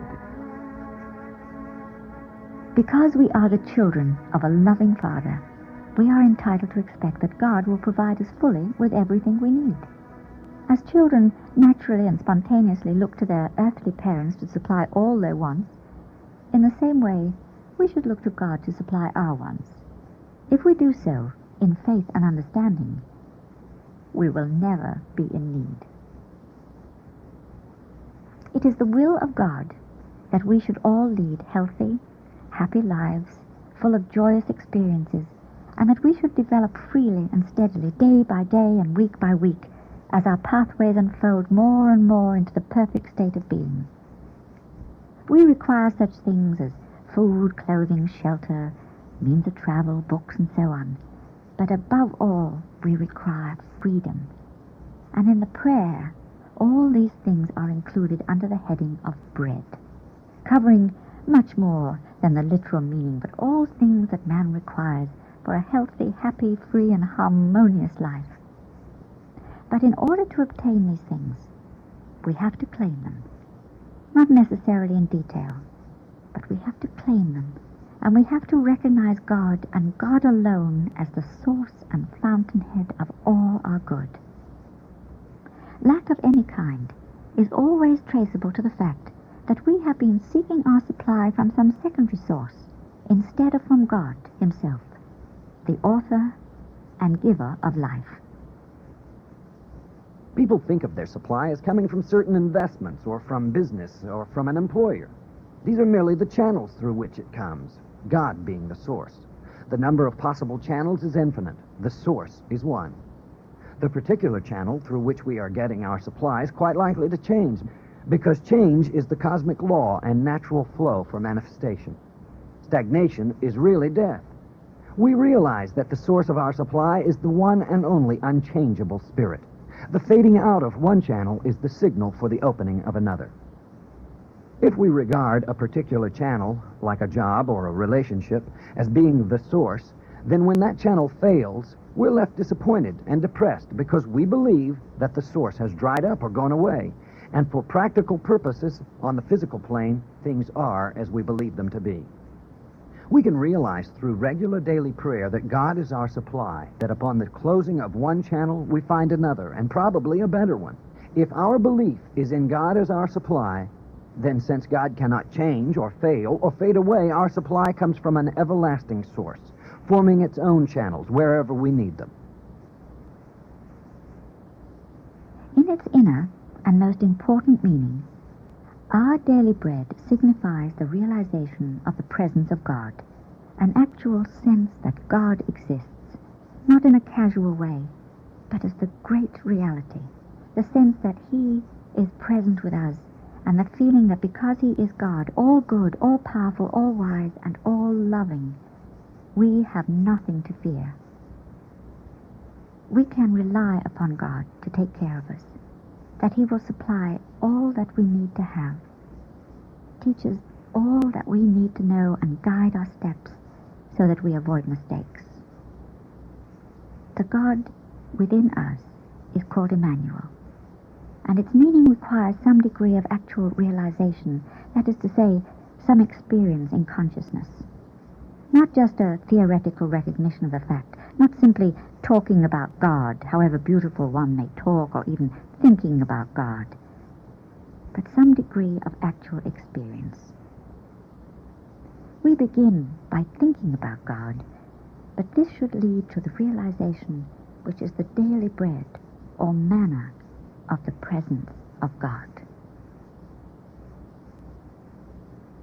Realization, which is experience, is the thing that matters. It is realization which marks the progress of the soul. It is realization which guarantees results. It is realization, apart from theory or oratory, which is the substance of things hoped for, the evidence of things not seen.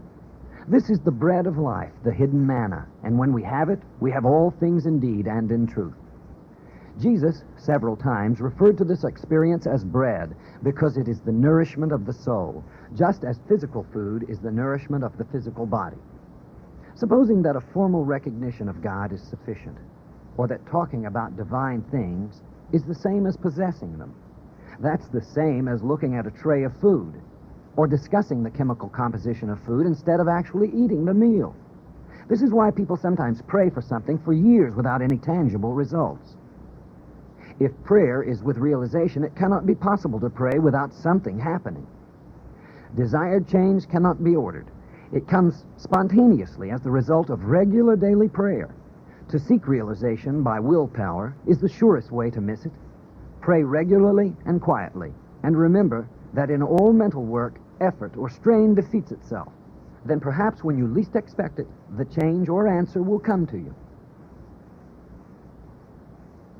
Another link between food, or bread, and the presence of God is that the act of eating food must be done for oneself.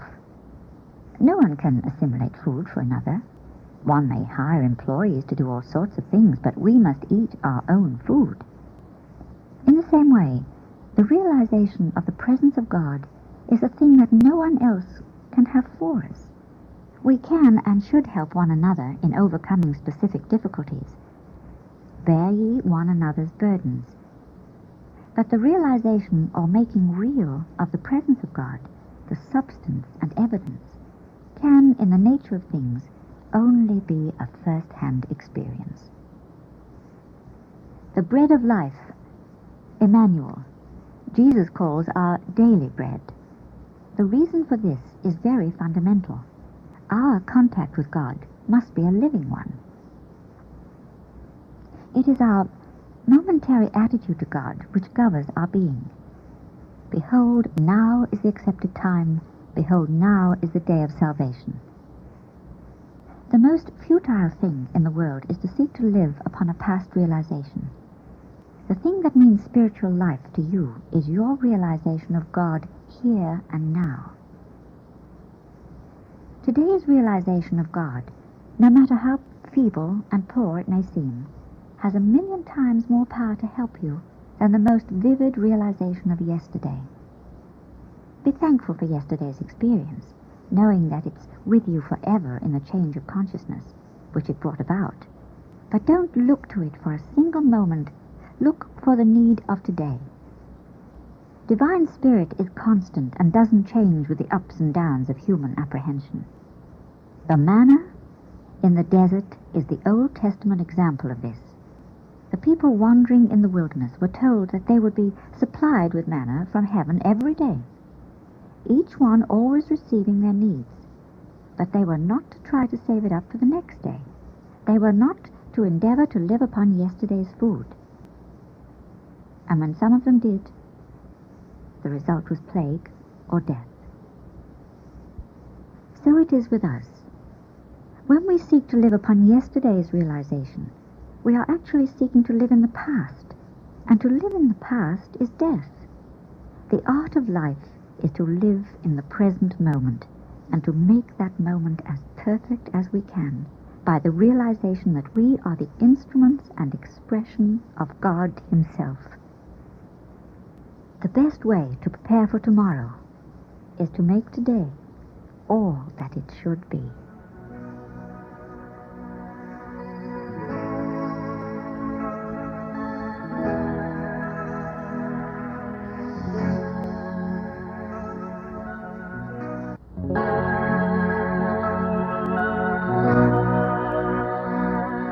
This is Side 2 of the Lord's Prayer, a strategy for living. We continue.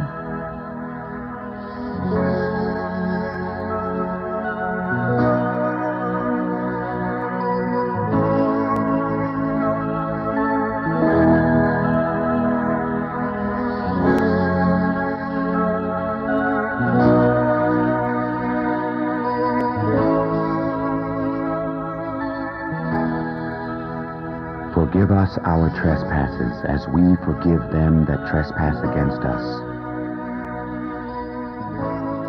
Here is the turning point, the strategic key to the whole prayer.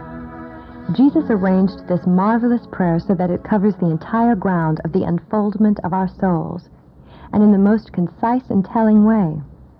It omits nothing that is essential for our salvation, and yet so compact that there is not a thought or a word too much. Every idea fits into its place with perfect harmony and in perfect sequence. Anything more would be redundant. Anything less would be incomplete. This statement takes up the critical factor of forgiveness. Jesus tells us what God is, what man is, how the universe works, and how we are to do our own work, to live heaven here on earth. Then he explains what our true nourishment or supply is, and the way in which we can obtain it. And now he comes to the forgiveness of sins. The forgiveness of sins is the central problem of life. Sin means a sense of separation from God, and is the major tragedy of human experience, and is rooted in selfishness. A sense of isolated, self-regarding personal existence, whereas the truth of being means that all is one. Our true selves are at one with God, undivided from Him, expressing His ideas, witnessing to His nature, and the dynamic thinking of that mind. Because we are all spiritually one with the truth of God, it follows that we are one with all men. Because in God we live and move and have our truth of being, we are, in the absolute sense, all essentially one. Evil, sin, the fall of man, in fact, is essentially the attempt to negate this truth in our thoughts. We try to live apart from God. We try to do without Him. We act as though we had life of our own, as separate minds, as though we could have plans and purposes and interests separate from His. All this, if it were true, would mean that existence is not one and harmonious, but chaos of competition and strife. It would mean that we are quite separate from our fellow men, and could injure him, rob him, or even destroy him without any damage to ourselves. In fact, it would mean the more we took from other people, the more we should have for ourselves. It would mean that the more we considered our own interests, and the more indifferent we were to the welfare of others, the better off we should be. Of course, it would follow then, it would pay others to treat us in the same way. Now, if we live only this way, it would mean that the whole universe is only a jungle, and that sooner or later it must destroy itself by its own inherent weakness and greed. But of course that is not true, and therein lies the joy of life. Undoubtedly, many people behave as though they believe this to be true, and many more feel that this is the way things are, even though they don't personally behave this way. This is the real basis of sin: resentment, condemnation, jealousy, remorse, and all the evil that comes to those who believe in it. This belief in independent and separate existence is the key sin, or spiritual error. Before we can progress any further, we have to change this thinking. Jesus knew this, and therefore inserted at this point in the prayer a carefully prepared statement. He drafted a declaration which would force us, without any conceivable possibility of escape, evasion, mental reservation, or subterfuge of any kind, to execute the great sacrament of forgiveness in all its fullness and far-reaching power.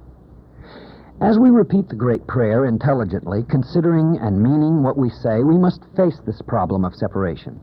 To positively and definitely extend forgiveness to everyone, mostly to anyone who we think has injured us in any way.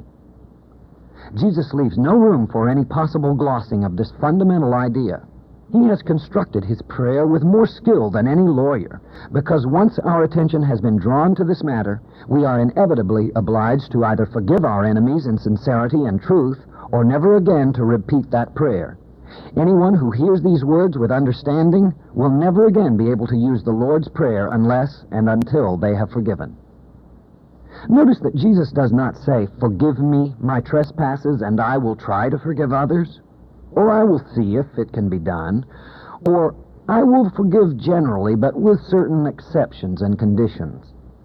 Jesus obliges us to declare that we have actually forgiven, and forgiven all, and he makes our claim to our own forgiveness depend upon that. Who doesn't desire the forgiveness and cancellation of his own mistakes and faults? Who could endeavor to seek the kingdom of God without desiring to be relieved of his own sense of guilt? Surely no one. And so we are trapped in the inescapable position that we cannot have our own release before we have released our brother. The forgiveness of others is the passageway to heaven, and Jesus knew it and has led us to the door. We must forgive everyone who has ever hurt us if we want to be forgiven ourselves. That is the long and the short of it. We have to get rid of all resentment and condemnation of others, as well as self-condemnation and remorse. We have to forgive others, and having discontinued our own mistakes, we have to accept the forgiveness of God for ourselves, or we can't make any progress. We have to forgive ourselves, but we can't forgive ourselves sincerely until we have forgiven others first.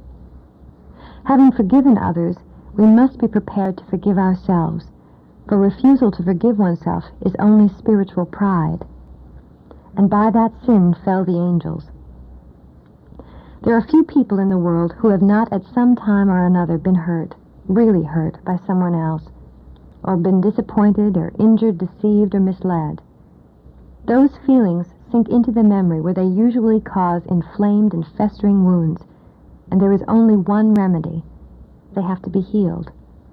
And the only way to that is by forgiveness. Of course, nothing is easier than to forgive people who haven't hurt us very much. Nothing is easier than to rise above the thought of a trifling loss. But what the law of being requires of us is that we forgive not only these trifles, but the very things that are so hard to forgive, that at first it seems impossible to do it all. But the Lord's Prayer makes our own forgiveness from God dependent upon the forgiveness of others, no matter how deeply we may have been injured or how terribly we have suffered. It's the only way.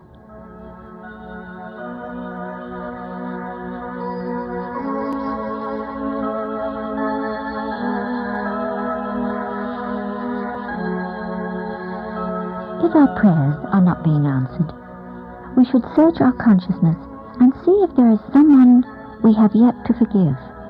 Search and see if we aren't really holding a grudge that may be camouflaged in some self-righteous way against some individual or some body of people, a nation, a race, a social class, some religious movement of which you disapprove, a political party, or whatever. If so, then an act of forgiveness is in order, and when this is done, we will probably see our prayers answered. If we can't forgive someone at present, we will have to wait for our answer through prayer, and we'll have to postpone finishing this part of the Lord's Prayer. Setting others free means setting yourself free, because resentment is really a form of attachment. It is a cosmic truth that it takes two to make a prisoner, the prisoner and the jailer. There is no such thing as being a prisoner on one's own account. Every prisoner must have a jailer, and the jailer is as much a prisoner as his charge. When we hold resentment against anyone, we are bound to that person by a cosmic link, a real though mental chain. We are bound by a cosmic tie to anything that we hate. The one person perhaps in the whole world whom you most dislike is the very one to whom you are attaching yourself by a hook that is stronger than steel. We can cut all those ties by a clear and spiritual act of forgiveness. We can save our souls, and because the law of love works alike for one and all, we help to save his soul too, making it easier for him to become all that he can be. But how is the act of forgiveness to be accomplished when we have been so deeply injured? The technique for forgiveness is not very difficult to manage when we understand how. The only thing that is essential is willingness to forgive. With sincere desire to forgive the offender, the greater part of the work is already done. People have always made such an issue of forgiveness because they have been under the erroneous impression that to forgive someone means that you have to compel yourself to like them. Happily, this is by no means the case. We are not called upon to like anyone we don't find ourselves liking spontaneously. If we force ourselves to like someone, we'll end up disliking or hating them even more. People used to think that when people hurt them, it was their duty as good Christians to pretend to like them. And with this hypocrisy, they suffered a great deal of distress and ended necessarily with failure and a sense of sinfulness. We are not obliged to like anyone, but we are under a binding obligation to love everyone. Love, or charity as the Bible calls it, means a vivid sense of impersonal goodwill. This has nothing directly to do with the emotions, though it is always followed, sooner or later, by a wonderful feeling of peace and happiness. The method of forgiving is this. Find a place to be alone and become quiet. Repeat any prayer that appeals to you, or read a chapter of the Bible. Then quietly say, I fully and freely forgive, and say their name. I free them and let them go. I completely forgive the whole business in question, and as far as I am concerned, it is finished forever. I cast the burden of resentment upon the Christ within me. They are free now, and I am free too. I wish them well in every phase of their life. That incident is finished. The Christ truth has set us both free. I thank God. It's that simple, and you only need to perform this act of forgiveness once. To do it a second time would not be necessary. Afterward, whenever the memory of the person or the offense happens to come into your mind, bless them briefly and dismiss the thought. Do this whenever the thought returns. Over time, it will return less and less until it's forgotten altogether. Later, if the trouble comes back in memory again, you will find that all bitterness and resentment have disappeared, and you are both free with the perfect freedom of the children of God. Your forgiveness is complete, and you will experience a wonderful joy. Everyone should practice general forgiveness every day as a matter of course. When we say our daily prayers, issue a general amnesty, forgiving everyone who may have injured you in any way without the particulars. Simply say, "I freely forgive everyone." If any specific resentment occurs to you, bless it and dismiss the thought. Soon we will find ourselves cleared of all resentment and condemnation, and the effect upon our happiness, our physical health, and our life in general will be astounding.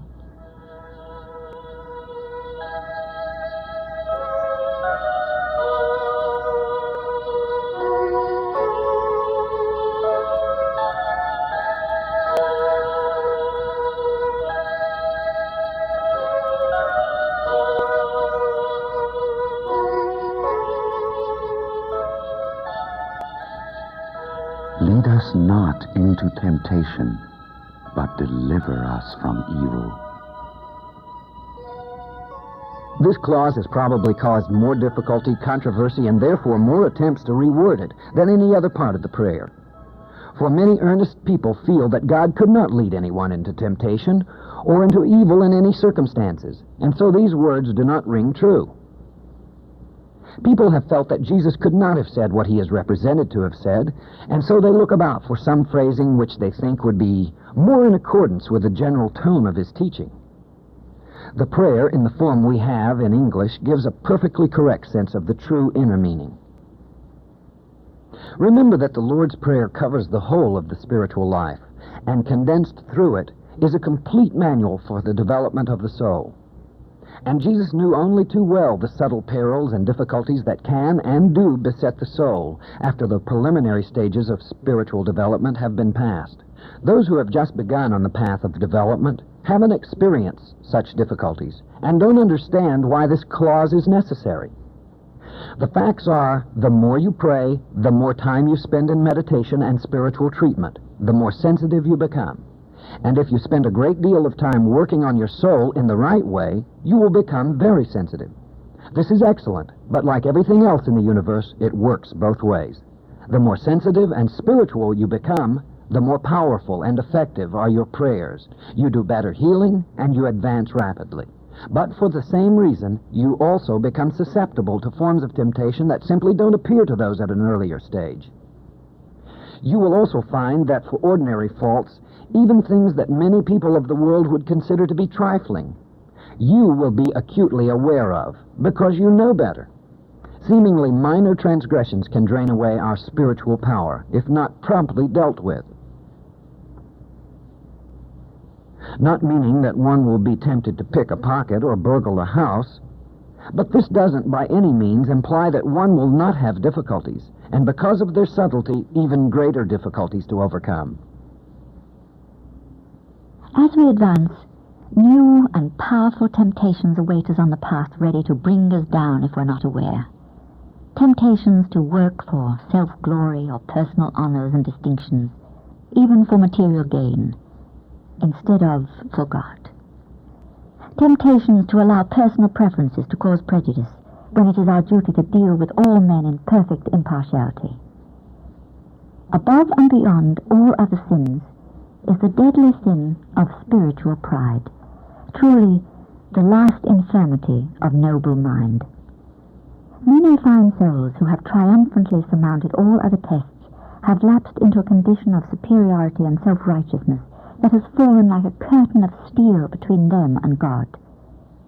Great knowledge brings great responsibility. Great responsibility betrayed brings terrible consequences. One's knowledge of the truth, however much or however little it may be, is a sacred trust of humanity that cannot be violated.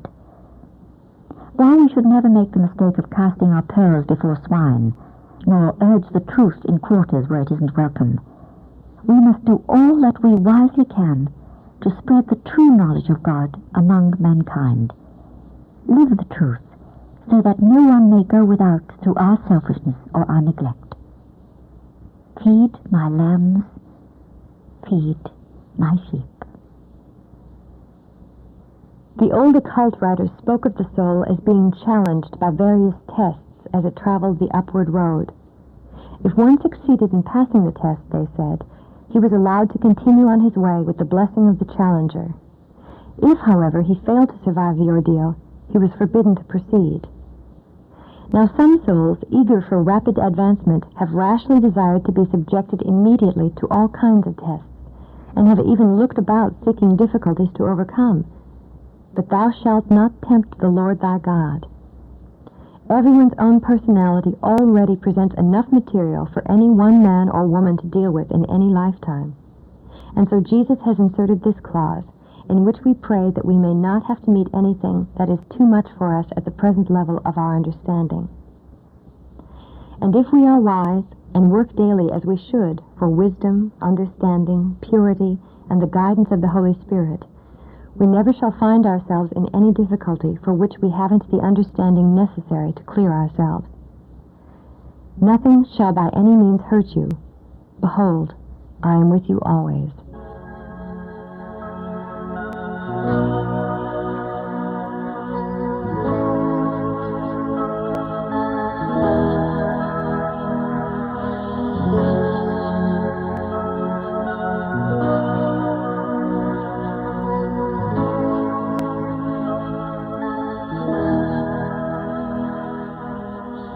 Thine is the kingdom and the power and the glory forever and ever.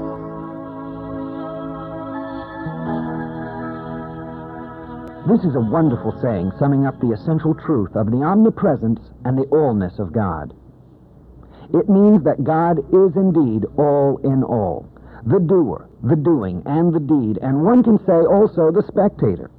The kingdom, in this sense, means action on every plane, for this is the presence of God. God as manifestation or expression. The power, of course, is the power of God. We know that God is the only power, and so when we work, as when we pray, it is really God doing it by means of us. Just as the pianist produces his music by means of or through his fingers, so mankind may be thought of as the fingers of God. He is the power.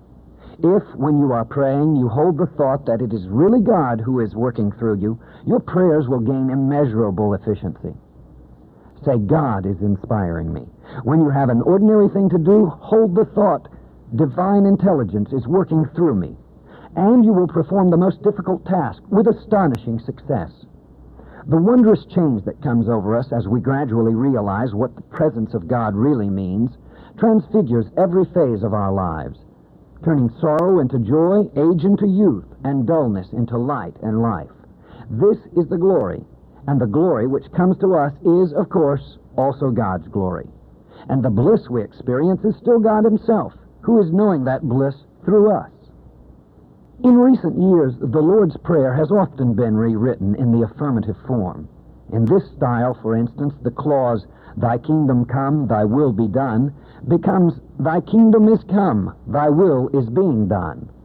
All such paraphrases are interesting and suggestive, but their importance is not vital. The affirmative form of the prayer should be used for all healing work, but it's only one kind of prayer.